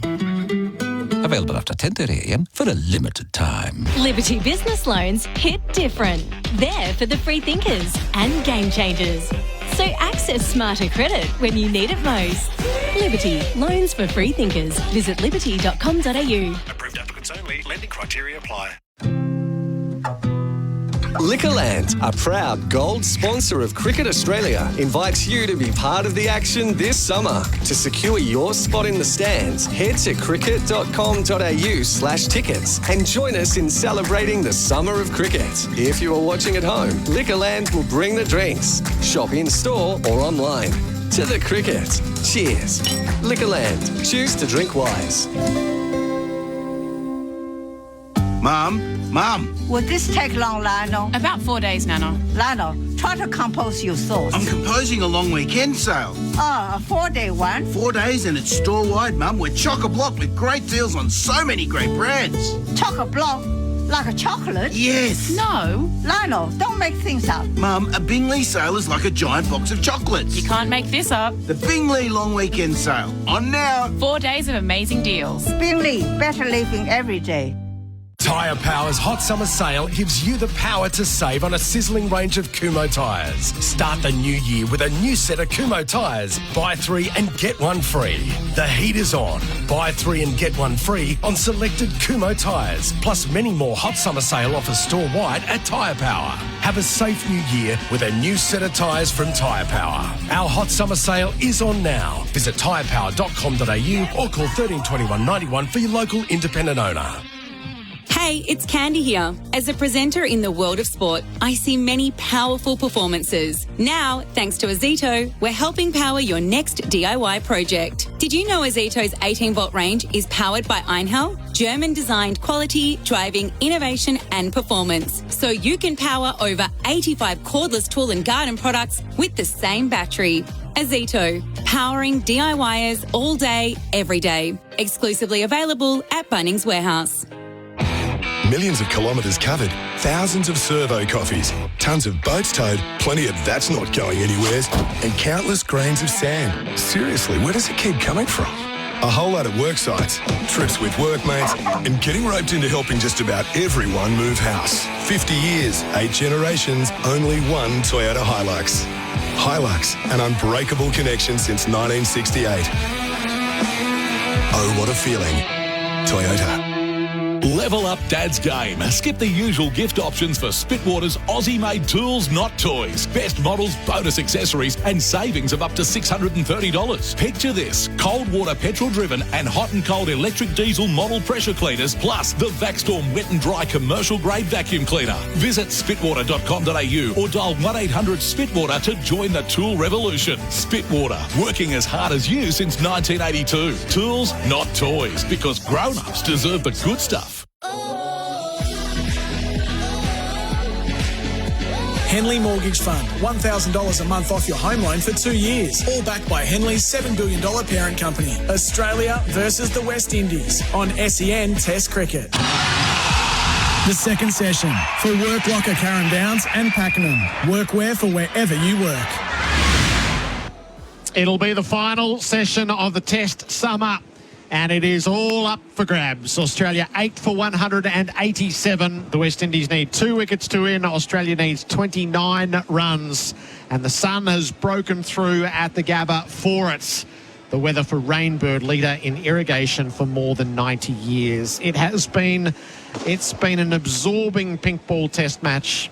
It has jackknifed in various directions, and never more so than on the deeds of Shamar Joseph in that hour and a half on the way to the tea break. And Stephen O'Keefe, it is in the balance. It's amazing to think 64 years ago, it was on my birthday actually, Gerard, December 9, that we experienced the Tide Test here at the Gabba. Cricket has a way of reminding us, a poetic way of reminding us, you know, its history. I can't help but feel we are witnessing something special from the West Indies. You know, chatting to you off air, I posed the question, which change room would you prefer to have gone into after lunch?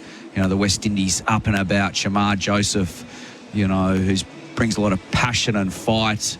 That change room, or would you prefer to be with the fidgety Steve Smith and Nathan Lyon, who at the best of times when he has to go to the bat is a very nervous man? I think I'm slightly leaning towards the West Indies. Flem, I'm keen to hear your opinions. Well, you just leave the room right now.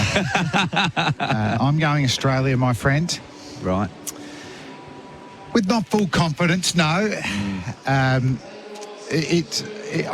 just trying to remember a Test match that's finished like this that I've been sort of part of off the field, really. It is so rare. Rishabh Pant magnificently batted India to victory. And that was a classic, tight, wasn't it? but he made a good thing of it by the end. Not Test, you know, the 2019 World Cup final at Lords, that was an absolute pleasure to commentate. But here, and just the story, Shamar Joseph, he's not playing today. He's not going to bowl. And he's got 6, but he could take 8 for and win the game for the West Indies. They were here 12 months ago. I don't think I could name you the 11. You know, I thought they are in real strife, the West Indies, as a Test nation. They didn't participate in the 50-over World Cup. This has been amazing. And then we've got Stephen Smith. Does he bat through as an opener on the second Test he's been in that role? And could the big Hoff get out there and hit the winning runs? He's not in career best form. Everybody knows they're sharing in something special. Yeah. Joshua De Silva's just had a word to Steve Smith and given him a pat on the back on the way through in careers that, you know, you're lucky to get one of these. The The West Indies haven't won here since 1997. There hasn't been a tie in Australia since 1960. It was shared between these two teams. Steve Smith batting as an opener for just the second time with a chance to guide his nation to victory. The try was at the Gabba, wasn't it? It wasn't the old ground. No, wow. I mean, the thing that's not surprised me, but, you know, I've appreciated the most from this Windies team is they were ahead of the game, and we just felt like steam, you know, had come off them, the wind out of their sails, but they've found another gear. And it has been Shamar Joseph, who we thought wouldn't even be playing today. And I think that's testament to a young group, haven't played a lot of Test cricket, but have found an ability to be resilient and fight back. To the final phase we go. Elzari Joseph has ball in hand at the Stanley Street end. Nathan Lyon is on strike. There are 2 slips and a gully. There's a bat pad. There's a fine leg. There's a third. Nathan Lyon is on 5. 2 wickets or 29 runs. Or 28 for the glorious tie.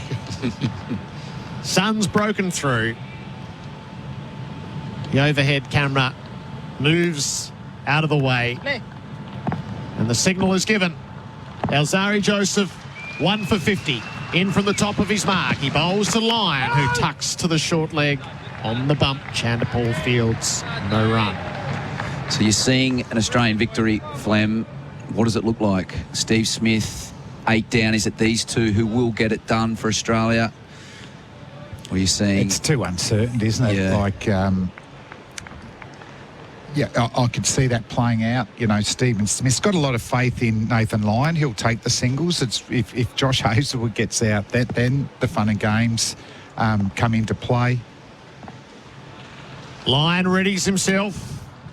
Elzari bowls to him. He flashes and misses. Points out through cover where he wanted it to go. And the sun's out, so another element today, because the beauty of playing up in Brisbane is the overhead conditions can change how the ball behaves. And today, if it started sunny, Australia win in this game. Yep. But it was humid and the ball moved. Overcast, yeah. And Shamar Joseph, you know, the ball to get Cam Green was an incredible delivery. I don't think Greeny did a lot wrong there. He looked really good today, Cam Green at 4. The ball in its 48th over. Elzari Joseph delivers. Full toss, flicked away by Lyon for 4. Got it particularly fine. 25 to win. Bonus runs from the bat of Lyon. Yeah, that's poor bowling. They could live with getting cover driven for 4, because if there's just a slight error in judgment or footwork, they've still got catches behind the wicket. They've got to catch and cover. But half volleys outside leg stump are just going to cost runs. Oh, you know what? I wish he needs to bowl a bouncer. It gets you through the crease, as I always say, Gerard, and then you're going. Azito all day, every day, the boundary. Elzari on the follow-up. Bowls shorter, but defended on the back foot comfortably by Lyon. And do you think the conversation between Steve and Nathan at lunch, you know, in the first innings, Nathan came out, played his shots, and it was a handy innings. And I love the permutations of this. You know, Nathan has to go back to plan A, you know, put a high price on his wicket. He has to defend. He's got Steve Smith at the other end, who we know can score, but they're going to be quite defensive with him. You know, I think the bulk of the runs might have to come from Nathan Lyon because of this aggressive field. Elzari hits the crease and he bowls. Lyon drives. He's caught. No, he's dropped. He's dropped in the follow-through. I thought Elzari had it in his hands. It was driven straight back to him. It got through, trickled onto the stumps. Smith was back. Lyon gets a life on 9 with 25 to go. Elzari Joseph, he didn't go for a catch down at fine leg just before the break. And, you know, they're never totally easy in your follow-through, but that was up there. I think he just should have taken that one. Is that the moment, Flem, that we've seen this wind slip straight through the Windies' hands? Nathan Lyon's got a half volley. He's obliged, but it was uppish. It's a long way down for Elzari Joseph, but he got both hands to that. It wasn't too bad. Like, it's about knee high, and your fingers were pointing to the ground. A life for Lyon.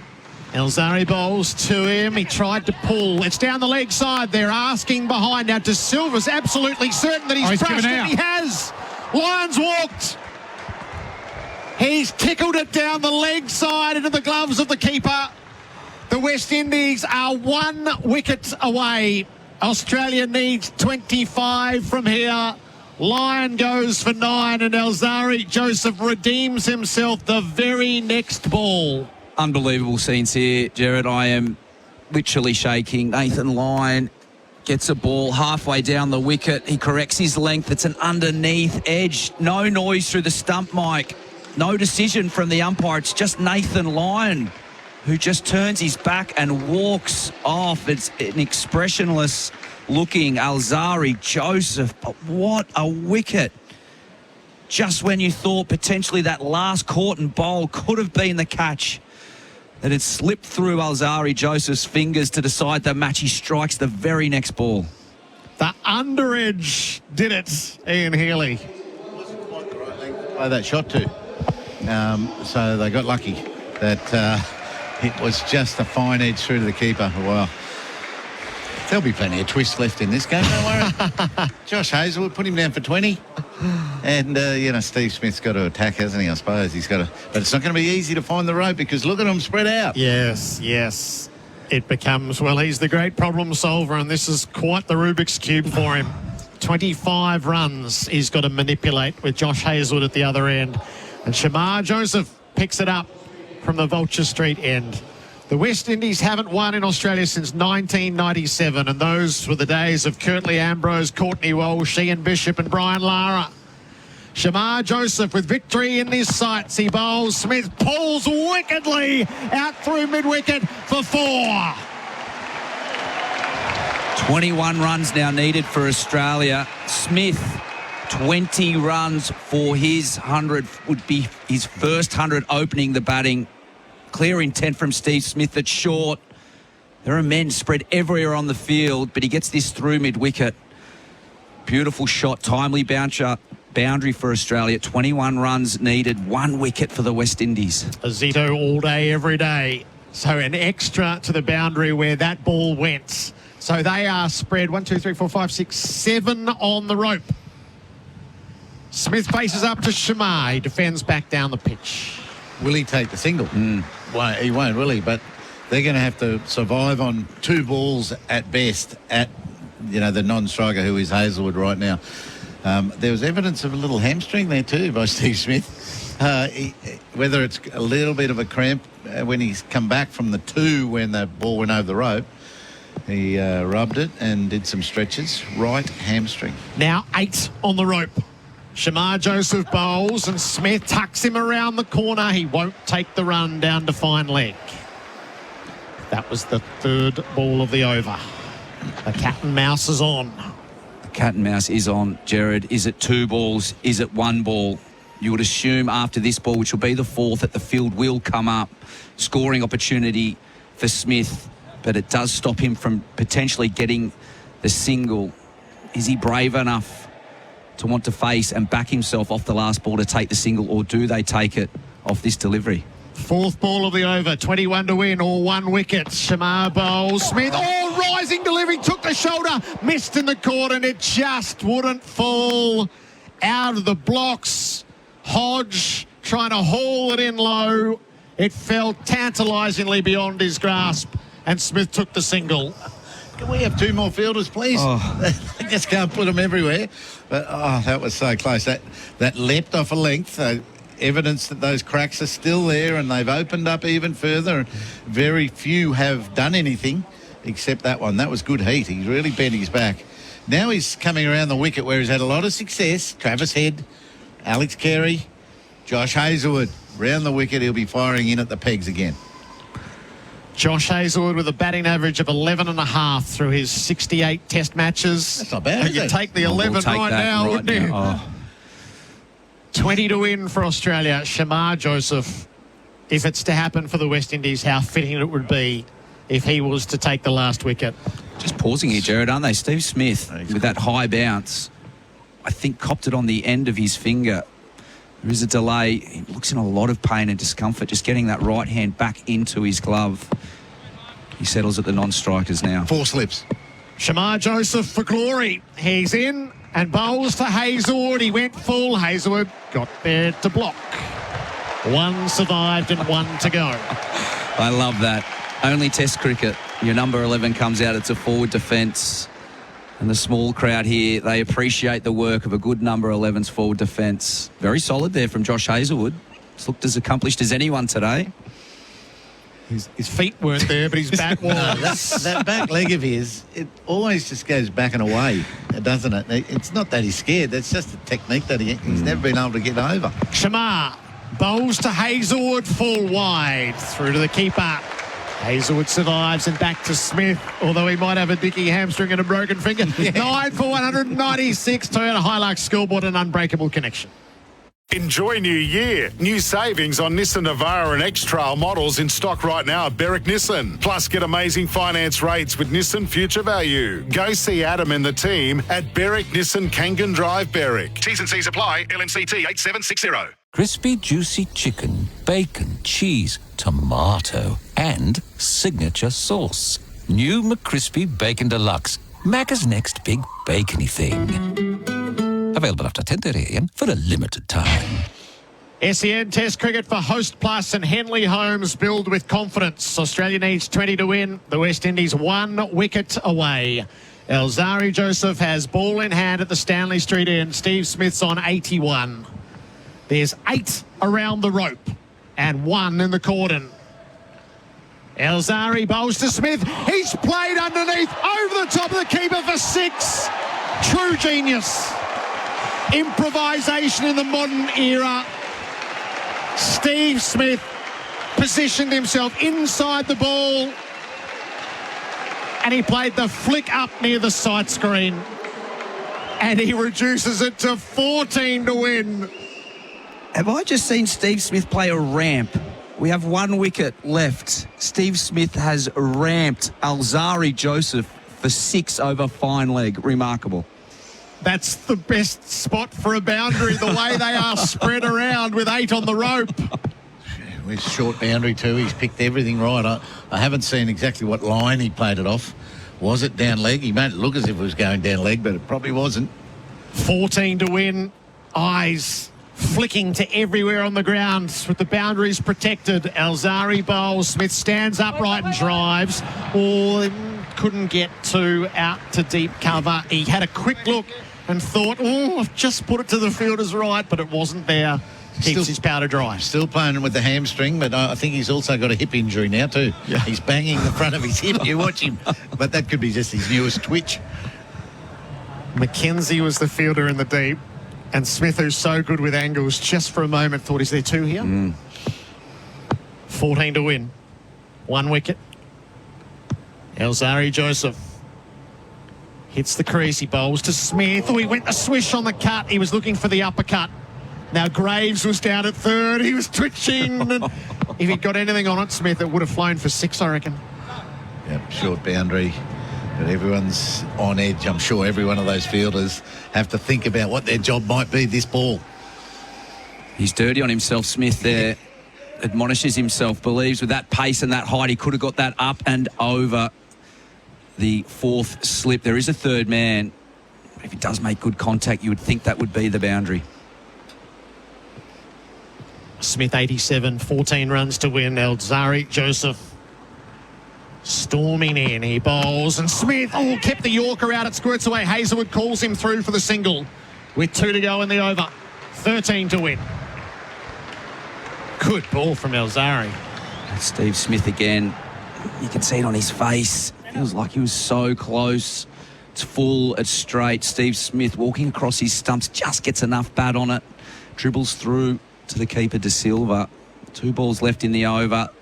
Batting pair meet in the middle. I mean, what are you saying there, Heels? What are you saying to big Josh Hazlewood? Good luck, mate. Good luck. Good luck. You're good at these. Yeah. Not as quick as he looks, Josh. Just get him behind him, mate. Maybe they're saying, geez, they've got a lot of slips. 3 slips, a 4 slip, which is a gully and backward point, short legs in. Doesn't have a ramp, does he, Heels? I don't know.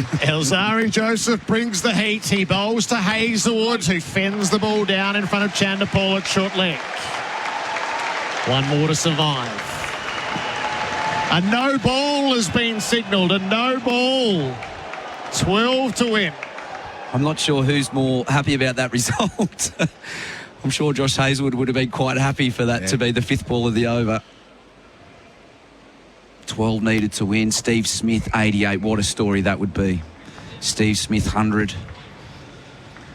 Brings Australia home, carries his bat through the innings.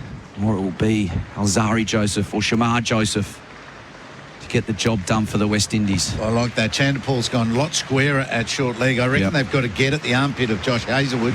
Right at the body. Alzari bowls. Hazelwood clips it out of the... No, it was full past the stumps. He played onto the popping crease was what you heard, and it passes untouched to De Silva. There's nothing in between here. Heels is there. It's Yorker. It's bumper. It's the best way. The West Indies believe they're going to get a wicket here against Josh Hazelwood.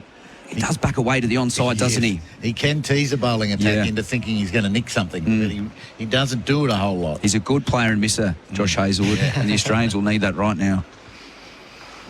Alzari Joseph's got one more go at him in this over. 12 to win for Australia, 1 wicket required for the West Indies. Alzari bowls, bouncer over the top of Hazelwood. Feels like a waste. 9 for 204, the Macca's scoreboard cricket. I'm loving it. Here's another top tyre tip from Tyre Power.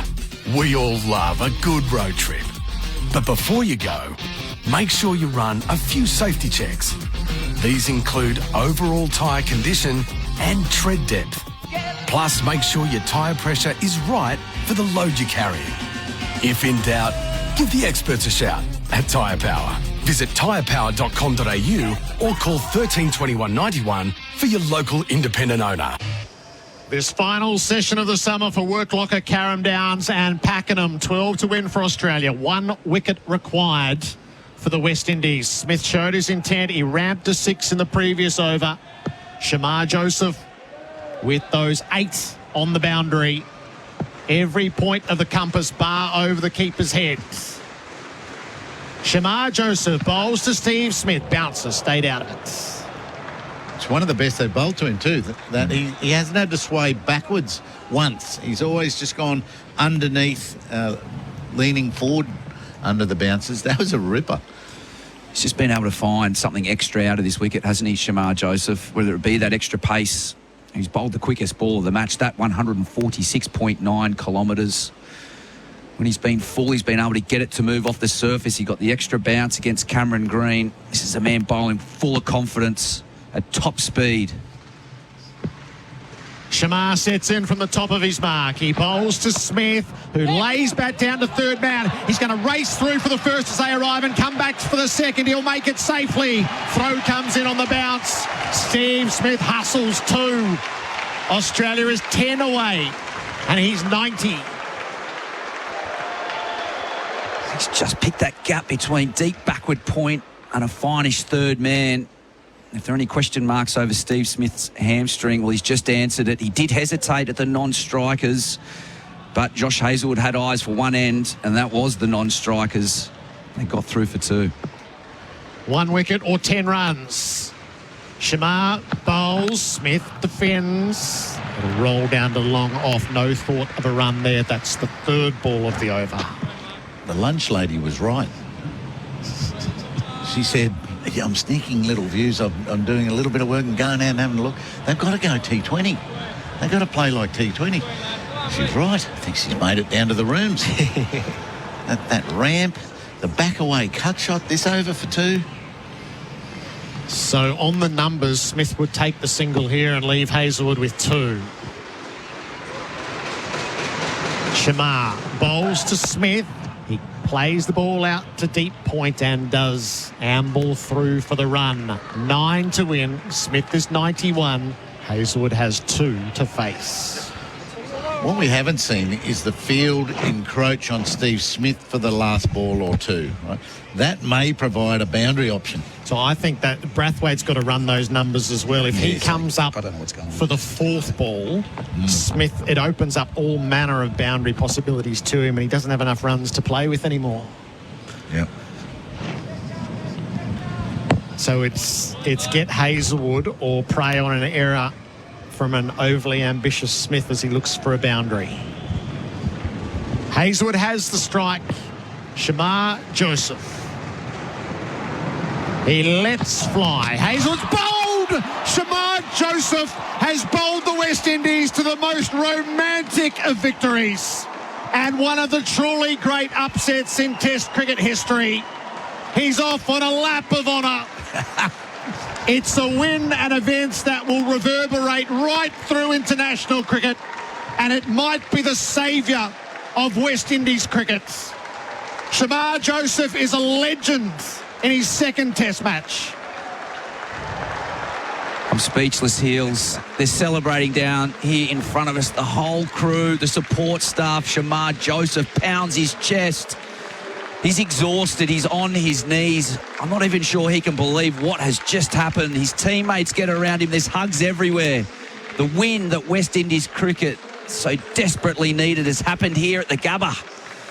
Who's got him on the park? He's the player of the match. He's done a lot when he got on the park, but gee whiz, what a recovery from the disaster of last night, having been hammered on the toe, off to hospital for scans, and 7 wickets today. I've never seen a whole team get to the boundary edge so fast. No. They had to chase him. They had to catch him up, and so brilliant. The West Indies win by 8 runs. Despised outsiders like you would rarely see. Shamar Joseph has taken 7 wickets. 7 for 68. In a performance that will never be forgotten on these shores. And hopefully it will reinfuse the love of this form of the game as he has transported things back to the 80s. Those iconic fast bowling figures of the West Indies. Well, Shamar Joseph, across 2 Test matches, has thrust his name up with them. Hazelwood bowled for a duck, the last wicket to fall. Australia all out for 207. Steve Smith carries his bat, 91 not outs. And while defeat on these shores is usually painful for Australia, I think there'll be such a wave of sentiment around this and what we have just seen. As Shamar Joseph stands with the ball raised to the crowd at the Gabba, it is a standing ovation. He kisses the West Indies cap. World headlines are his. Where's the steel band? That's what we need. Just a steel drum in the crowd. Watch these boys jive along. Brilliant stuff. The joy and absolute delight of that coaching staff, plus the bench, was straight out there. But the team met them just over the rope. It's incredible. The Australians, they've been part of a very good match and a very memorable match. They won't be happy though, and they possibly should have seen this coming. If you're not going to play as better than that, you'll get hurt in world cricket. Well, in a way, that was the tail of their summer, was wriggling out of tight spots against lesser experienced teams, and every now and then in sport there's no escape. And there was no escape at the Gabba for Australia. But really on the deeds of one man, as Australia was cruising to victory at 2 for 113, kissed the ball, and a big bow from Shamar Joseph, who's come out of hospital to bowl his nation to victory, taking 7 wickets. The delight is just so raw and infectious. Just a beautiful moment in Test cricket, in Test cricketing history. Shamar Joseph, an infectious smile, as you say. Gerard, a moment he will never forget. Cricket fans will never forget this moment. Steve Smith walks off despondent, trying to orchestrate his team. The problem solver, trying to work out the best way to dissect it. 9 runs. Will he be back in the sheds questioning, taking that single? The field would have been brought up for balls 5 and 6. Will he be thinking maybe that was my best opportunity to try and get 2 boundaries? Well, in the end, it's irrelevant. Shamar Joseph, with his big smile, his 147k deliveries, has got the job done on what is a memorable moment here at the Gabba. He clean bowled 4 Australian batters. He's the only bloke who hit the stumps for the whole Test match. What about the perfection of that last ball? Yep. Top of off. We all know that Josh does shuffle back a touch, so leaves that off open. Bang! Down it went. That's incredible. He stood. Josh Hazelwood stood there, you know, while Shamar Joseph was off the field, just looking down at the wicket, almost in disbelief. You know, if you didn't see the off stump out of the ground, you would have thought it was a textbook forward defence. Yes. Just down the wrong line. That's going to hurt the Australians. Going through the pain with my toe. It's not at the best, so, you know, I must shout out cheers to my teammates and the supporters out here. What about your toe this morning? Were you always going to bowl this morning? No, I wasn't even coming at the ground this morning, to be fair, but I must give a shout out to Dr. Byam. Yeah, he's an amazing doctor to me. He told me that's coming to the ground for a reason, even if it's just to support the guys, you know, but I come and he did something to my toe. I don't know what he did, but something worked. So I just had that, you know, time to go out there and bowl and bring this game home for my team. You had 2 wickets at the start of play. You needed 8 wickets. What was the talk in the dressing room? It was just positive, that's all. Just go out there and do it. Taking wickets after wickets. It was just all positivity. You would believe if you were watching that you'd played 100 test matches the way you bowled. What about your strategy and how you bowled here? What were you thinking about all the time? I was sticking to the basic, just on top of something that worked a lot for me throughout this test. Even the first test, that worked a lot. I was off track with a bit of it off. I did get drive from a boundary. I wasn't worried by it because I was just trying to find my area, and that was important for me. So I just found the area and went to do it for best and for my team. Can you understand how big this test match is? I really do. I feel like we win the series. Even though it's 1-1, I feel like we win the entire series with this test, and it's really amazing for my teammates. Must give another shout out to them. They're really encouraging, and you know, I'm glad that I make them proud and bring the test match to 1-1. In the last year, you've come so far to this very moment at the Gabba pink ball test match. You've never done it before. You must be just feeling so overwhelmed. Yeah, it's just tears could have come to my eyes just now, but I already cried on my 5-wicket toss. I want to come in again. It's just happiness. That's the most I could bring out here right now. I'm just happy that, you know, we win this test. After when last we beat Australia, I can't even remember. But, you know, today is a big day for us, and I just want us to enjoy it and celebrate and be happy. Nearly 30 years since you guys have won in Australia. The adrenaline must be pumping because you're not even looking tired. Jesus Christ. Yeah, it's tough, but I'm not that tired because I want to do this for my team. I told my skipper that I will bowl to the end until the last wicket fall. It doesn't matter how my toes are, I'm okay. You know, I did it for him, and I'm happy that he's proud of me now. Been an inspiration. Congratulations. Well done. Shamar Joseph Smithy, unbelievable. He was 2 years old when the West Indies last beat Australia on these shores.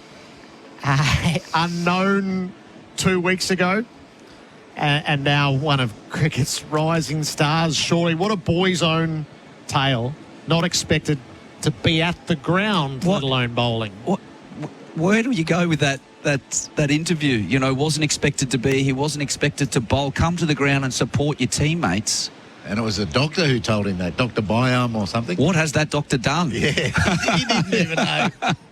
That was so good. Yeah, amazing. Let's just bring Bharat Sundaresan into our conversation. He's downstairs with Adam White. Bharat is a devoted West Indies follower. What a moment in Test cricket history, Bharat. I rarely show any emotion while covering cricket, Gerard, but you didn't see me. I was jumping up and down in the print box. I spent my whole lifetime supporting this team, and there's been so much heartbreak.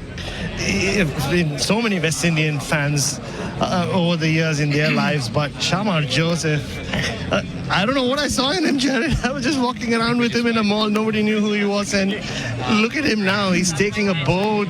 He did that at the Adelaide Oval, and I'm stood not too far away from him. He can't believe this. He's still thinking of his 2 kids. You've seen his celebration. That's to do with his 2-year-old son back home, who is still waiting for that little bat, by the way. I don't think it matters to him that West Indies have won or lost. He wants that little bat that his dad bought for him in Adelaide. One of, I think, sport's greatest stories has just played out in front of our eyes here at the Gabba.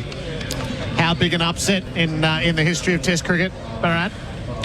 Well, we were here 3 years ago, weren't we, Gerard, when that Indian team with who we thought, had no chance of ending Australia's reign at the Gabba could do it. They did this. They did what they did. I even wrote a book about it. I might have to write 3 books about this win, to be honest. I mean, who gave them a chance, right? When the squad was announced, we were like, oh, God, this is the death of West Indian Test cricket. They have 7 uncapped players, and of the other of 8 as well, only 3 or 4 had played one test match each.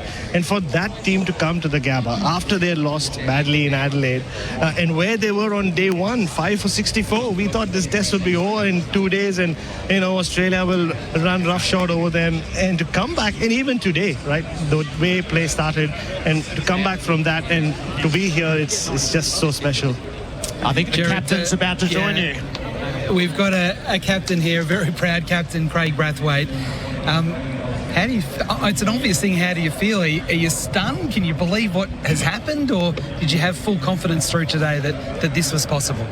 Full confidence from the beginning of the test match. I believe in this group. You've played Test cricket for a long time for the West Indies. How big is this? How significant is this for the West Indian cricket? It's the biggest. You know, I've played Australia, you know, a number of test matches. We never beat them. So this is amazing. You know, we had some amazing series before, you know, against England, Bangladesh, but this is remarkable. It's an example for us to take forward. What is it about this young group, the magic that you've got in this group to be able to take it up to the World Test Champions? It's hard. Just hard. Simple. Craig, Shamar Joseph, the world didn't know anything about him 2 weeks ago. He's a cult hero. He's a superstar all around the world. What were those conversations like in between overs every time you walked up to him and he said, okay, give me the ball, I'll bowl? Yeah, he just said, look, I'm not putting it down until it's finished. That's all he told me. And for him to get the last wicket was fitting. Yeah, he's a superstar. And at what point today, as captain, did you realize, you know what, I could use him? And because the way he walked off yesterday, it looked like that was him done for the test. To be honest, he was going to start. But, you know, his shirt, he left his shirt at the hotel. So I had to wait, you know, a half hour. But when he came, I wasn't surprised. I can't believe it was the shirt and not the toe. But then this is the way he kept running in, Craig. He was limping on the boundary, but every over he bowled, he seemed to get quicker and quicker. And then Smith and Green looked pretty sorted at that moment. And then he just turned everything around. Yeah, I mean, obviously he's a remarkable bowler. Outstanding line and length. He obviously has some pace as well. So, yeah, I mean, I'm not surprised by his success. Congratulations, Craig. This is a great moment. Yeah, thanks a lot. Craig Brathwaite, yeah. Sorry, Gerard, I was just going to ask Bharat, because he knows Craig Brathwaite quite well. I'm not sure whether he realises the enormity of what's taken place. I know what he's just told us, but he's so calm. But even before this test series, you couldn't help but believe him that he thought this group could compete with the Australians. I'm not sure whether he thought he could beat them, but it's almost like he thought this was going to happen. Yeah, and I just noticed Pat Cummins just telling Craig Brathwaite to join them in the dressing room for a few beers at the end of this, and you can see Pat Cummins embracing Shamar Joseph now. I mean, what a story he is, right? He wanted to get Steve Smith out, his idol. He did that first ball test cricket last week, and here he is hugging Pat Cummins and about to collect a medal. But Craig is Craig. He doesn't give much away. And what you saw and what you heard right now is the most emotion you'll ever get out of him. He loves to wear that little badge that he's made of his late grandparents. He wears it right under his heart. That is his life. They're the ones who raised him. They're the ones who brought him to this level. And they'll be watching down very proud. And we've said a lot about Shamar Joseph, but Craig Brathwaite, I think he might not have scored runs with the bat, but he's captained this side remarkably well. He talks about that heart. It's quite special to be down here watching this all. It's all about heart. It's all about heart and fight, and we've seen a lot of it. And yeah, we'll celebrate this as Test cricket fans for a long, long time to come. It's difficult to understate just how profound this result could prove to be as the years go on, but what it is beautiful to observe in the moment. And the two teams intermingled as they came towards the presentation area. Shamar's going to be the player of the match. He's going to be the player of the series. Australia retained the Frank Worrell Trophy 1-1 as we never imagined we would need a decider, but this cries out for another meeting between these two, but it won't be with a red ball or a pink ball. It's remarkable. I mean, the comment there from the skipper, you know. Presentation for this NRMA Insurance Test Series between Australia and the West Indies. And a huge congratulations to the West Indies on their first Test win here in Australia since 1997.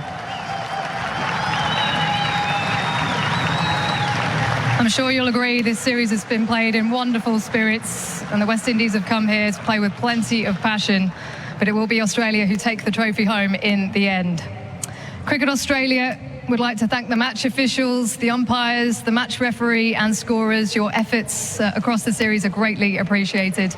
And Cricket Australia would also like to thank NRMA Insurance and all partners who are wonderful supporters of cricket here in Australia. I'd now like to welcome up the NRMA Insurance player of the match, but he is also the player of the series. For his 7 for 68 today and 13 wickets at 17 across the series, plus a 50 on debut as well, it can only be one man, Shamar Joseph. He receives the Richie Benaud medal as well. You can grab that medal. Grab that medal, Shamar. That's yours. And you can come and speak to me. Shamar, if I could ask to speak to you as well. Thank you. I know you've had a lot of interviews already, but thanks again for your time here. A brave-hearted performance from you today. Can you believe what you've done? Yeah, it's actually amazing for me. You know, I just want to turn this way to give a shout out to my teammates and the management staff for great words of encouragement. Not having a good toe to bowl with, but I just go through that phase and that pain, you know, knowing that I want to do this for my team and, you know, my country and everyone in the Caribbean. Even down to the supporters here, I must shout out a thanks to you guys to keep pushing us and keep believing in us that we could actually bring this series to 1-1. Thank you guys so much.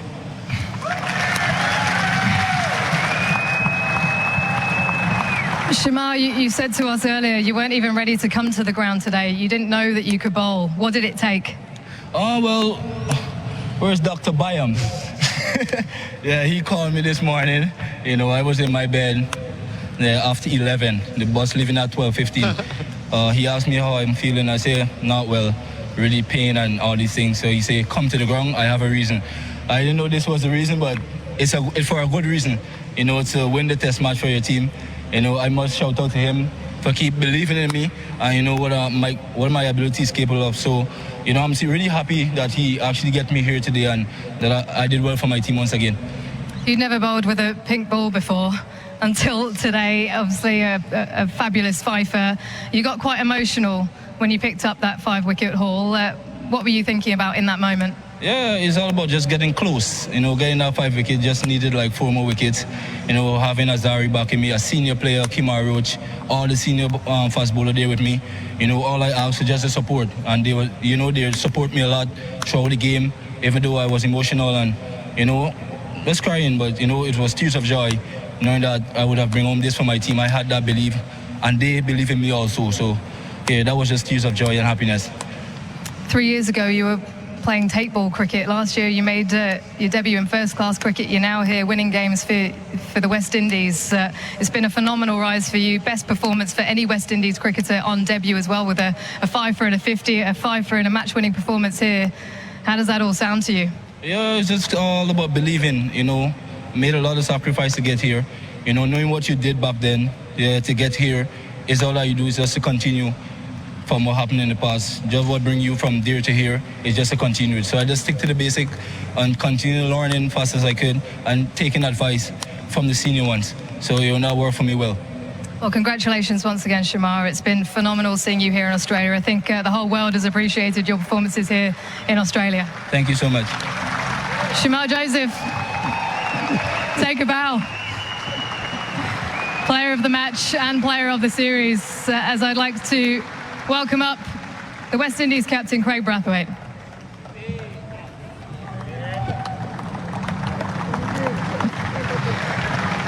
Craig, how do you like day-night test cricket here in Australia? I love it. You know, I can't complain. We won a test match in Australia, so it's amazing. What do you think this will do for West Indies cricket? It does a lot. You know, it means a lot for us. Obviously, it's been a number of years since we won a test match here. But my message to the group is that this is the beginning. I think it's amazing. We enjoy this, but I think this has to continue. We saw plenty of belief in this team, and that's exactly what you asked for at the start of this series. How proud are you as a captain? Extremely proud. I must say, we had 2 words, that inspired us in this test match. Mr. Ronnie Hogg said we're pathetic and hopeless.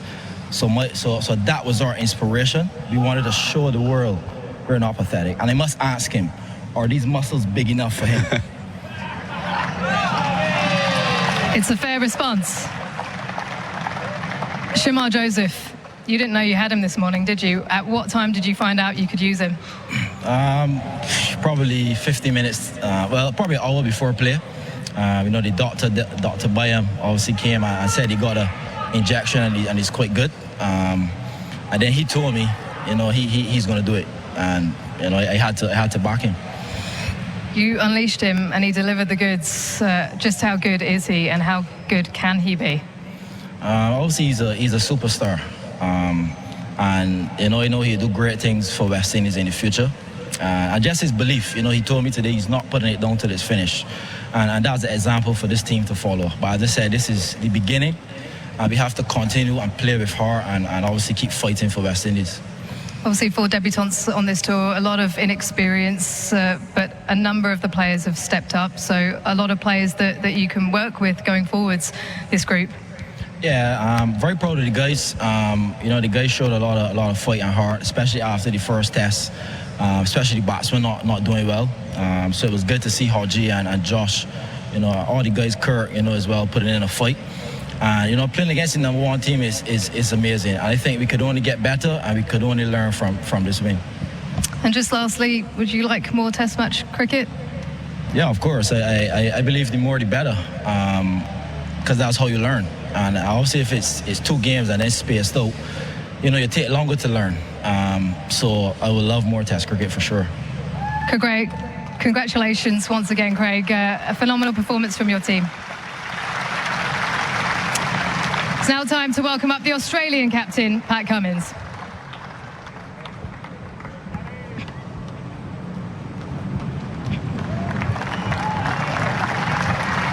Pat, what a test match. It came right down to the wire. Can you just sum up your emotions right now? It's been a perfect record this season, but this the only blip.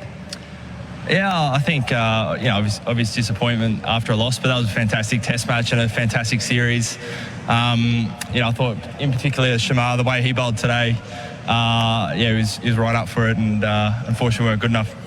What was the talk amongst the batting group today? Obviously overcast, so it was going to do a little bit still. Yeah, I think we were pretty confident coming today. I thought our efforts yesterday were really good to try and have a low total, 200 odd. Thought it was achievable. But they had different ideas. They bowled beautifully, and unfortunately just a bridge too far. Steve Smith battling to the end there. Has the way he performed in this test match just confirmed that you did make the right decision in terms of shuffling the order? I don't think we're surprised. I've seen it for 15 years from Smithy. He was fantastic. Almost dragged us over the line single-handedly at the end. So I thought he was fantastic. And the bowling group, can you just talk us through the way the bowlers have gone, not just in this series, but right throughout the summer in terms of how everyone stepped up? Oh, it's been brilliant to have the same bowling group for 5 test matches. For a home summer, it's nothing to sneeze at. That's a big effort. Yesterday was, I think, 37 degrees, 80-90% humidity. It was a big effort, but you still saw all the boys charging in and doing a great job. So it's been a huge summer for the group on the back of a huge year last year. We can hold our heads really high. At the same time, does a loss like this just keep things humble for your team in terms of what lies ahead? I think we've all played enough to know that this game humbles you pretty quickly, even when you're thinking you're on top of the world. You start from none for none at each game. I thought West Indies were fantastic. They outplayed us this week, and sometimes you always learn the lessons the hard way. Just a word on the West Indies and the excitement they brought to this series. Yeah, I mean, they're always great fun to watch, aren't they? My experience of always watching West Indies is always some exciting batters, some pretty awesome celebrations, and I think we saw that a lot this series, and a couple of new quick bowlers. I thought they played fantastically well. I thought one all was probably a pretty fair result for the series, and just fantastic test match cricket. ODIs to come, and then challenges against the New Zealand on their patch. Are you looking forward to that? Yeah, always. Good thing is there's always another game around the corner. So our test group will get about a month off before we go over. And, any away tour is going to be tough. So looking forward to that one. Okay, Pat, it's time to welcome up your team. A drawn series, but you do retain the trophy. Another one to add to the trophy cabinet for Pat Cummins and his men, the #1 test team in the world.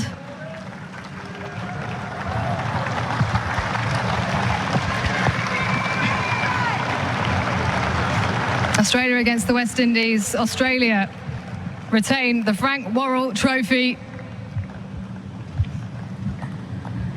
And a huge congratulations to them after that win in Adelaide. Josh Hazlewood with career best figures of 9 for, and Travis Head with a fabulous century.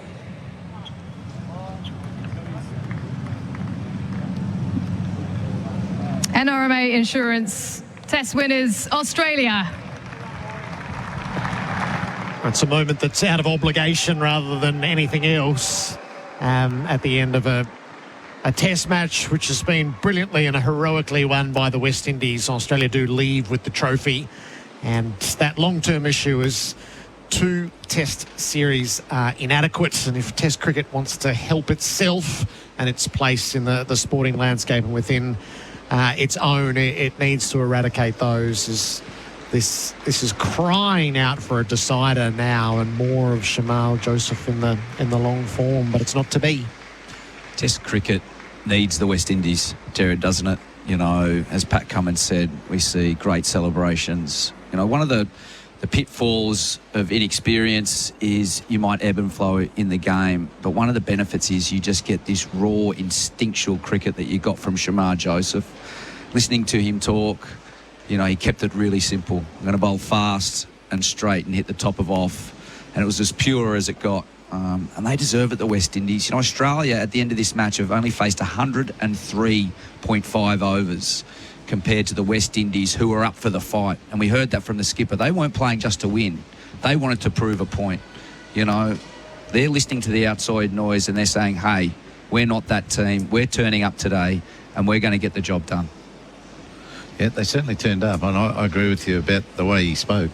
He's not raw at all. His mind is working so well in the top sphere of cricket. To know and to have the control to stick to basics, that's the go. Steve Smith is about to join Adam White and Bharat Sundaresan.